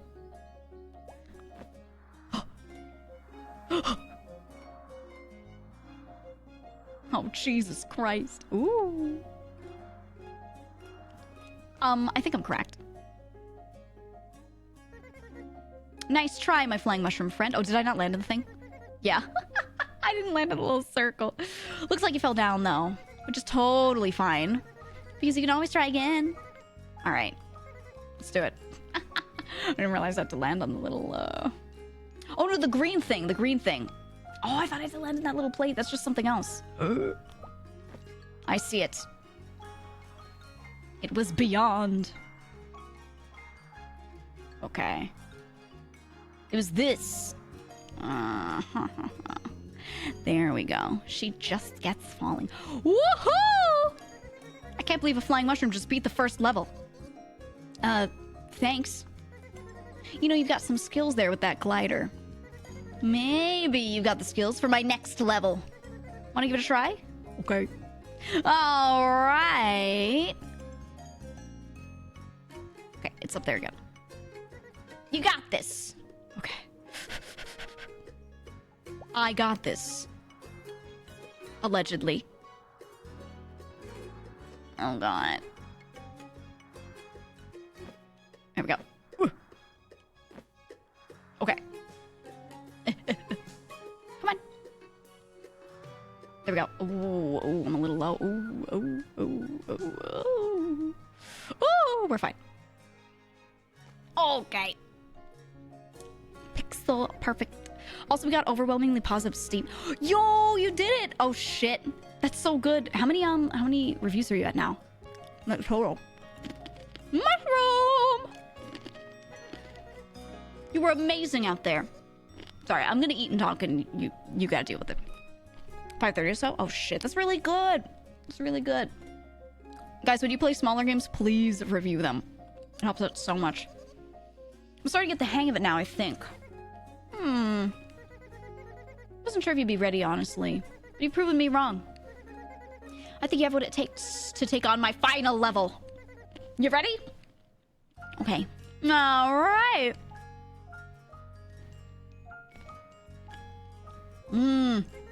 That's far. Okay. Oh my god. Here we go. No scary drops. I'll just let myself, like, sink into them if I need. Yeah. There we go. Ooh. Ooh. There we go. Beautiful.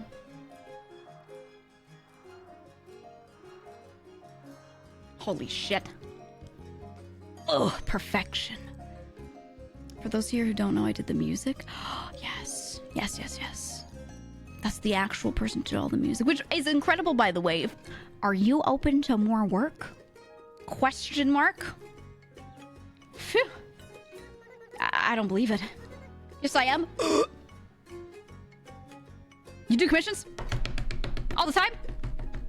Okay, okay, okay. I'm writing this down to remind myself. Actually, no. Oshi, are you here? You have access to a scratch pad. Oshi, write it down. I'm gonna bother you later. I mean, I was already impressed when I saw a flying mushroom. I'm always here. Sorry. But then you went and beat every single level? You might be the best glider I've ever seen. Oh, well, thanks. I guess it just takes practice. I'm convinced you are a super mushroom. So let me give you even more power. What power? The super essence. Oh, it's essence but super. Oh my god. Whoa. What's it do? Whenever your glider stamina is fully recharged, you'll get a little boost once it opens. Oh, just like your game. Exactly. This isn't something us forest wisps give out so easily. But you've proven yourself worthy, my flying mushroom friend. Wow. Thanks so much. No, no, no. Thank you for playing my game. I have the super essence. No one can get me down. I'm the best at flying. And we're discovering so many new mushrooms. So many. Okay, I don't think I can climb up here yet, right? Oh, no, wait. The side is higher. Ho ho! Alright, what the hell are these? It's like I can light this. It's a little candle wick. It's a little... Oh, it makes sense. Okay.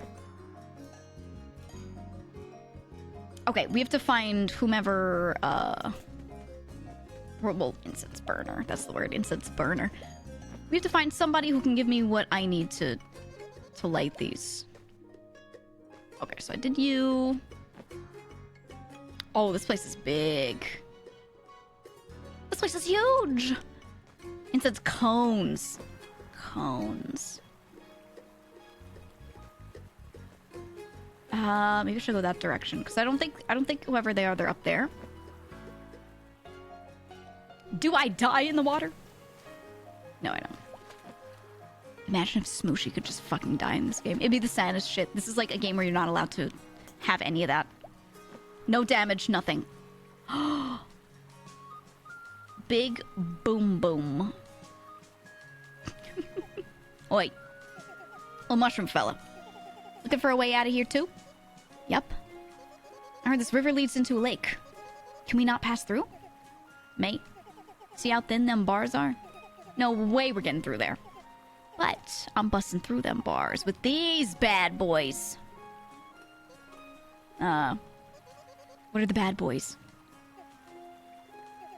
The bombs in front of me, mate. They're big boom booms. And they're gonna blast a hole through this drain. At least, they will. Once I find some more explosive powder. Explosive powder? That's right, mate. These bombs are just empty shells right now. Need to fill them up with explosive powder. Otherwise, these big boom booms will be no boom booms. You picking up what I'm putting down? I think so. Do you know where this explosive powder is? A bunch of rascals got one in their little clubhouse. It's just this green birdhouse they've taken over.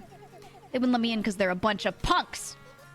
I'm sure I can reason with them. Reason? With those punks? I don't know about all that, mate. But I guess it's worth a shot. Reason, huh? I don't know if I'm a fan of this reasoning thing. An acorn. Oh! Oh my god, I grabbed it! I grabbed it. I grabbed it. Where do I go? Where does it go? Smooshy, watch out your legs. Okay. Okay, there's one there. Where does it go? Oh, there's a jump pad there. Maybe it's that. There's like a jump flower. Ah! Okay. He did not drop the acorn. He's a strong little guy and he would never drop an acorn.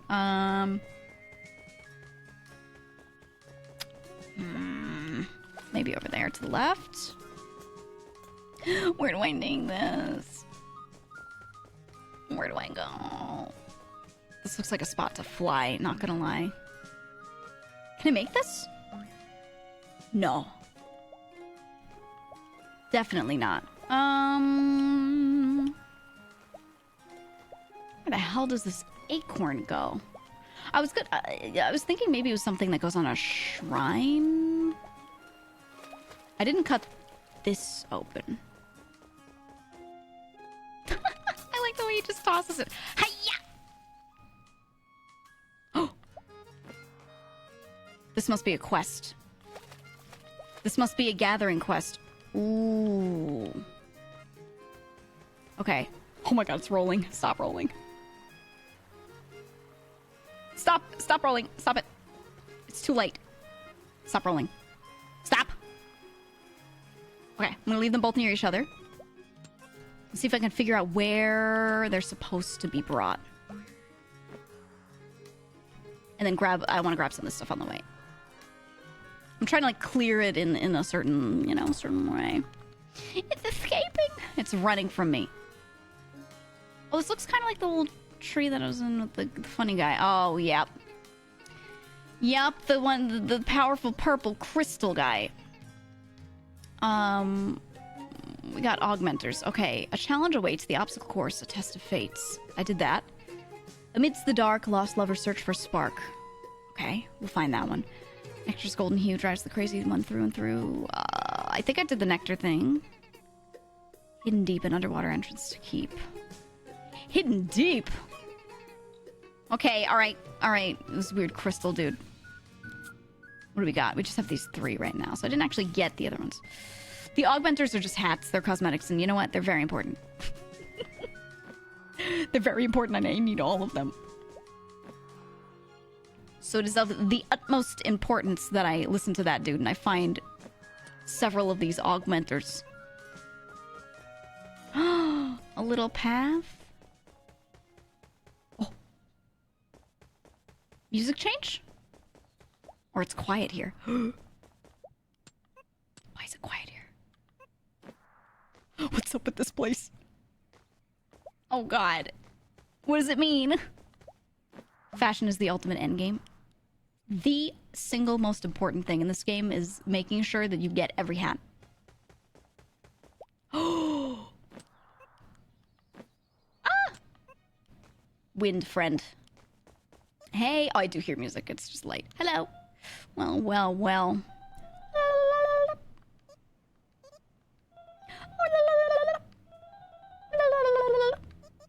Yes, I have.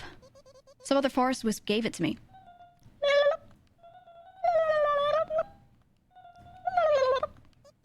Whoa. I've never even met them before.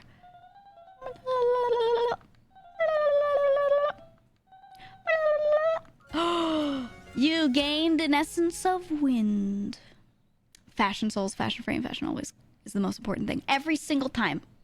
And because the hats are cute. Thank you! I promise to take good care of this, essence-y stuff. yeah, that one. What he said. Oh, yeah. There's this... Oh, this is what was up here. I see. Give me these. The crystals! Ah, this is how you get over here.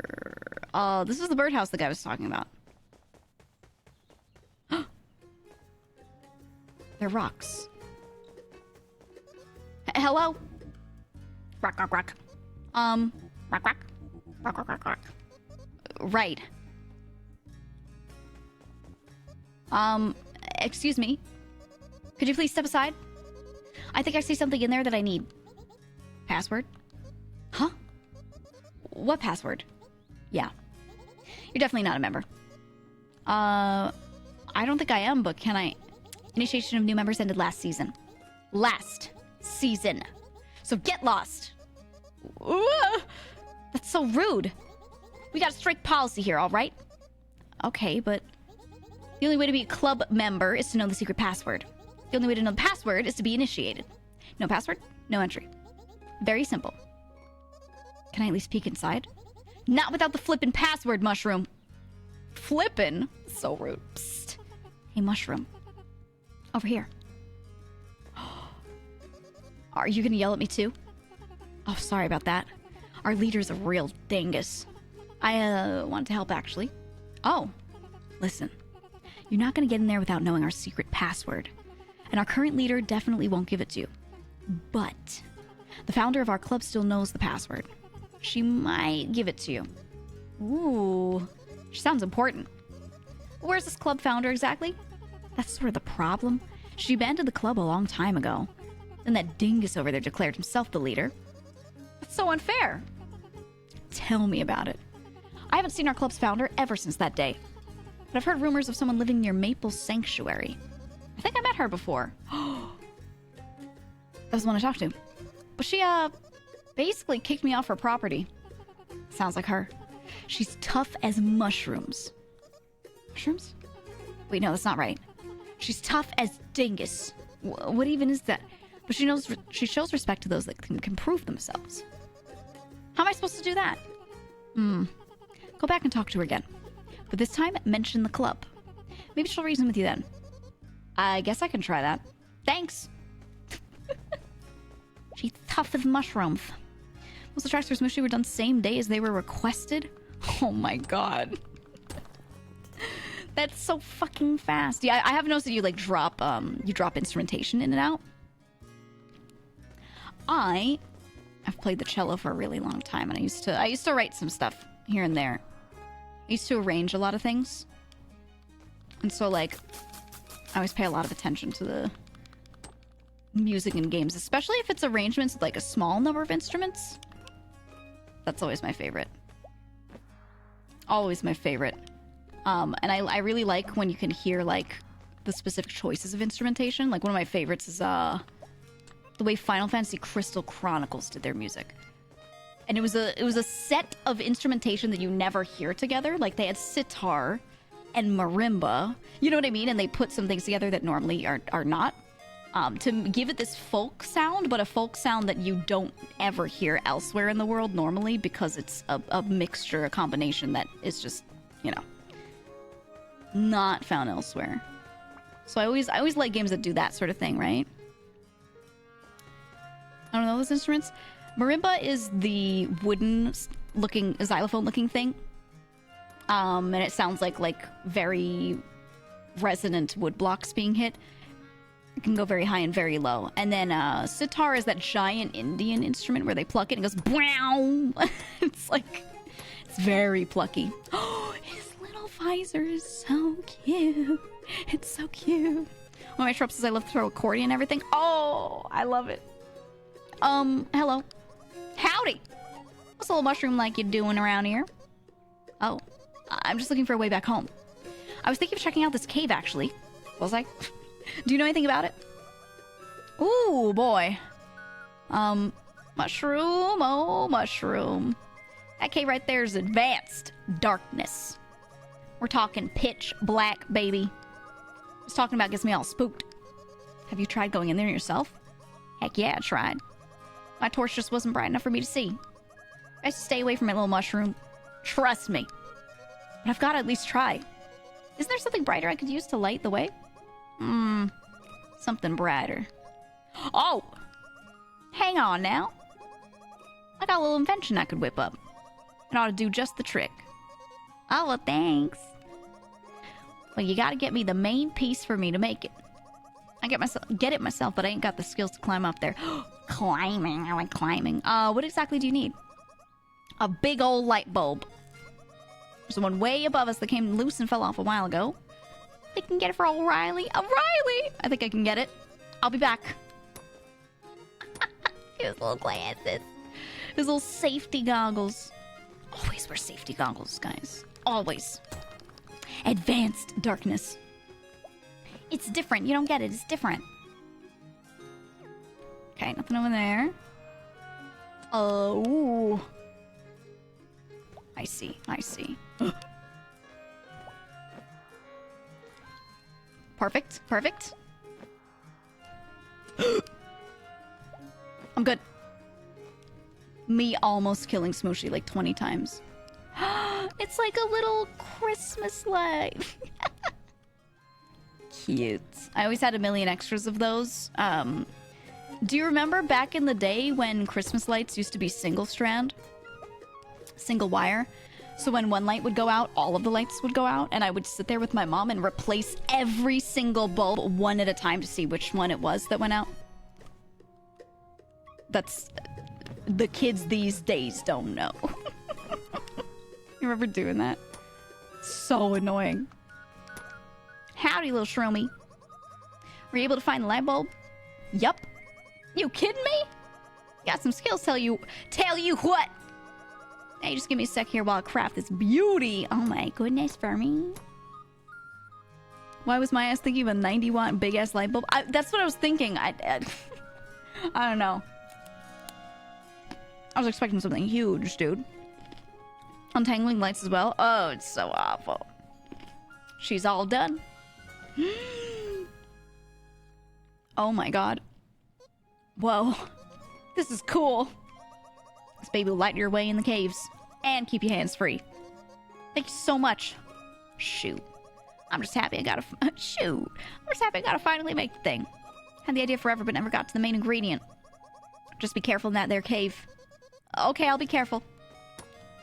Hoo-wee! You just be careful in that there cave! Okay. Yes, I will. Anything up here I need?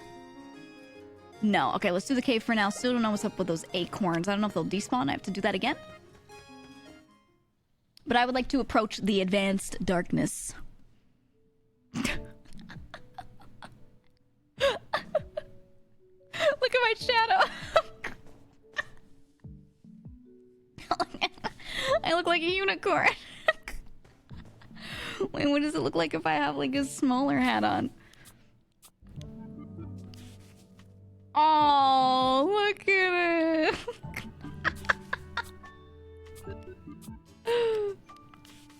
Oh, yeah. Oh, that's so good. I like how the shadow changes with this. I like the purple one because it looks like a little witch hat. Wow, this advanced darkness goes hard, dude. Boop. I crave the purple crystals. You see, they're just cooler than the others. Oh, this darkness. It's advanced! Are there clovers growing down here? You telling me there's light in here sometimes? Grass, too. Chungy gummy.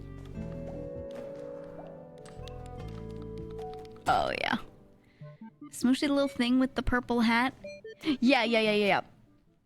Smooshy is his name. But Smooshy is a living mushroom. He's a mushroom. You're German. You know what? There are so many Germans in the chat. One of you can translate. There are always so many. Surely. Looks like someone left a note here. Read note. This cave continues to puzzle me. Shortly after entering it, I came across this artifact. I wish I knew its purpose, but its functionality appears to be locked. I believe a specific code must be entered to activate it. Oh. I've tried several patterns now with no success. Perhaps the code is lying around here somewhere? Oh well. I'm gonna try and find another way forward. To those who may be reading this, good luck! Is this a little matchstick? It looks like a little match. The code must be around here somewhere. Oh, I get to press buttons again. I love buttons. I love buttons like you wouldn't believe. Oh, maybe I go that way. Oh, yeah. And then I could also go to that spot that was behind me, too. Oh, I could have gotten here anyway. New pass. 1331? 1331?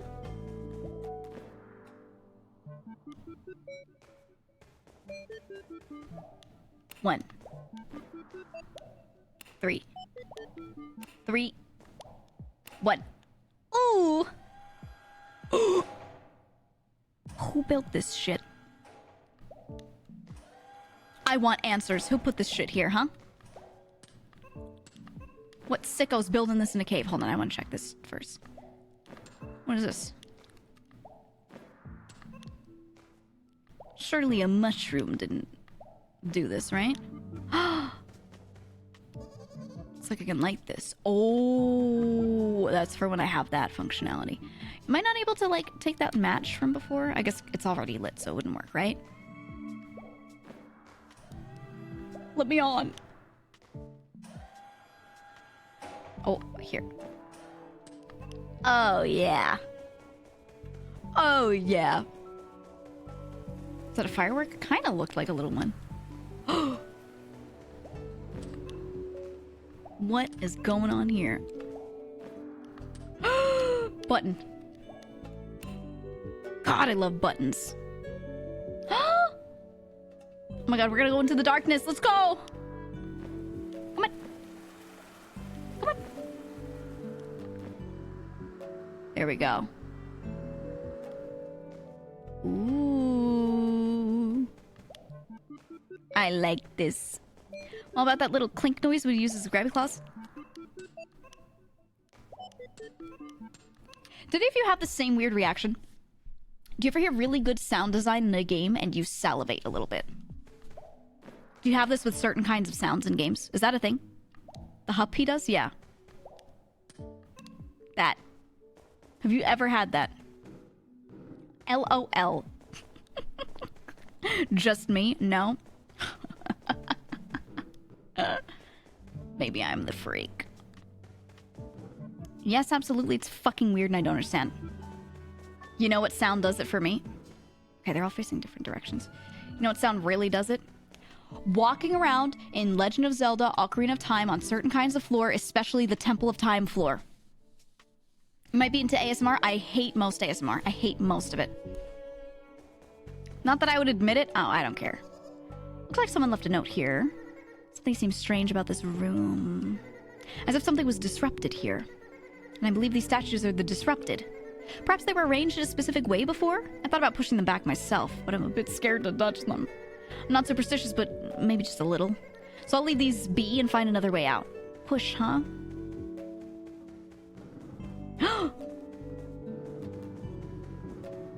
I bet they face in toward each other. Maybe? So I'm gonna do it like this. I don't know if that's right, but I'm gonna do that. Come on. Ooh, it's very much on like a grid. Yes! Okay. Ocarina has some great sounds. Yeah, the sound design in it is like really satisfying for some parts, especially.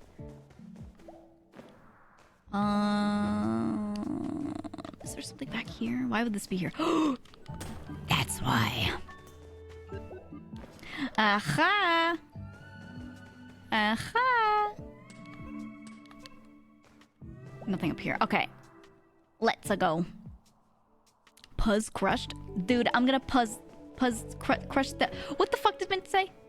I'm gonna crush that puzz, Zoomfy. Let's read the note. This isn't looking too good for me. That drain seems to be the only exit. But I can't swim down to it. There seems to be a pipe that leads on as well. But it's also buried underwater. There might be a way to shut this water off, but I haven't confirmed this yet. What a messy situation I'm in. Uh-oh. Turn it off, you say? Perhaps there's a satisfying... Oh, button to press. A button made for me. Oh, God. Okay. Oh my God, I can stick the little hooks in a metal pipe. How horrifying! How strong is this dude? Smooshy is the hero of time. This just in. There we go. Falcon, thank you for the 6 months. Thank you. Welcome back. All right, here. No! I see a valve.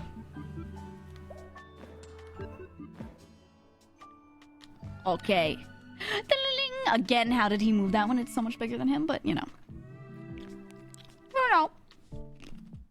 It's mini only up, except it isn't a jank piece of shit like only up. You know? It's like a game that feels good to play. Do I die? Oh my God. Maybe I shouldn't have gone down here yet. Oh my God. Oh my God. Where am I? Ooh. It's a big cave. It's a big cave. Only up but good? No, because Only Up was only about climbing. That was it.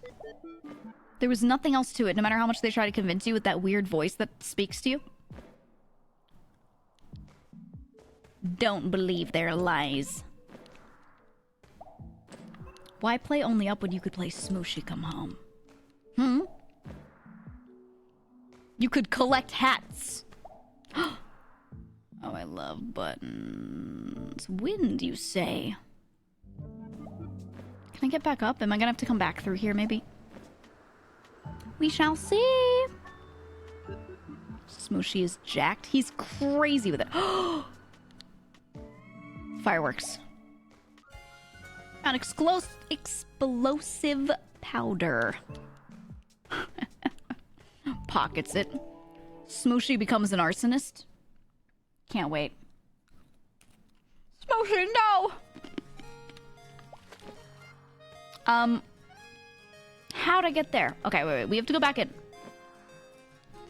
We have to go back in. There was a little section we didn't do.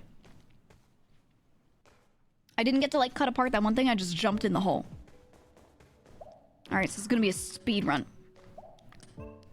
It's gonna be the fastest exploration you've ever seen in your life. You could get stuck back there? Huh? Can you?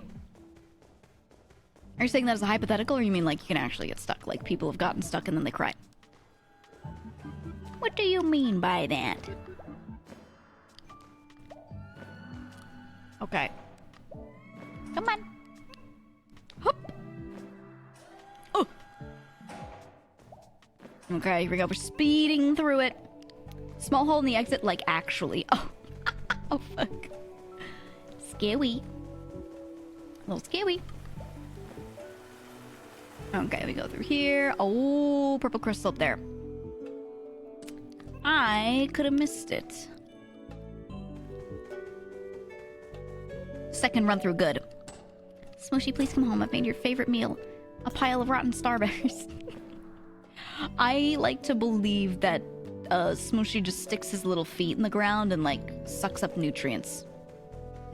Like, you know his feet and his arms are a little pointy? Like, he could walk up to the wall and just go with his hands and just be like, and absorb, you know? Oh my god, the statues are gone. Where'd they go? They're mysterious. They're spooky. Okay, there we go. I missed this. Hiya! There's a whole thing. Oh my god. Oh my god, there's so much here. Ooh. Links into the mic network. He sticks his feet in the ground, sends out runners. Hacker voice, I'm in. Oh. What was that?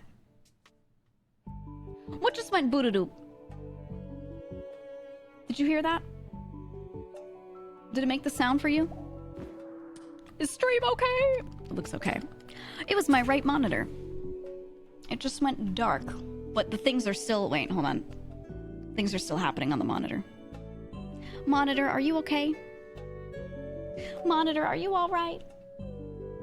Monitor! Ah, hold on. I gotta... Let me touch this.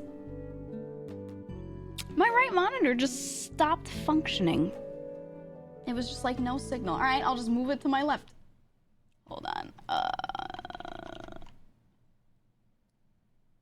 Oh, no, it is disconnected. Huh? Alright, chat, I'm moving you over. I'm moving you over here. You're going on this side. Okay. What? It's been a little funky recently, actually. There were a couple times where it like briefly disconnected. This is the first time it's like actually shut off. That's so weird. We're doing it with 2 monitors, guys. Woo! Ooh, the shadow. Okay, now. Go back at here. There was an area to the right I didn't go to. You should monitor it to make sure it doesn't get worse. Ah, oh. These monitors are old. My side monitors, so I think, you know, might just be time for that guy. Could be a wire thing, too. I will check later. I will check after. I think this was just for the mushroom type, collecting it. No. I can go up this way. Hi, Joel. Oh, I'm so not used to looking at chat on the left. Oh my god, that's gonna fuck me up. That's gonna fuck me up, dude. Oh god. I think it's just that, right? And then there's this. So I need to come back in here when I have whatever I need to light stuff. Oh god. And then there are 2 of those. There are 2 of those. We're left chat today, boys. It's so weird. And And that means that I have to hide my OBS because I only have one monitor for my extra stuff. Wah! Wah! Wah! I want 3 monitors. Wah! Actually, for streaming, I really do, but, you know. We adapt and overcome.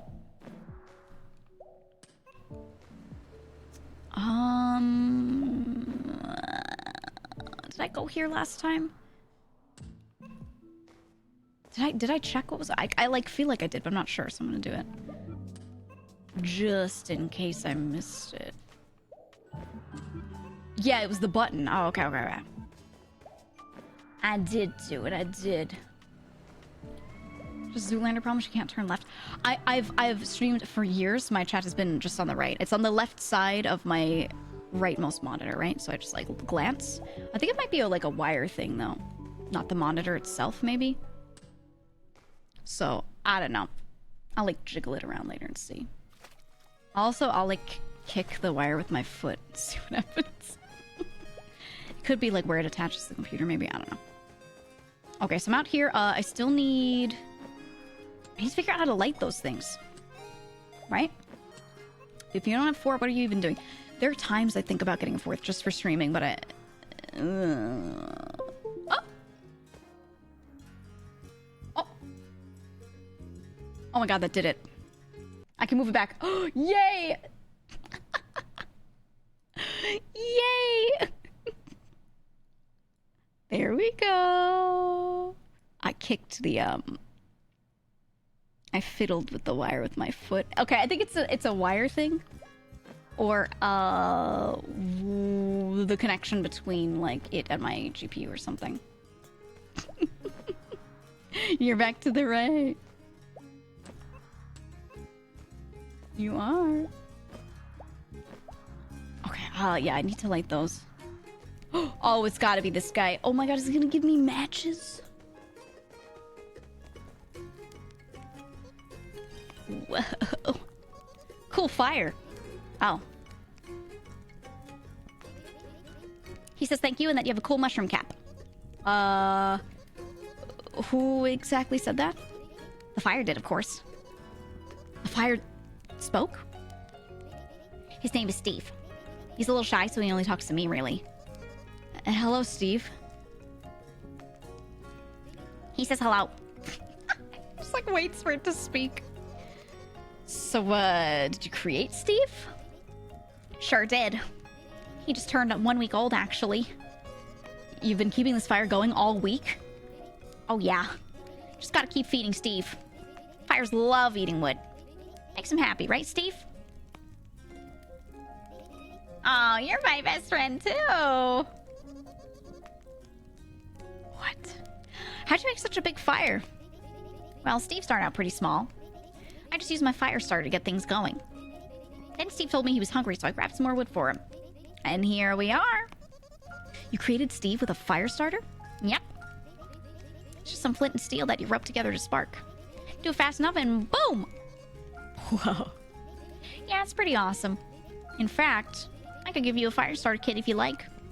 Maybe you could use it to create a Steve of your own. I don't know about creating Steve, but that might come in handy. What do you want for it?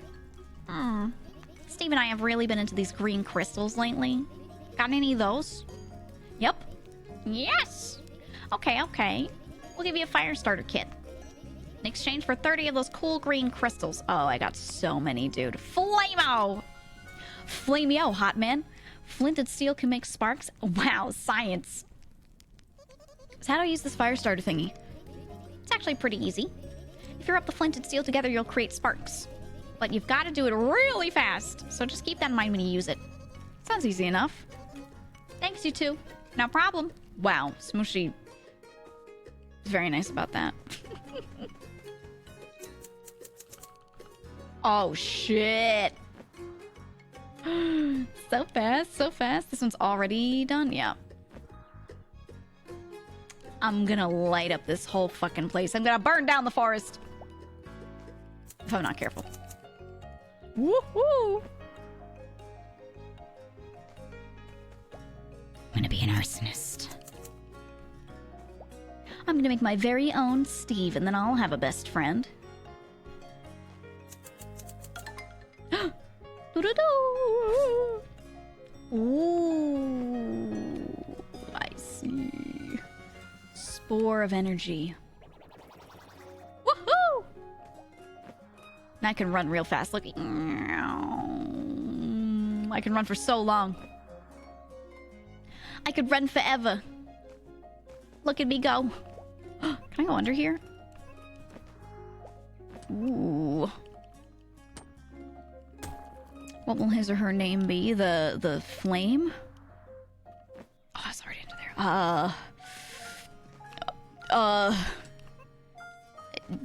Jonathan. Jonathan. Oh. Hello? Down there? Hey! You wouldn't happen to be an acorn, would you? Oh, that's what it is. No, I'm a mushroom. No. That won't do. Do you need an acorn? Unfortunately, yes. I thought I had enough for today, but looks like I need 2 more. Oh, I know where they are. Can't you come out and find some? No way. Not while the sun is out. Oh, I see. Well, good luck. Actually, maybe you could help me out. I just need 2 acorns to make it through the day. There should be some nearby. Think you can plop them down this hole? Please. I guess I'll keep an eye out for them. Perfect. Thanks, random mushroom thing. You're welcome. Okay, well, there was one here. I remember that much.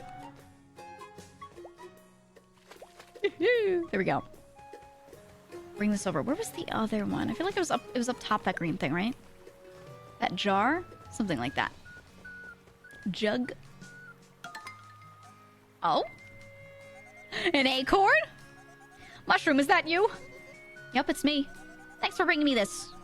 Should be one more acorn around here. Drop it in here and I should be safe. Okay. Safe, you say? Wasn't it like up this way? Yeah, it was. Okay, there we go. No. Did you just say no? To my superior acorn location knowledge? How dare you? Ouch! Oh, wait. Yes! Mushroom, are you there? Yeah, it's me. Sorry. I guess I dropped it right on your head. No, you're fine. I was basically asking for it because I'm sitting right under the hole. But thanks for bringing me that last one. No problem. Before you go, I dug around and found this. It tasted awful. But maybe you'll have some use of it. Ooh. Seed. Spore of energy. Oh my god, my run lasts forever now. Didn't I do this before? Maybe I didn't grab all the bits. Am I crazy? Did I do that? Oh well. More for me. Is there anything on top of here? Oh god, oh god, oh god. Oh, it's a bridge. Well, is it? No, there's nothing. Man! Okay, back to this cave to light stuff. And then after that, I will go to the first area of this, like, toward the beginning, and find that rock again.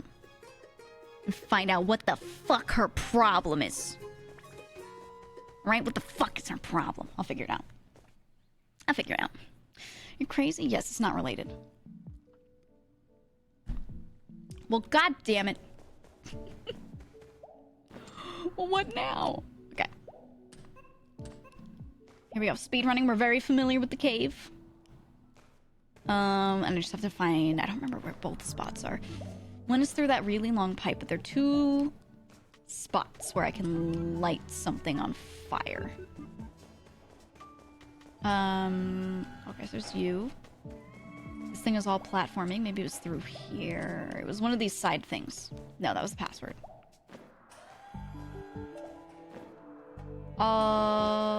Could have been this one. It might have been this one. It was one of these little side pathways. What the hell was this again? I don't remember. Yep. Yep. This was one of them. Okay. Oh, shit. Move over, Smooshy!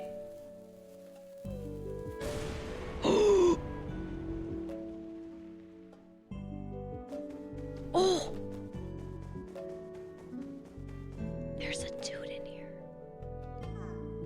my love. Forgive me. We'll never be together again. Hello? Ah! Oh. You are not my love. No. You must be thinking of someone else. Yes. We traveled through the caves together. But then it happened. What exactly happened? This caves separated us. It doesn't want us to be together. Sounds like you two were pretty lost. Is this what you want, caves? For me to die alone? Calm down. You're not going to die alone. You just need to get out of here first. How? This cave put a giant boulder here just to trap us. Actually, I just cleared the way out. What? But how? I blew through the boulder with a bomb. Did you seriously not hear that loud explosion just now? My cries must have been so strong they overpowered it. For my love. She is gone! Well, I'm still exploring this cave, so maybe I'll find her while I'm here. You mean we could still be reunited? Yep. Ha ha ha! Take that, cave! You cannot keep us separated forever! Yeah, you tell him. Just keep making your way down until you see the exit. And if I find her, I'll tell her to meet you outside. I'm forever in your debt, my fellow mushroom. I don't have much to give, but please take this as my thanks. A Thor. Oh, he didn't have to give me anything. But, thanks anyways. It's the least I could do for my savior. Now off I go. Away from this wretched cave. Be careful. See ya. Take care, buddy. Take care, crazy. Alright, lunatic. Oh, that's just an edge to the top. Okay. That means the other boulder that we needed to blow up at the end of that pipe is, his love. Allegedly. His GF, right? Here we go. You know what? If they're mushrooms, they would be fine in this dark cave. Do you think his girlfriend's a mushroom too? What if she's something crazy? What if it's like a Romeo and Juliet kind of thing? What if he's a mushroom and what's a mushroom's mortal enemy in nature? She's a sunflower. I don't know. Your crying was louder than... Yeah, dude, it was... The huge explosion is nothing compared to his sorrow because his love is missing. She's gone. Human salt? A wild hog. An old Italian man in a forest going truffle hunting with his family. You know? Okay, we've been up here. You know about that? You know about Italians all knowing how to find truffles? Did you know that every single one of them, real and true, knows how to find truffles? Every single Italian? 100% real fact. Wasn't it up here? Ah, yeah. Here we go. Okay, check this shit out. There we go. Oh, so fast. So fast. Super and surrealism kind of hits me like West of Loathing. I like it.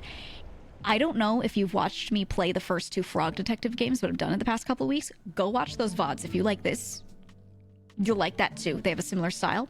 I'm going to play the 3rd one at some point. I will say beforehand when I'm going to play it. And I'm going to see if I can get a friend, probably Haruka, to voice it with me. It is so fucking funny. If you like this style of writing, the surrealism, you know. Oh my goodness. An angel! You've come to save me. I'm just a mushroom. Nonsense! Are you currently lighting away in the darkness? Yes. Are you rescuing me from my doom? I guess so. Did you blow a hole through that boulder with your angel superpowers? No, there was a bomb. You're an angel! Well, I thank you so much for coming to me. But my love is so lost in this cave as well. Oh my god, no, her love. Okay, so they're the same. He's very slow and needs our help. Oh, don't worry. I found him earlier, actually. So he, like, strolls at a slow speed. He should be waiting for you outside. So you're his angel, too? Combo angel! I knew it! Yes, I'm a combo angel. Amazing! I don't know if your kind uses these. Well, please take it as my thanks. New augmenter get. Thanks. I hope I get to see you again, my angel. New hat. Holy shit. Holy shit. Oh, it's got little spiky bits on it. Ooh. Ooh, new drip. Ooh, I like that. I like that. Drip acquired. Do you like this or the purple pointy one? It looks like, you know, there's like inky cap. There are a few mushrooms that have like those little drippy looking bits on the outside. Reminds me of that. Blue? Anyone like this? This fits better. Is it because like the roundedness? It feels right on Smooshy. Because his main design is originally like this type of shape, but it's a red one with little white spots, you know? Yeah, you like this one? Okay. Okay, we'll do blue for now. We'll do blue. If you have one that you prefer, you can always let me know. If you're like, please, it's gotta be this hat, just tell me. You can just say it. Okay, there we go. Am I misremembering the story? I thought both Romeo and Juliet to be humans, but dyslexia could have been mistaken for sure. Yeah, no, they were humans. I'm just providing an allegory. Okay. Oh, purple. I need to go back to the beginning area and find that rock that we were talking to. The apparent founder of the club.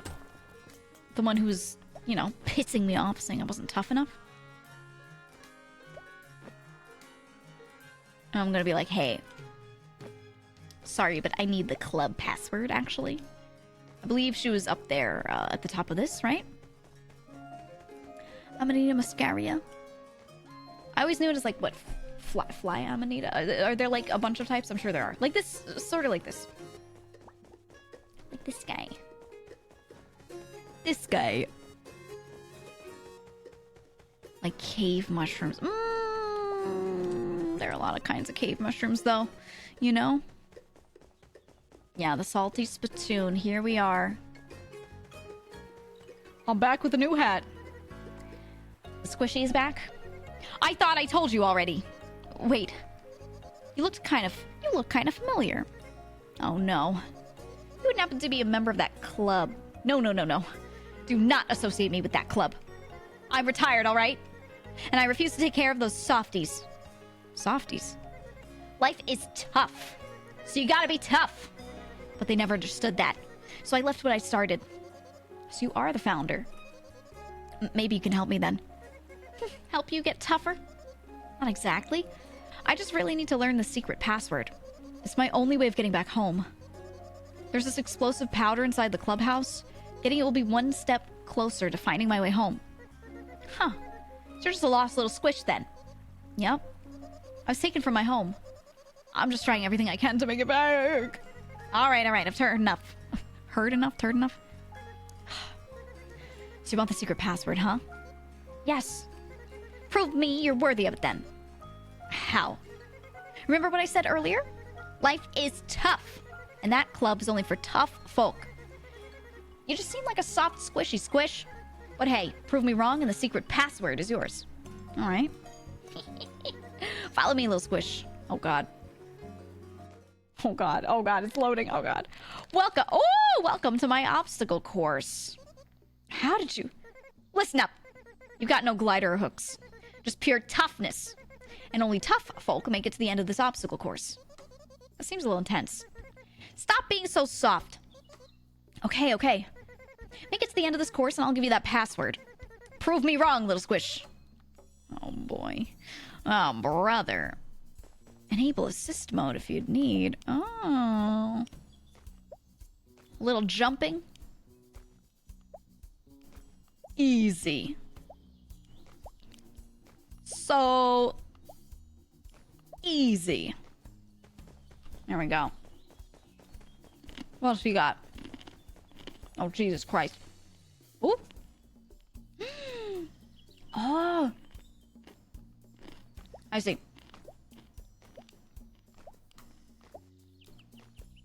these rectangles? Are they like... They kind of look like little dominoes. What are they made from? I don't know what they're supposed to be. Club is for tough folk, but she left because they were all softies. Hey, don't question her, okay? She's really, you know, cool and smart and tough. And that's what matters. Ooh, okay. I like this. I like this a lot. I don't know why I like this so much, but I really do. Oh. Surely these don't fall? Woohoo! Okay. Look at that. Perfect. She's cracked. Kind of look like mahjong pieces without real faces. Yeah, sort of like a tile, tiny tile kind of thing from a game. Okay, we got a little mixed course here. Beautiful. Incredible. No touching the ground, the floor is lava. Ooh. You actually did it. Whew. I never doubted you, little squishy. Kind of sound like you did. Come on. Let's get out of here. I think, I kind of think she did. I don't know about that. You really proved me wrong, little squish. It's like I always say, life is tough. You know, maybe I'm soft and squishy. But I don't mind. I'm happy with who I am. Tough or soft, it doesn't matter. Doesn't matter. I think there's times for both. But maybe being brave is what's important.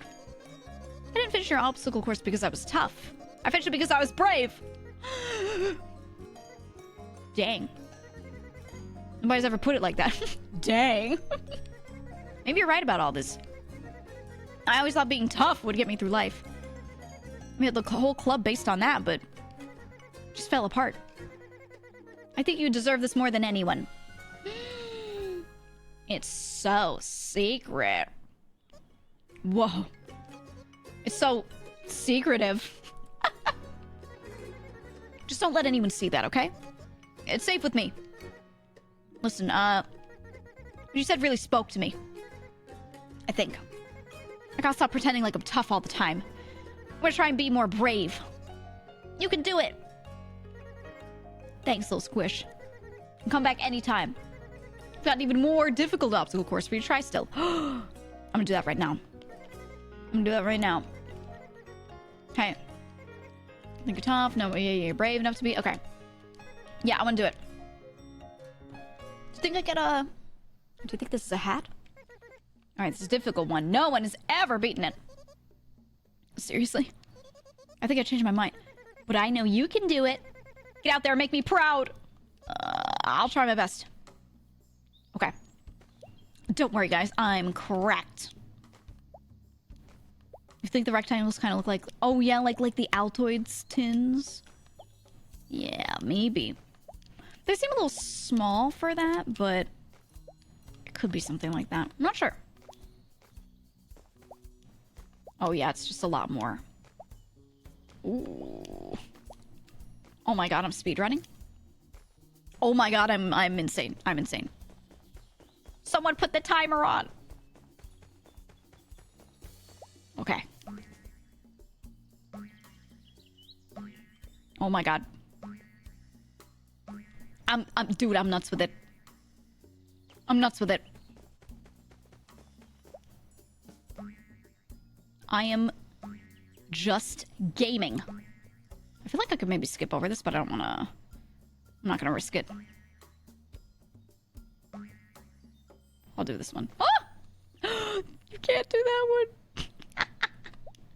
I was too greedy. I'll try this one. Ready? Oh, okay, it's designed so you can, unless you like, maybe if you get right on the edge you could, of the one you're jumping off of. Not worth. Not worth. Here we go.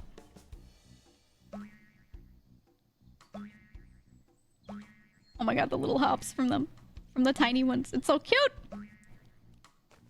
Okay. Let's do this one. Oh, fuck. I jumped so early. I think this... No. This one.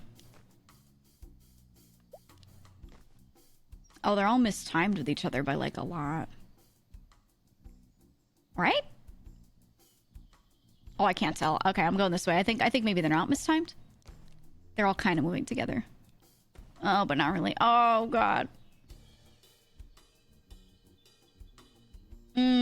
Oh, they are mistimed, yeah. Oh my god, I'll wait for it. Oh, dude. I see. You have to do it like that. You just have to, like, lead the jump by a lot. I understand. Ooh. Okay, beautiful. Yeah, what are these rectangles, guys? What's your vote? They look like tiny tiles to me, but like... Are they something specific that I don't recognize? I don't know. Whoa! I shouldn't have jumped immediately. I was pacing.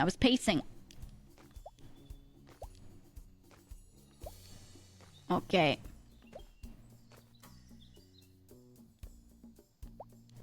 Here we go. Woohoo! I gotta go this way. Yeah, and then that. I could jump there. Woohoo! Perfect. Look at that. Okay, we just go for it. Ooh. Ooh, so many little jumps. Ooh. What are we doing here? Only a poo? I only know Smooshy come home.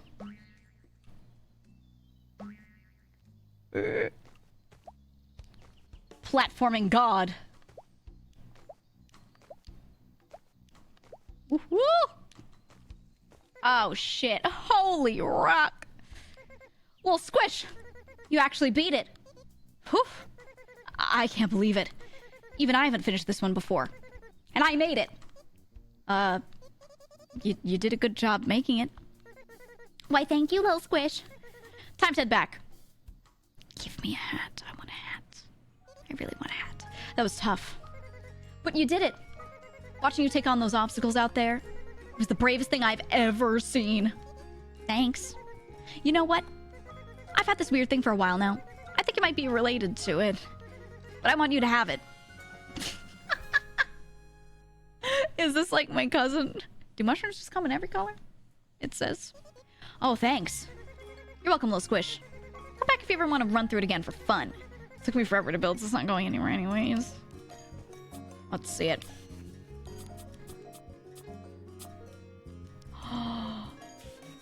Oh! Oh, the little hook. Oh! Oh, I love that. Oh, that's good. What a big hat. Oh my god. It's so perfect. Oh! Okay, there we go. And so beautiful. Boing. Okay, this way, I think. This way, right? We just tore off the old mushroom's head. I mean, it was plucked out of the ground, so it's like dead anyway, right? Maybe it's not a sentient mushroom like me. Maybe it was like a... You know what? Let's not ask too many questions, okay? Let's not worry about it, all right? It's just a cute mushroom clothing for mushrooms that would never tear off each other's heads, right? We're gonna carapace of your kin. It's just fashion, okay? I'm back. I've already told you. Before you yell at me, I have the secret password. So you have to recruit me now. How did you? I spoke to the founder of your club. She just gave it to you? That traitor! No, I earned it. Just like all of you did. You mean you actually made it through her obstacle course? Yep. Wow. Nobody but her has actually made it through the course. I guess I was completely wrong about you. Well, try not to judge others so quickly.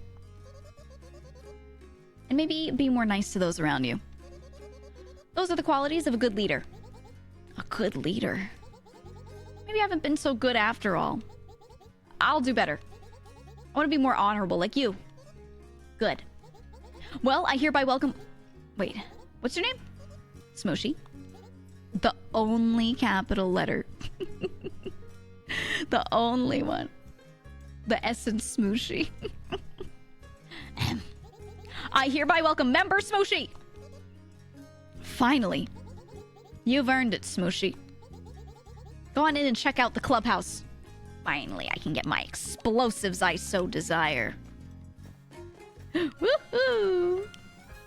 Explosive powder. Okay. I have to go back to the dude with the bombs and be like, hey, buddy. Would you like to cause a massive explosion? They have a little D-pad. All right. Sir, I got 2 of these, and you got 2 bombs. You know what to do. Oi. What's the situation?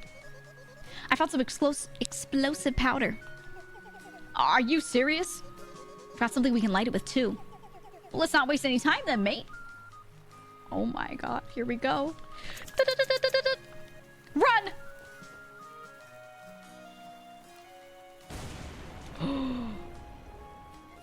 Oh, it's cracked. It's cracked. Maybe 2. It actually worked. Looks like we cracked it a good bit. Darn right we did. I bet one more big boom boom we'll finish this. I just need another explosive powder is all. So, any ideas where we could find that last explosive powder? Wait, didn't I grab 2? Mate. I searched everywhere for some. But there's just one spot I couldn't check. The cryptic caverns. I think I have it so I couldn't talk to him again.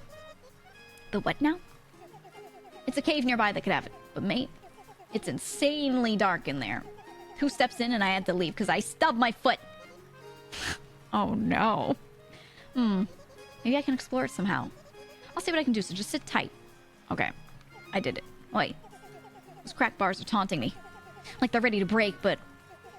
just needs one more big boom boom. Well, I found one more explosive powder. Because I already did the caves. You found it? Mate, you're the best.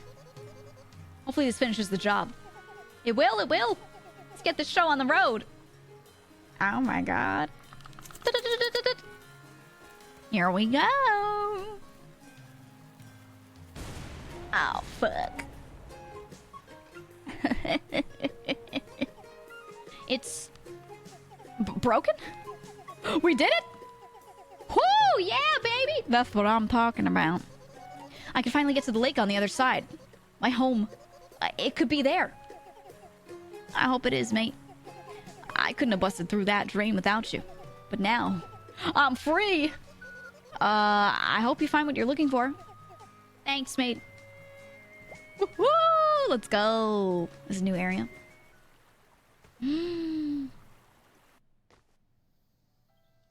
Twin Beach.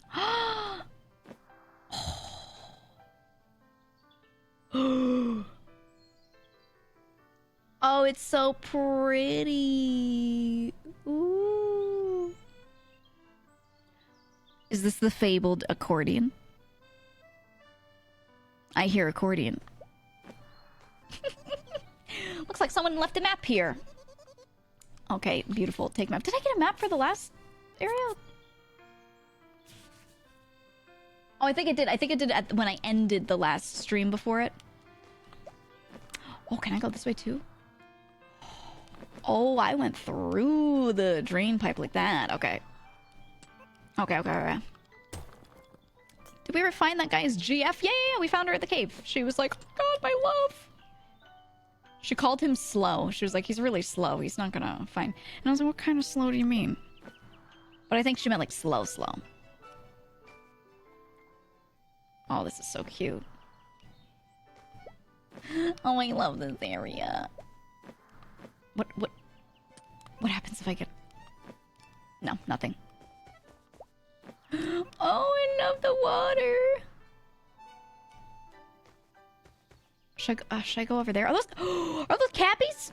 Oh my god. I didn't even realize. Holy shit, it didn't register in my brain. Oh my god. It's cappy time. Are they having a tribunal? What's going on?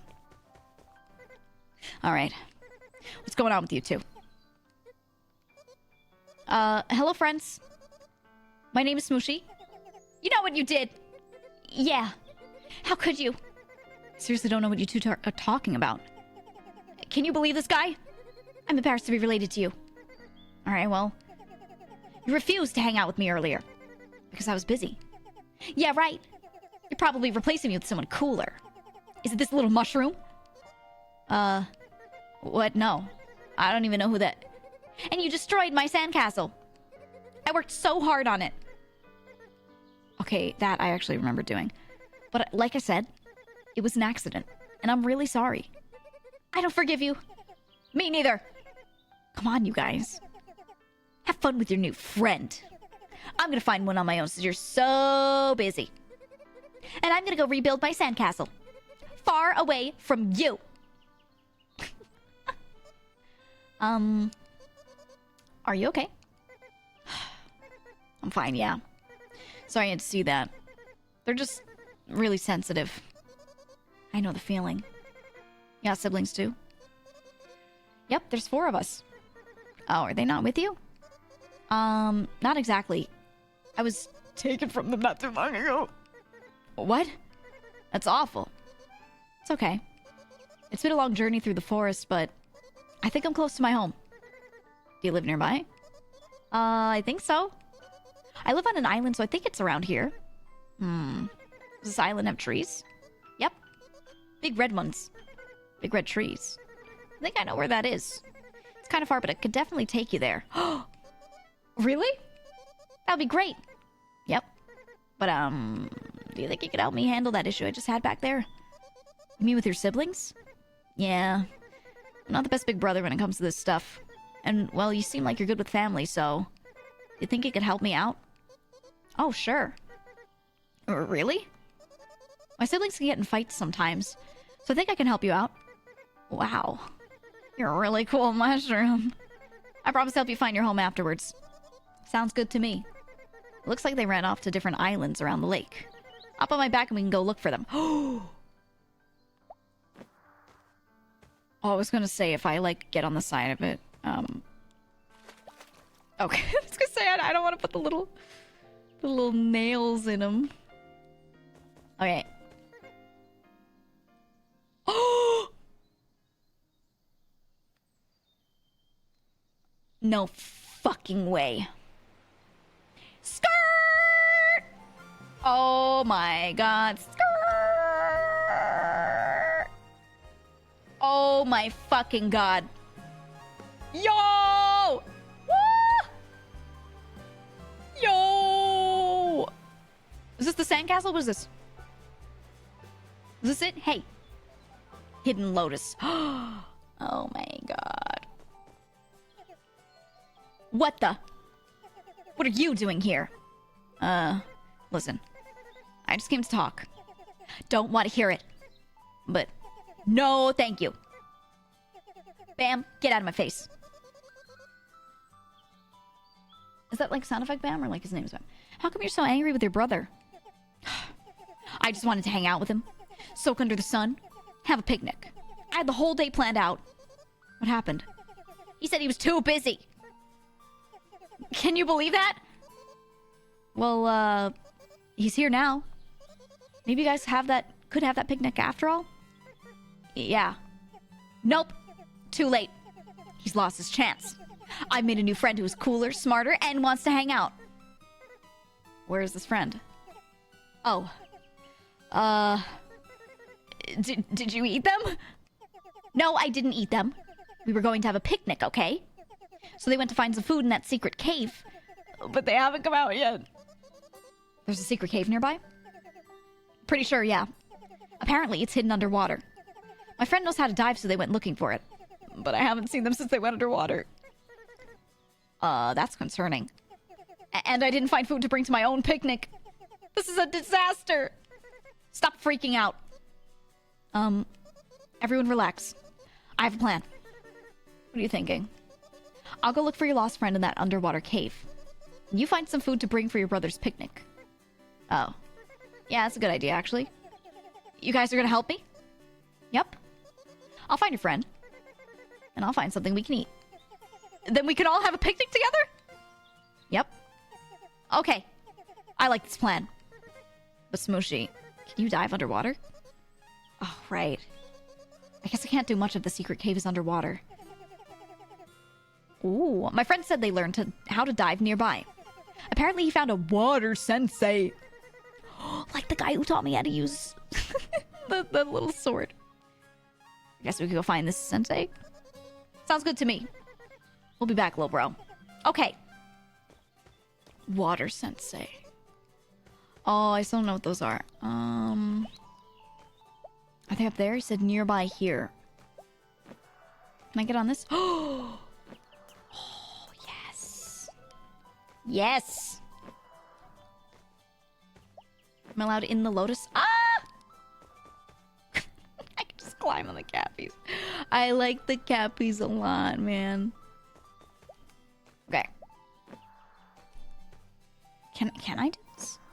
Oh, I can. Okay. I'd figure out how to get up there, and I think it might lie in... No, that rock over there is too far. Oh, I don't see a way to get up the side. If I do this, I'm just like, that's the highest I can go. Okay. I'm gonna go around and collect everything on these first. Let's see if I can see anything from any of the... Oh, wait, maybe I can get on his... No, his bucket head is not... It's not that tall. I was gonna say maybe I could just climb on his little bucket head, but... You know. And I don't think cappies can, like, stand up on their back legs too easily if they're just chilling in the water like that, especially. Water sensei nearby. So maybe they're not nearby, like, in this section. Maybe I need to swim around? Or no, am I supposed to be stuck here? Okay, let's roll.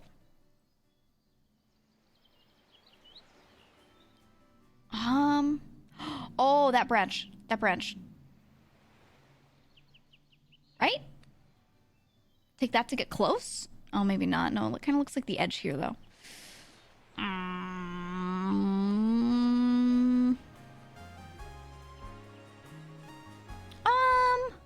That was the island I came from. How would I get up there? Or is it the exit of the one that I was diving for? Oh, you know what? I'm gonna bet this water sensei is somewhere else entirely. Maybe here. Diver's Locust. Oh, it's gotta be this one. It's gotta be that guy. Oh, maybe I can dive for pearls and put them in the clamshell. Ooh. Whoa. Hello. Hi there. Are you here for the diving lessons too? You could be my partner. Oh, I'm not actually... Sorry. Oh. But it looks like you're doing really good on your own. Really? Yeah. You've, got really good form. Thanks. This is the longest I've been able to swim. How long has it been? 15 minutes. Whoa. You're like a professional now. Hee. I'm a professional swimmer. Wow, so good. Dude. Find anything red in the water today? Like underwater? Yeah, dude. It's a beautiful day for diving. Woohoo! Oh, I can't really breathe underwater. So I guess I've never checked down there. What? Dude, of course you can breathe underwater. Anyone can. Really? Totally, dude. All you need is some water essence. What? Sounds like you don't have any, do ya? Mondo Gecko. Yup. I've never even heard of that before. What's it do? Dude, it's like the coolest thing ever. You take it, plop it on one of our shrines, and bada bing, bada boom. The spirit of the forest lets you breathe underwater. Whoa. Sounds pretty magical. Totally is, dude. The spirit of the forest is one magical dude. I've got some water essence you can have. Normally, I teach little dudes how to swim and dive. But if you just need the water essence, I'll give it to you for 20 green crystal. But I have 69. Fine. Hey, good choice, little dude. Oh my god. So this will let me swim underwater? Totally, dude. Just gotta use one of our shrines. And the spirit of the forest will do the rest. How nice of the forest. The forest is the chillest dude ever. And hey, if you decide to use our shrine here, you should totally come chat with me again. Got a little challenge for you to try. Hee hee. Okay. Hee hee. Hold on. While I see it. Before I forget. Ah, forget about it. Oh, there's one up there. There's one up top. I seen it with my own eyes. I seen it myself. I think I could... Oh. I don't know if that was how I was supposed to do that, but you know what? I will take it. Okay, let's go underwater. It's time. Magic. Okay, yeah. That's magic. Dude! Use the shrine. Yep. Really splash on me, though. Yeah, it does that. But hey, I got a little challenge for you. Gotta be a good diver for it. Wanna give it a try? Okay. Yes! Give me a sec to set up, little dude. Alright, dude. Everything is ready to go. I'm so excited to finally do this. What's ready exactly? So here's the dealio. I've hidden 3 red rocks underwater. You gotta find them and drop them in this circle. Seems easy enough. But you'll be timed. I take it back. Once that timer runs out, it's game over. But each time you bring a red rock, I'll give 25 seconds back. Well, that's good at least. Oh, keep an eye out for floating spheres in the water. I place the red rocks near them to help you out. Okay. Ready? Go, dude, go! Oh my god. Okay. How do I dive? Hold right trigger to dive. Oh my god, there's like a whole thing. Oh. What's this? Oh, it makes me go faster. Oh, cute. Okay, let's bring it back. There's one. Here we go. Hey-ya! Oh my god, there's a whole...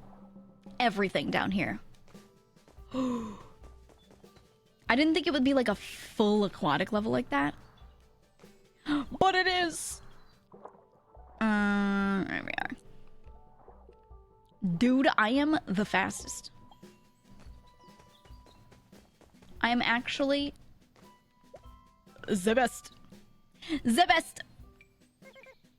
Dude, you totally did it. You were like a fish out there. Really? You're a fish room, dude. Part fish, part mushroom. Oh my god. A new species! But seriously, nice job out there. Nobody's ever beaten my challenge before. So here's a little something to keep for winning. Ooh, dark blue, huh? Thanks a lot. My pleasure, my treasure.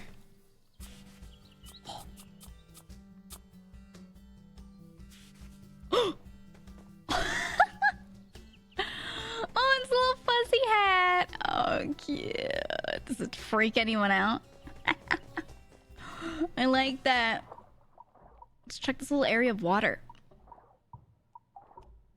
I love this. Do I have a... do I have air? Do I have like a...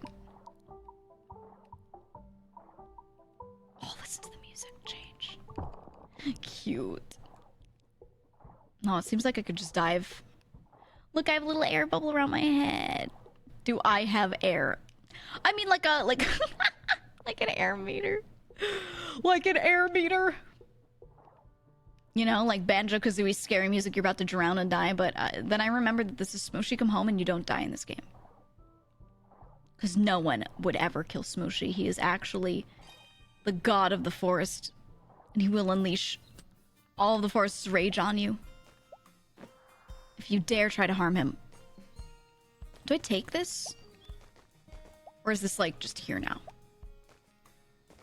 Have I unlocked this area? Alright, I'm gonna try going back to the other spot and diving.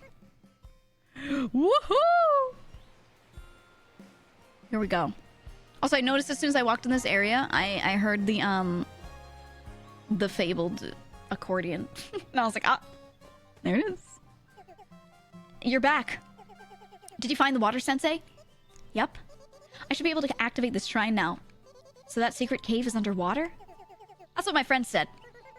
Hopefully the secret cave isn't so secretive. I'm sure I'll figure it out. So you think you can find my friend? Yep. And your brother's going to find some food for your picnic. Oh, all right. I guess I'll go do that. Just sit tight, little bro. Okay. All right. Can I do the thing, or do I need to do this? I see. I see. Cappies are so cool, bro. Dude, if you haven't already, go watch Urban Rescue Ranch. Because you can just watch him take care of Cappies. It's the best. He just, like, lets them out to swim in the pond. What is this? Do I need this? What is this? I'm taking it. It's mine now. It is my pink object. But first, the world needs more capybaras. We should just give it to them. Yeah. I think human stonks are down, cappy stonks are up. It's the only way. I don't know when I will need this. Or what for. I'll figure it out. This looks, this is a thing. Okay. That's a thing, but that's for later, probably. Oh, maybe you wanted it. Oh, it was for a mushroom. I see, I see. Underwater theme is great, yeah. And you sound very much so underwater, which is nice. Without it kind of getting too muted. Oh my god, his cappy feet. Ugh. Mine. Sometimes when you get underwater, like, there isn't a standout instrument or sound. Whereas with this, everything else kind of goes away, but there's still one particular sound you can hear well, you know? There's another one there. Okay, where the fuck are these other statues? I mean, even those sounds are muted. There's you. Okay, so I must have gone past one then, right? Get the other pearl over here. I must have gone past one, or it's tucked away somewhere. Let us get... was it here? Yeah, this one. Where you at? Where you at? I think I passed it before. I'm looking. I am looking. Oh. Mine. I'm past? Yeah, don't tell me. I'll find it. I will find it. And that's where I got the first one. Yeah, okay. So it must have been where I got the second one. I just passed by it. It was there. Oh, yeah. He was right here. Ta-da! Oh! It was the cave entrance. I see. I see. Hi-ya! I like the little jump you do out of the water. Okay, it was on this side. It was here. Yeah. To to the underwater secret cave. Ooh. Oh my god. My shadow looks like a Metroid. Cute. Very cute. Okay, this way. Here we go. This way, and then oh, I don't go up more. I go this. Oh, okay. I like this hat with the lights. It looks freaky. A little spooky. All right. Ooh, in the pipe. Yeah. Oh, what if I go down? I'll go this way first. If I can. Is there? Oh. Hiya! Oh? Oh my god, there's so much to this one. Okay. These caves got huge, dude. They got enormous. Alright, let's go here. One of these was, yeah, a way to go, right? Or was this where I came in? This is where I came in. So we're gonna go this way. This direction. Yes. Oh, an arrow? Huh?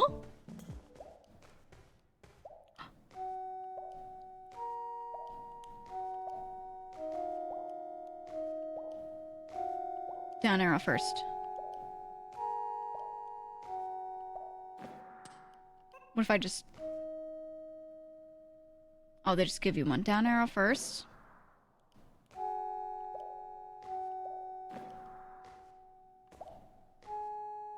Oh, wait, you can do the black keys as well.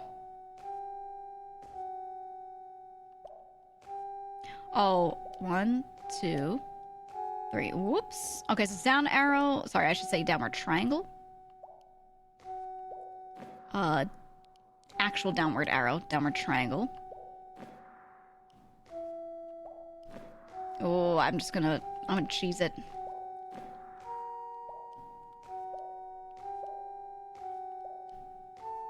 I was gonna say, what would sound nice? Bam, bam, bam, bam. Was that G? G sharp, G, B flat, A flat, G. Sounds like a B flat. Is that where those keys are? I don't remember. I thought this was C. On the piano, right? Am I crazy? Am I nuts? No, you know what? I think I am crazy. I think I am crazy. I always forget when I look at a piano, like, where the fuck C starts. Oh! This is what I was supposed to do.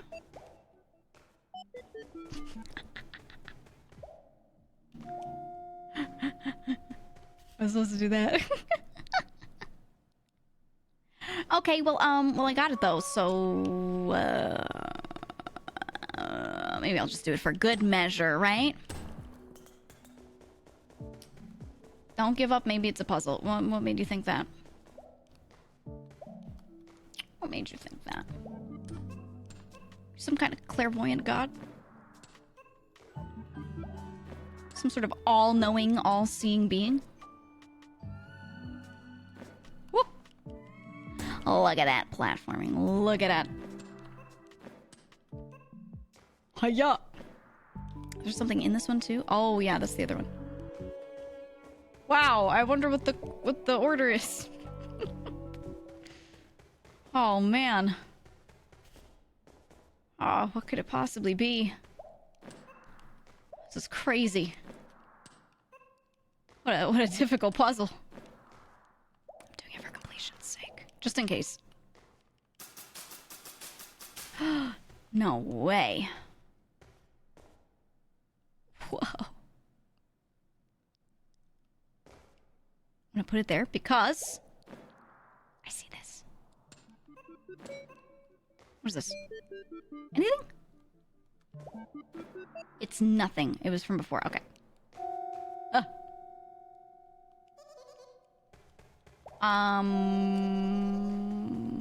Did it fall?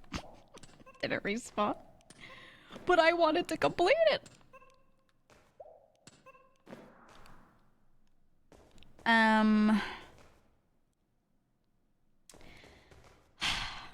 Oh.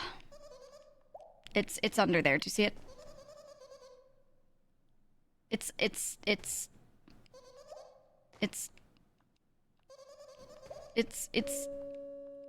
Woohoo! Okay. Well, I did it. I did it, guys. Oh god, I don't remember where I was going. This was a way I went before, right? Or not? Holy shit, I can't remember. Whew. Oh, actual 14-year-old? Was that a real 14-year-old? Hey. PSA. This is an 18+ chat. You could tell because when you try to click into my stream, it asks you if you are over 18. And if you can't see that, that means that you've clicked on other streams and told them that you were 18. And you better have been truthful. Okay? You better have been. And if you're not truthful... Okay, that was the right way to go. If you're not truthful, my moms will find out. I'll find out. Okay, then I go up here. This was progression. Right? Right? Ooh, is there anything down here? What is that? Is that just to get up? Back up? It looks different than that. I think it's how I get across. Oh. That's why. Holy mushroom! Are you an angel? This is another one of these. Here to save me? No, I'm just a mushroom. But I came here looking for you, actually. Are you stuck? Yes! Please save me! It sucks down here. What happened? I was just exploring around and noticed these exit across this trench. But when I jumped across, my climbing hooks broke. A tragedy. Whoa. Calm down, okay? I'm here to help. I just need to figure out a way to pull you up. There's gotta be something around here you can use. Just please hurry. I'm losing my mind down here. How long have you been stuck down there? Like 20 minutes? Just sit tight. I'll see if I can find some rope to pull you up with. Not 20 minutes. Oh god, the horror. The agony, dude. He's dying down there. He hasn't had a snack in 20 minutes. Should I, like, go out and ask the Cappies? Or do I find it in the cave? I don't know. I don't know. What if I'm not 18? You better be more than 18. I don't know, man. Here. I'm gonna see what the Cappies think. I'm gonna see what they think. I'm like, hey, your buddy's lost in a cave. I need a way to get him out. Do you know how?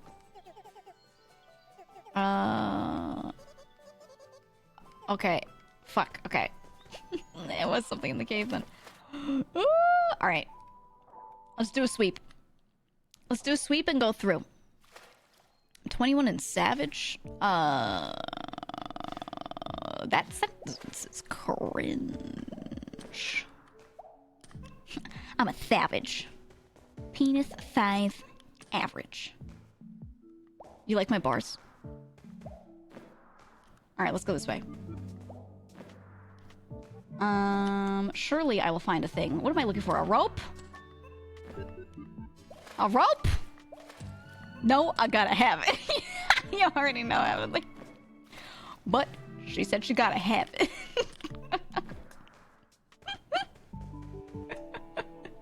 You get it, you get it. Did I go through here the first time? What the fuck? There's nothing. Okay. All right, we go this way then. I am looking for a rope or something to get him out of that dang hole. Hole? Trench? Mysterious purple. Those bars are so perfect. You like them? You like my bars? Okay, well, we did find an extra thing there, but that's not the way. That was the entrance. This one to the left here should be the piano area. And I think I got what I need up here, but I could be wrong. I could be wrong, so I check. I check again.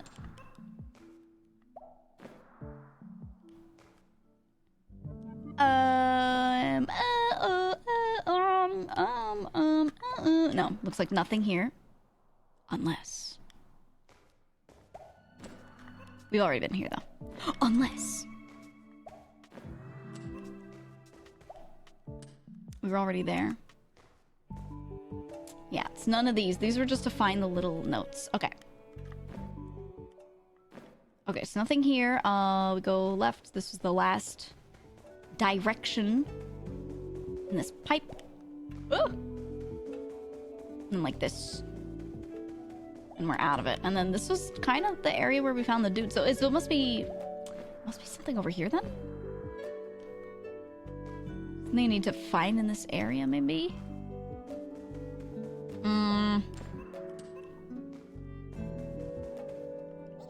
Please. Tell me you figured out how to get me out. Just sit tight. I'm sure there's rope around here. Rope. Rope, you say? Did I go up there? There's a thing up and to the right. I feel like I didn't. I'm gonna look. Oh, I didn't see this before. Oh, okay, there was a section I didn't find. I see. Whoop.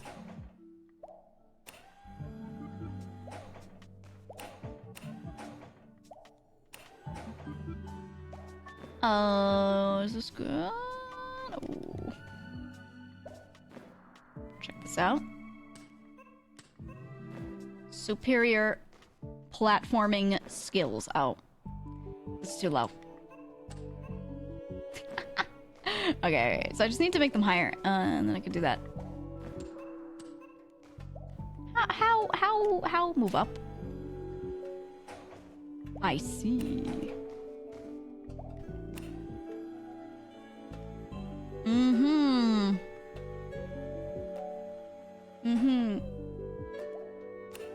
This is the closer one? I think just a little lower on this one. Hold on. And it's about the same. Whatever. This is doable. Can't grab onto it, I don't think, on the side, so I have to do one of these. Woohoo! So easy, so easy. Oh god. There's an opening over there? Oh, huh? Okay.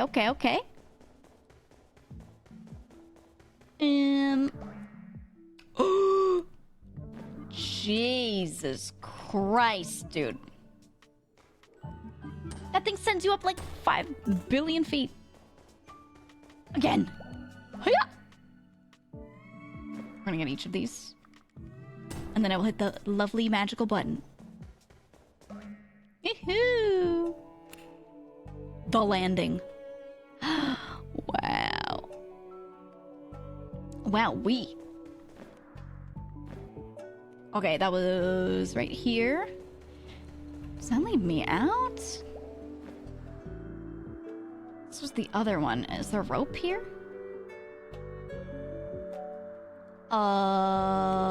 Let's find out. Did I find rope outside? I don't know. This game is adorable looking. It's so cute. Huh?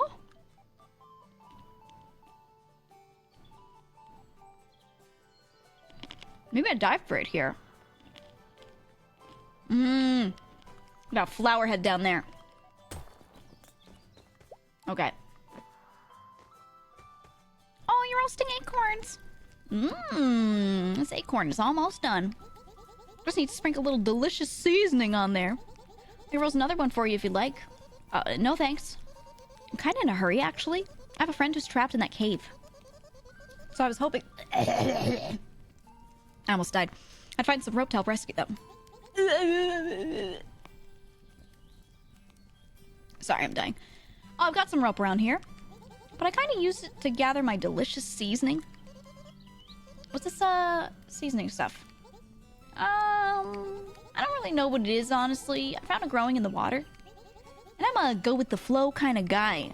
So I tried tasting it, and now I can't eat anything without it. Oh my god. He's doing heroin. Just thinking about it even. Delicious seasoning. Maybe we can help each other. Would you need that rope if I got you more of this seasoning stuff? You mean do all the hard work for me? In exchange for my rope. I like the sound of that. I usually scoop some by lowering a bucket in the water with my rope, but you're probably a better swimmer than me. So I'd say just grab that bucket and dive in there to scoop some. Okay. There's this little rope. Bucket get. Here we go. I'm gonna need 600? What the fuck? Aren't shrooms only legal in like 4 states? I don't know. Actually, I've got no clue. Oh my god, it's so satisfying already. Oh, it's the greatest. Delicious seasoning. Is this like algae? Is this dude hopped up on algae? Oh no. Oh no. My man's on the green Kool-Aid. It's microplastics. He's eating the microplastics. These are those face wash beads you all use and, you know, you put down your sink even though you shouldn't. You sickos. You absolute sickos. Oh my god. Okay, give me all these. Ooh. 434. Do I not need to get all of them then? Or do I need to get all of them for it to be 600? Probably not. We're like almost there. I'm just gonna go through. Ooh. Ooh. What if I just get more? No. A 603. Oh my god, I got extra.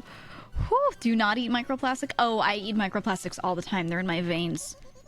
Looks like I got enough of that, delicious seasoning. I can already taste it. Thanks, little mushroom. No problem. Is it alright if I have that rope now? It's all yours. Old string. Thank you. Enjoy your seasoning. You know I will. What the fuck? What if I go in here? What is this? What is this other entrance? Oh. Secret? Ooh, new cave. Or maybe just a little spot. Yeah, just a little, pyrotechnics, you know? Oh. This was the other side. Oh. Oh, I see. Please. Tell me you figured out how to get me out. I found some rope, actually. Yes! Yes. But, I don't think I can pull you up. I'm so light, though? I don't know. It might be best if I tie it to a rock. Fine. Maybe this rock? There we go. There we go. I'm never coming back here. Me when I do anything and it's not 100% pleasant. I feel free! Yep. Just don't fall in again. Kind mushroom, thank you for saving me. I'm eternally in your debt. Oh, no worries. One issue, however. How will I climb my way to the exit? Oh, right. Oh, I still have my old pair of rusty hooks. I don't really need them anymore, so you can take them. Oh my god, I'm giving my rusty hooks away. I don't believe it. Chungi lives again. Thank you. No problem. I'll meet you outside. Where I will be reborn. Be careful. Is this the Cappy's like bestie now? That's your friend? That guy, the crazy guy? Chungi? How do you get out of here if I needed to double hook, huh? You're 3% microplastics? I want to be at least 10% by the end of the year. That's my goal. Look at this delicious watermelon. Oh my god. He's eating it! Oh, hey, Smooshy. My hero returns! Welcome back. Hey, everyone. Looks like the picnic already started. Oh, sorry about that. My friend Chunky got a little hungry and... I was ravenous when I made it out of the cave. It had been so long since I ate anything. Were you only stuck in there for like 20 minutes? Yes, isn't it awful? Well, glad to see you're back safe. Thank you, Smooshy. Thank you both. I'm sorry I freaked out earlier. I just really wanted to hang out today. Listen, I'm sorry about saying I was busy. I kind of lied. You lied? We live together. We do stuff together every day. I guess I just wanted a little alone time today. But it was wrong of me to lie about it. I'm really, really sorry. I'm a little sad that you lied to me. But I understand. I guess I'm just afraid of losing my big brother. But maybe that fear is making me too clingy and jealous. And I should have just let you have some alone time. So, I forgive you. I forgive you too! You brought us this delicious food. Hee. Well, I'm glad I could help. Chunky and I made some more fun plans for the day. We're gonna head home first so I can show them around. Take me to your lair! I've been told it's very nice. Chunky reminds me of me. Oh, sounds fun. Glad you made a new friend, little bro. You two have fun. We will. Farewell, my hero! Take me to your lair. I think that went well. Totally. He doesn't seem mad anymore. Hi, Lumi. How are you, Lumi? I hope the stream was good. I'm playing Smooshy Come Home, and I'm gonna show you something real cool in a sec. I'm gonna take this capybara, and we're gonna fucking drift. Okay? Plus, he's a friend aside from me and my sister, which has never happened. So I'd say it went very well. Speaking of your sister, we're still gonna find her, right? Yep. She couldn't have gone that far, though. Hop on my back and we can go look for her. Okay, ready to just look. Oh my god! Oh my god, you can do that. Alright, ignore that. Check this out. Woo! Skirt! You can drift the Cappy. Basically, I found this Cappy and his two siblings, his brother and his sister, and they were like arguing, and he can actually take me to my home apparently, because I'm trying to get home. That's the premise of this game. I got like abducted by a bird and dropped somewhere, and I'm trying to get home. That's me, Smooshy, very cool dude. And this Cappy's like, oh, I think I know where your home is. I could take you there, but can you resolve this issue between me and my siblings first? So I'm just doing that. Yeah, it's really cute. It's really, really, really cute. Oh, there's the sister. Okay. Alright, let's do this first. Basically, both the siblings were, like, arguing with him and mad for some reason. So Smooshy's so cute. Yeah. It's a really cute game. You should get it. That's all I'm saying. Just get it. It's good. I'm not sponsored. Hey. Huh? Why'd you follow me here? You better not mess this up again. Mess what up? My sand sculpture. I'm trying to make a new one now. Oh yeah, he ruined her sandcastle and she's really mad. Since he destroyed my last one. I told you I was sorry. It was an accident, I promise. Anyways, I saw others were building sandcastles over here, so I thought it would be the perfect place to try again. This area is sand sculpture friendly, okay? Okay, calm down. Do you need some help building yours? Oh yeah, we can help you build your new one. Well, I do need help finding an important piece to my sculpture. What is it? Something magical. Whoa. I heard rumors of these sacred orbs found on this island. Apparently they could bring your creations to life. I don't think that's possible. Sounds amazing. It is. I have no idea where they are, though. Just leave that to us. Your big brother and I can find them. Okay, yeah. What do these things look like? Well, I'm not entirely sure. You said they're orbs, right? Yeah. I heard there's one on this island, too. Works for me. I'll look for one. And I'll look for the other. Maybe I can sniff it out? Quit bragging about how powerful your nose is. I wasn't even... We'll be back with those orbs. The orb. Oh. Oh, it was a talking spot. Okay.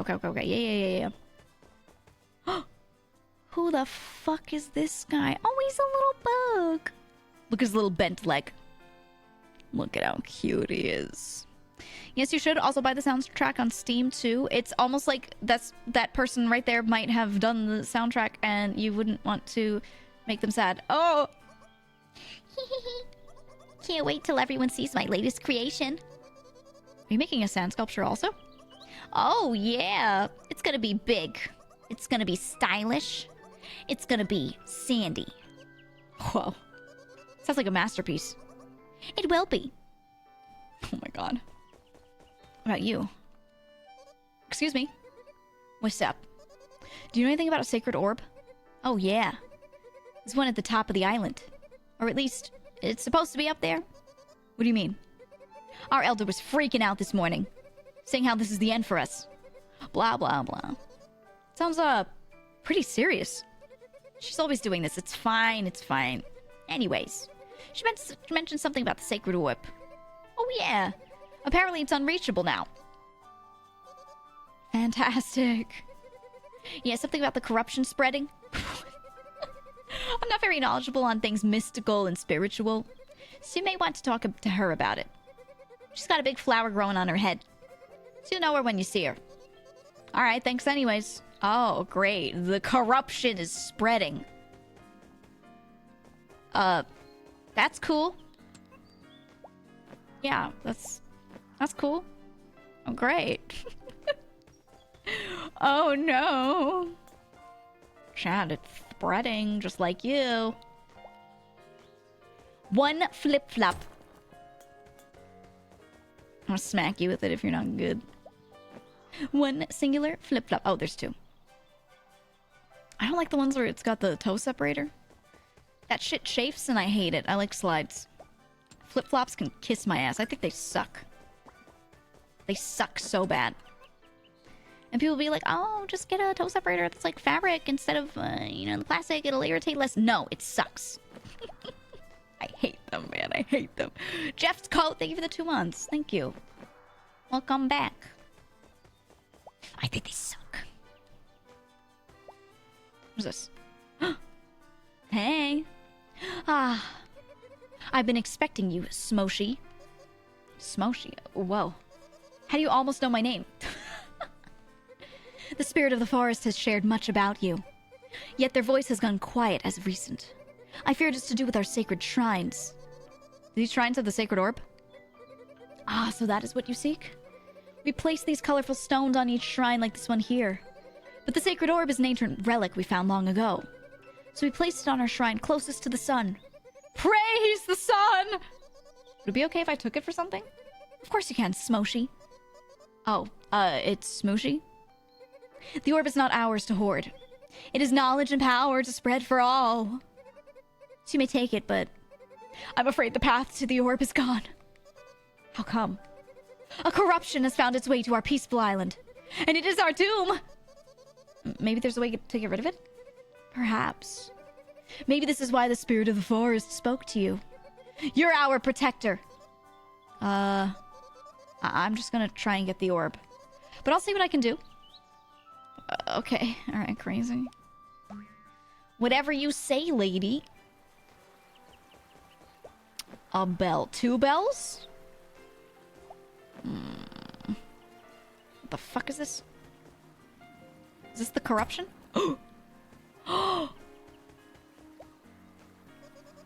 Rock is missing here. Okay.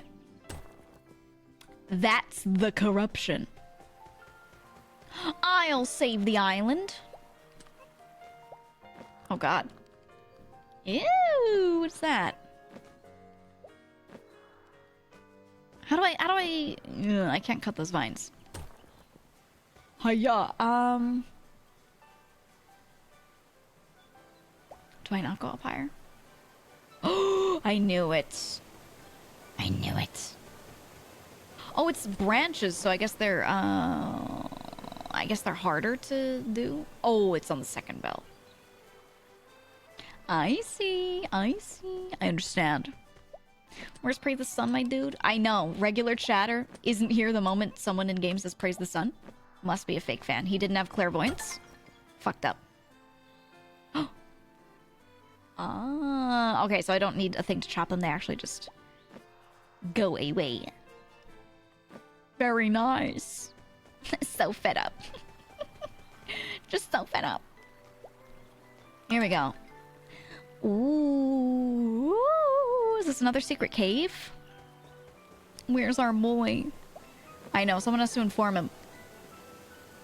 My dude is gone. You know, I just think he's betrayed us. Oh. Oh god, they're like covered in it. Oh. Oh, some of these mushrooms are all stinky. What happened to them? Unless it's supposed to be like that. They got all stinky. Alright, and there's a button to push. Let's see what's up with this person. Oh! Hello? Are you okay? I feel awful. What happened to you? Something... I ate something bad, I think. Now it's all over me. Oh my god, he ate it out of the floor. You ate something bad? I poisoned myself, and now I'm done for. Farewell, cruel world! Relax. I'm sure there's a way to get this poison off of you. It won't come off. It loves me too much. I don't think that's how poison works. But it looks like it's outside of you.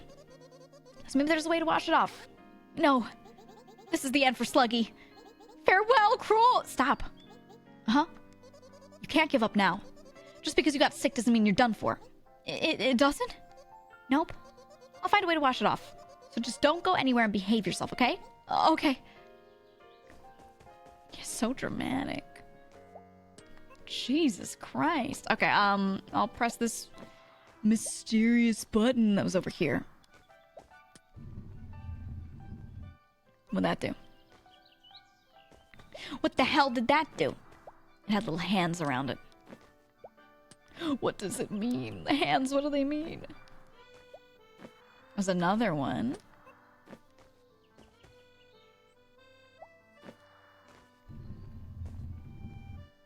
It's 2, okay. Oh, it was doing this. I see. I guess I'll go in here first.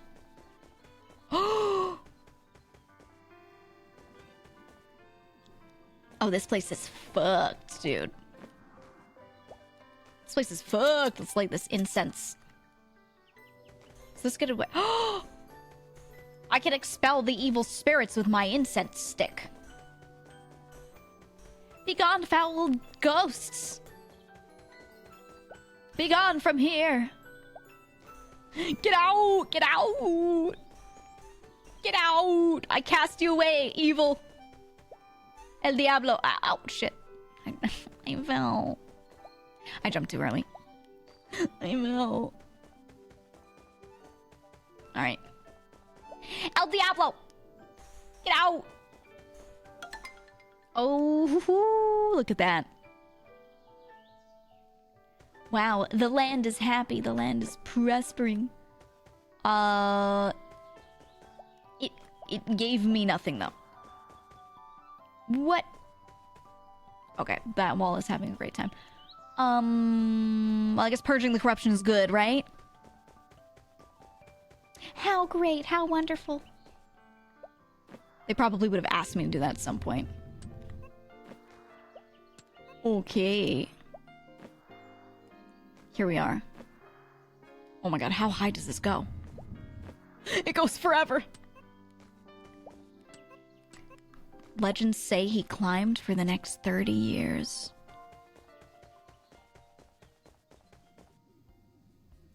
Oh god. This thing is huge, I'll need something else to break this. Oh god, it's enormous. Maybe there was something in there? Hold on. I must have missed something when the flowers came out. Oh, this is one of these. Aha!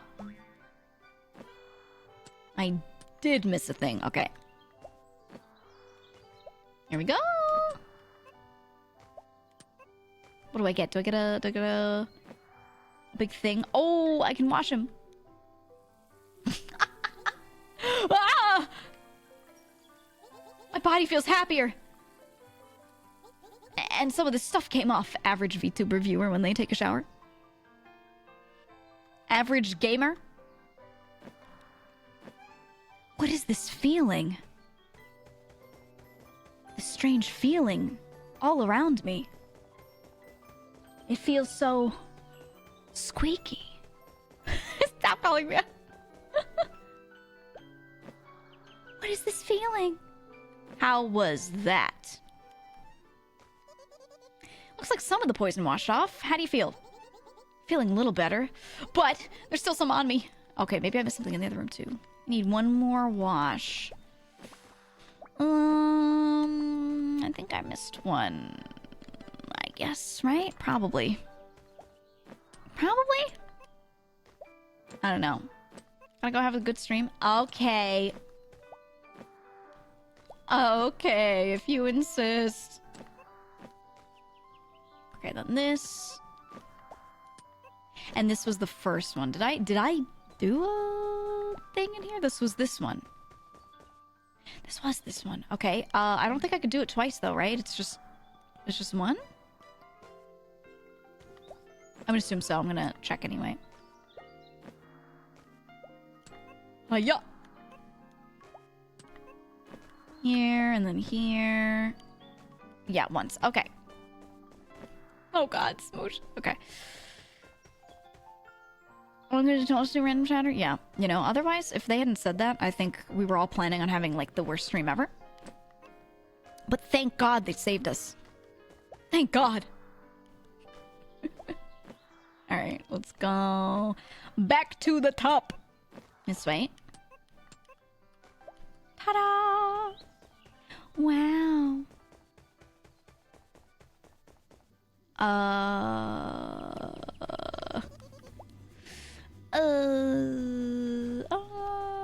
I don't know. Oh, I can cut these. Wait, this is the type I can cut. Okay, okay. All right. Oh. Circles with 4 colors of flowers, and this one has a thing in it. Okay. Clearly, they're gonna have the thingies of those colors, and we're gonna find them and place them in there, right? Oh, there's one down there. Okay, I'll do that after. A seed of corruption is what I'll call it. Nice. Blue? Where's that indigo? It's in between blue and indigo. Pink? Don't have red, so we need yellow. Yes. How does she do it? How does she get these puzzles so fast?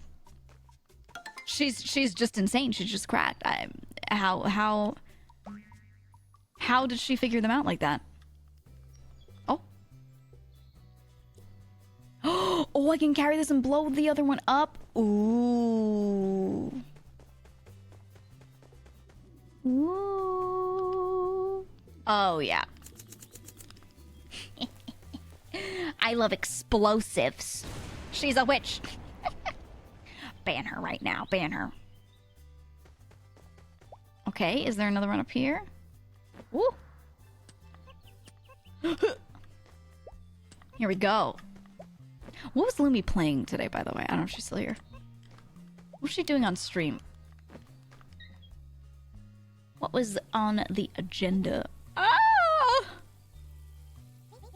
I feel alive again! This feeling on my body.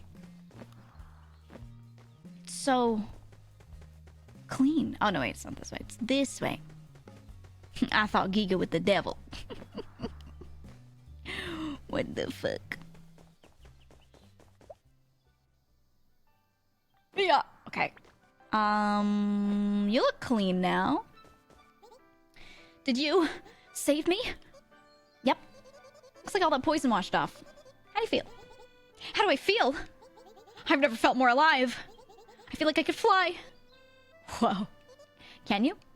Well, no. But it feels like it. I'll take that as a good sign. But what exactly happened to you?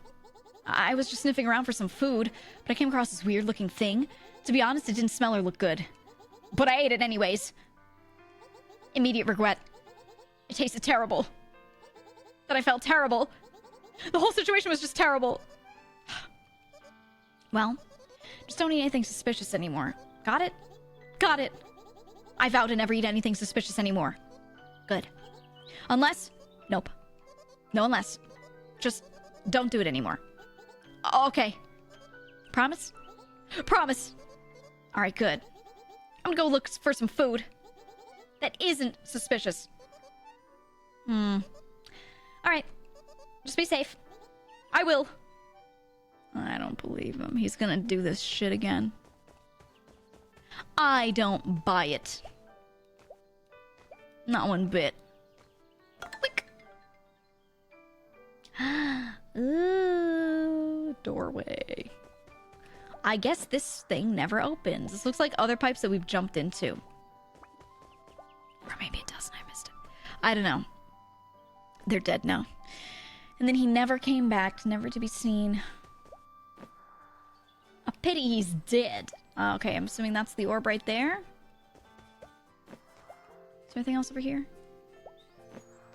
There's like a little spot over there. Okay. I think we're good to grab it. Is it a marble? It's like a normal ass marble. Okay, I see. Average marble enjoyer versus Chad orb enthusiast. Was she over here? Or is this a... No, she was... Ah, she was here. This way. Hey, I found your sacred orb. Hi again. I got rid of that weird stuff now. You mean... You cleansed the corruption? You truly are our savior, Smooshy. We shall build a shrine in your honor. The Smooshy Shrine! Thank you. Thanks. Anyway. Whoops. I fail. That's cool. Anyway. I'm gonna deliver this sick, nasty marble to, my friend here. Yo. Guess what I found? No way. You found the other orb? Yep. Okay, it looks the same as mine. Wasn't sure if I found the right thing, honestly. You two are the best. I can actually finish now. And if the rumors are true, these orbs will bring my creation to life. Well, let's find out. Okay. 1 sec while I add the finishing touches. Here it is. Whoa, it's perfect. Whoa. Is that? Yup, it's you. It's practically identical. Wow. That's actually really cool. You're really talented, little sis. Yeah, this is amazing. Wow, thanks to you too. Oh, thanks you too. Never mind. I was giving us credit. She didn't give us credit. I guess the rumors about the sacred orb weren't true, though. It's not coming to life. Sure it is. Huh? I'm right here. Oh, yeah! It worked! Yeah, it worked. Thanks for helping me, you two. I'm, really sorry I got mad at you earlier. It's alright. Really thought your sand sculpture was a spot to nap on. So I'm sorry for not checking with you first. I forgive you. Woo! Thanks, little sis. Are you gonna make another one now? No way. That was the hardest thing I did all week. Time for me to head home and take a nap. I had a feeling you'd say that. Just be safe on your way back. I will. Bye, mushroom. Bye-bye. She's so relatable. Looks like your sister was really happy you helped her. Yeah, definitely. I felt really bad messing up her old sand sculpture, but it looks like she really appreciated the help. So I think we're good now. Yep. I can't thank you enough for helping me out. I'm not the best with this kind of stuff, but I feel like I learned a lot from you. Oh, glad I could help. I guess I just have experience with younger siblings.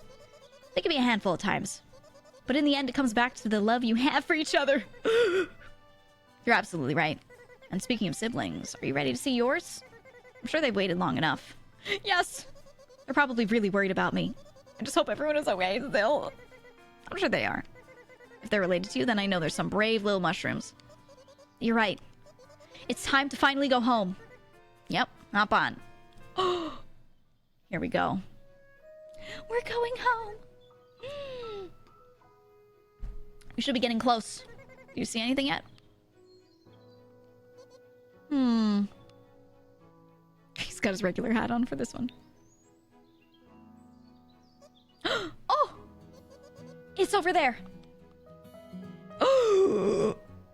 We live near the Cappies all along. Oh my god. Come on! Smooshy's out there, needs our help. But Umi... we can't get off this island. That boat we made sank immediately. And none of us are good swimmers. But... we can't give up now, you guys. But we tried everything. Yeah, it's just... nothing is working. Don't cry. We need Smooshy's help. Maybe we can... maybe...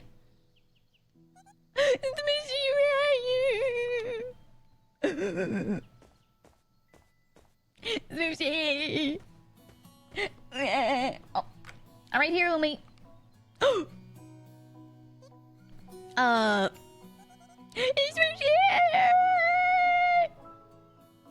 Oh no! Yes, the 4 little mushrooms caused a giant crash. We thought we lost you forever. Forever? There's no way I'd let that happen. Remember what I said earlier? Family sticks together. Exactly. I'll always find my way back as long as I have you guys. But what happened, Smooshy? How'd you get back home? It's a long story. I want to hear. Me too. Yeah, let's hear it, Smooshy. All right. Well, it all started when the birds attacked. When the birds grabbed me. He got, like, Wind Wakered. He got fucking Wind Wakered and, like, grabbed and tossed somewhere. Woo!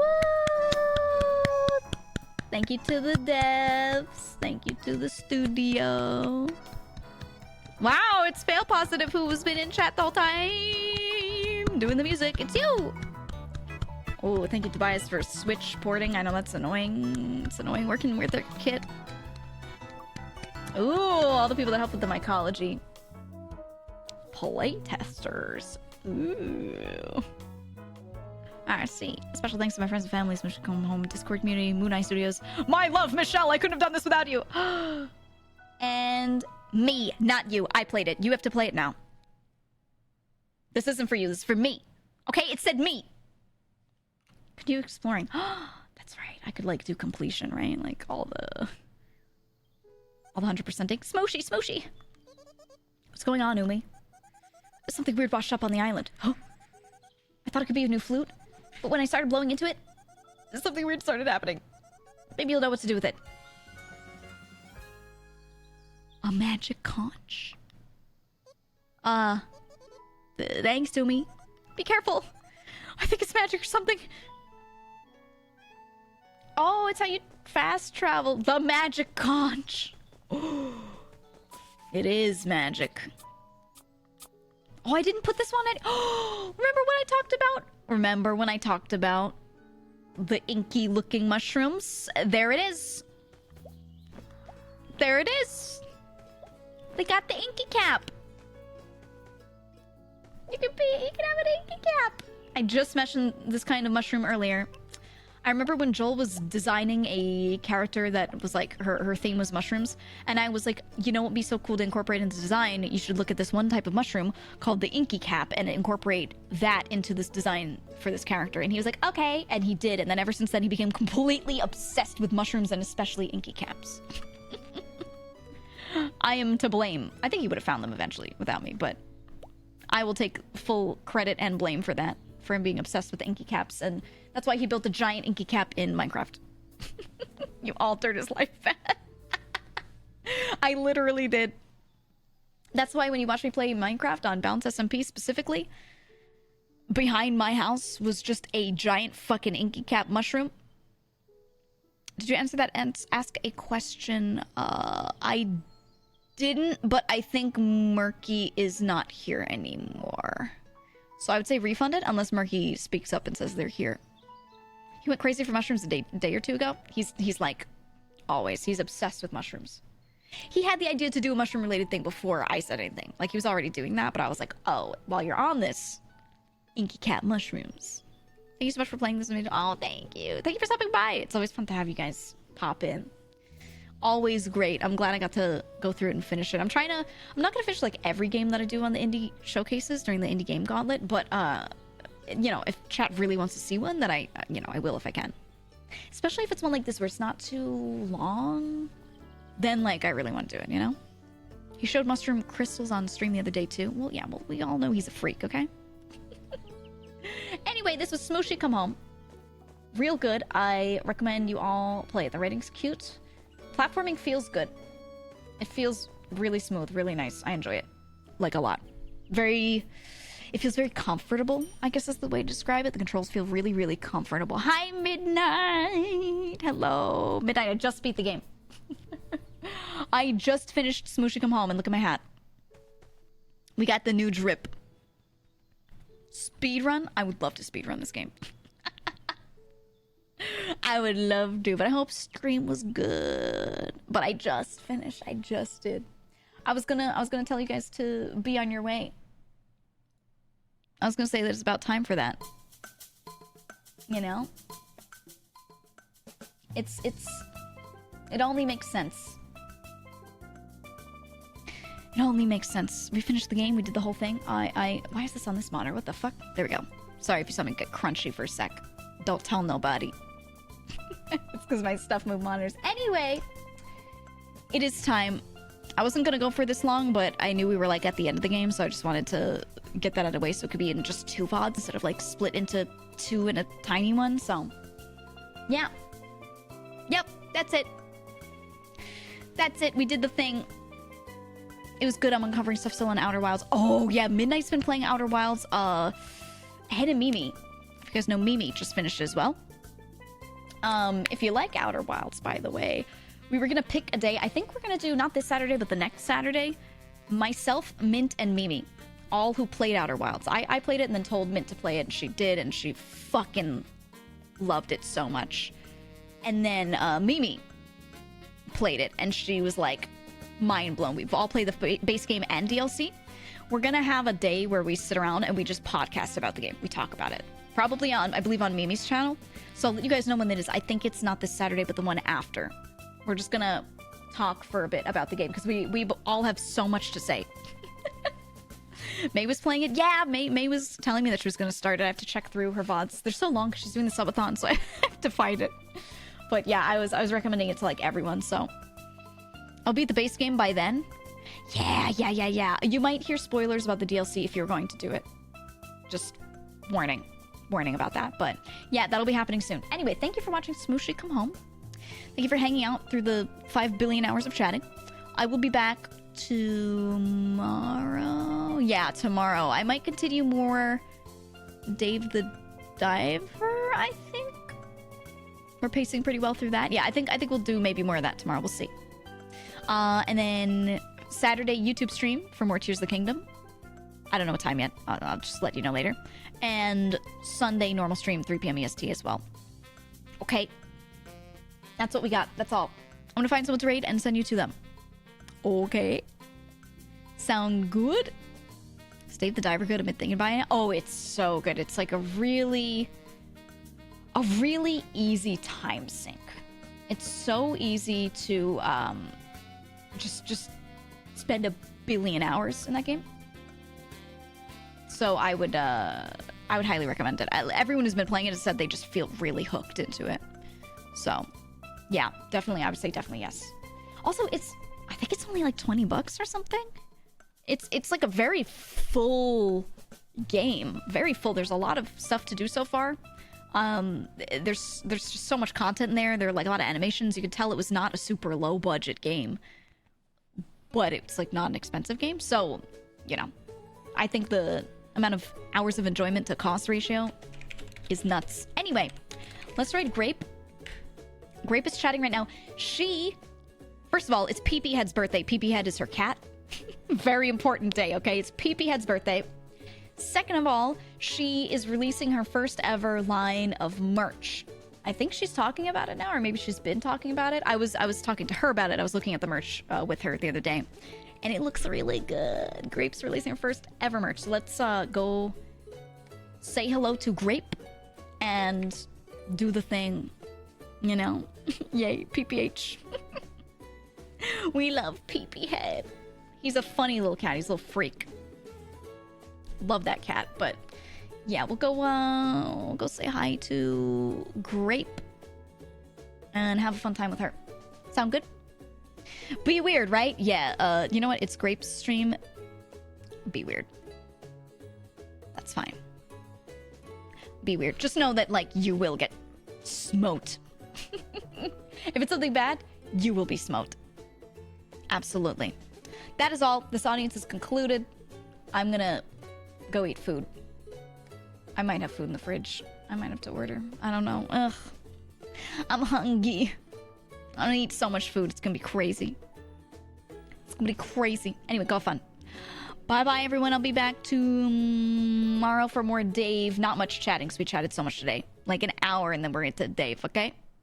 Eat corn. Yeah, remember to eat corn. Bye.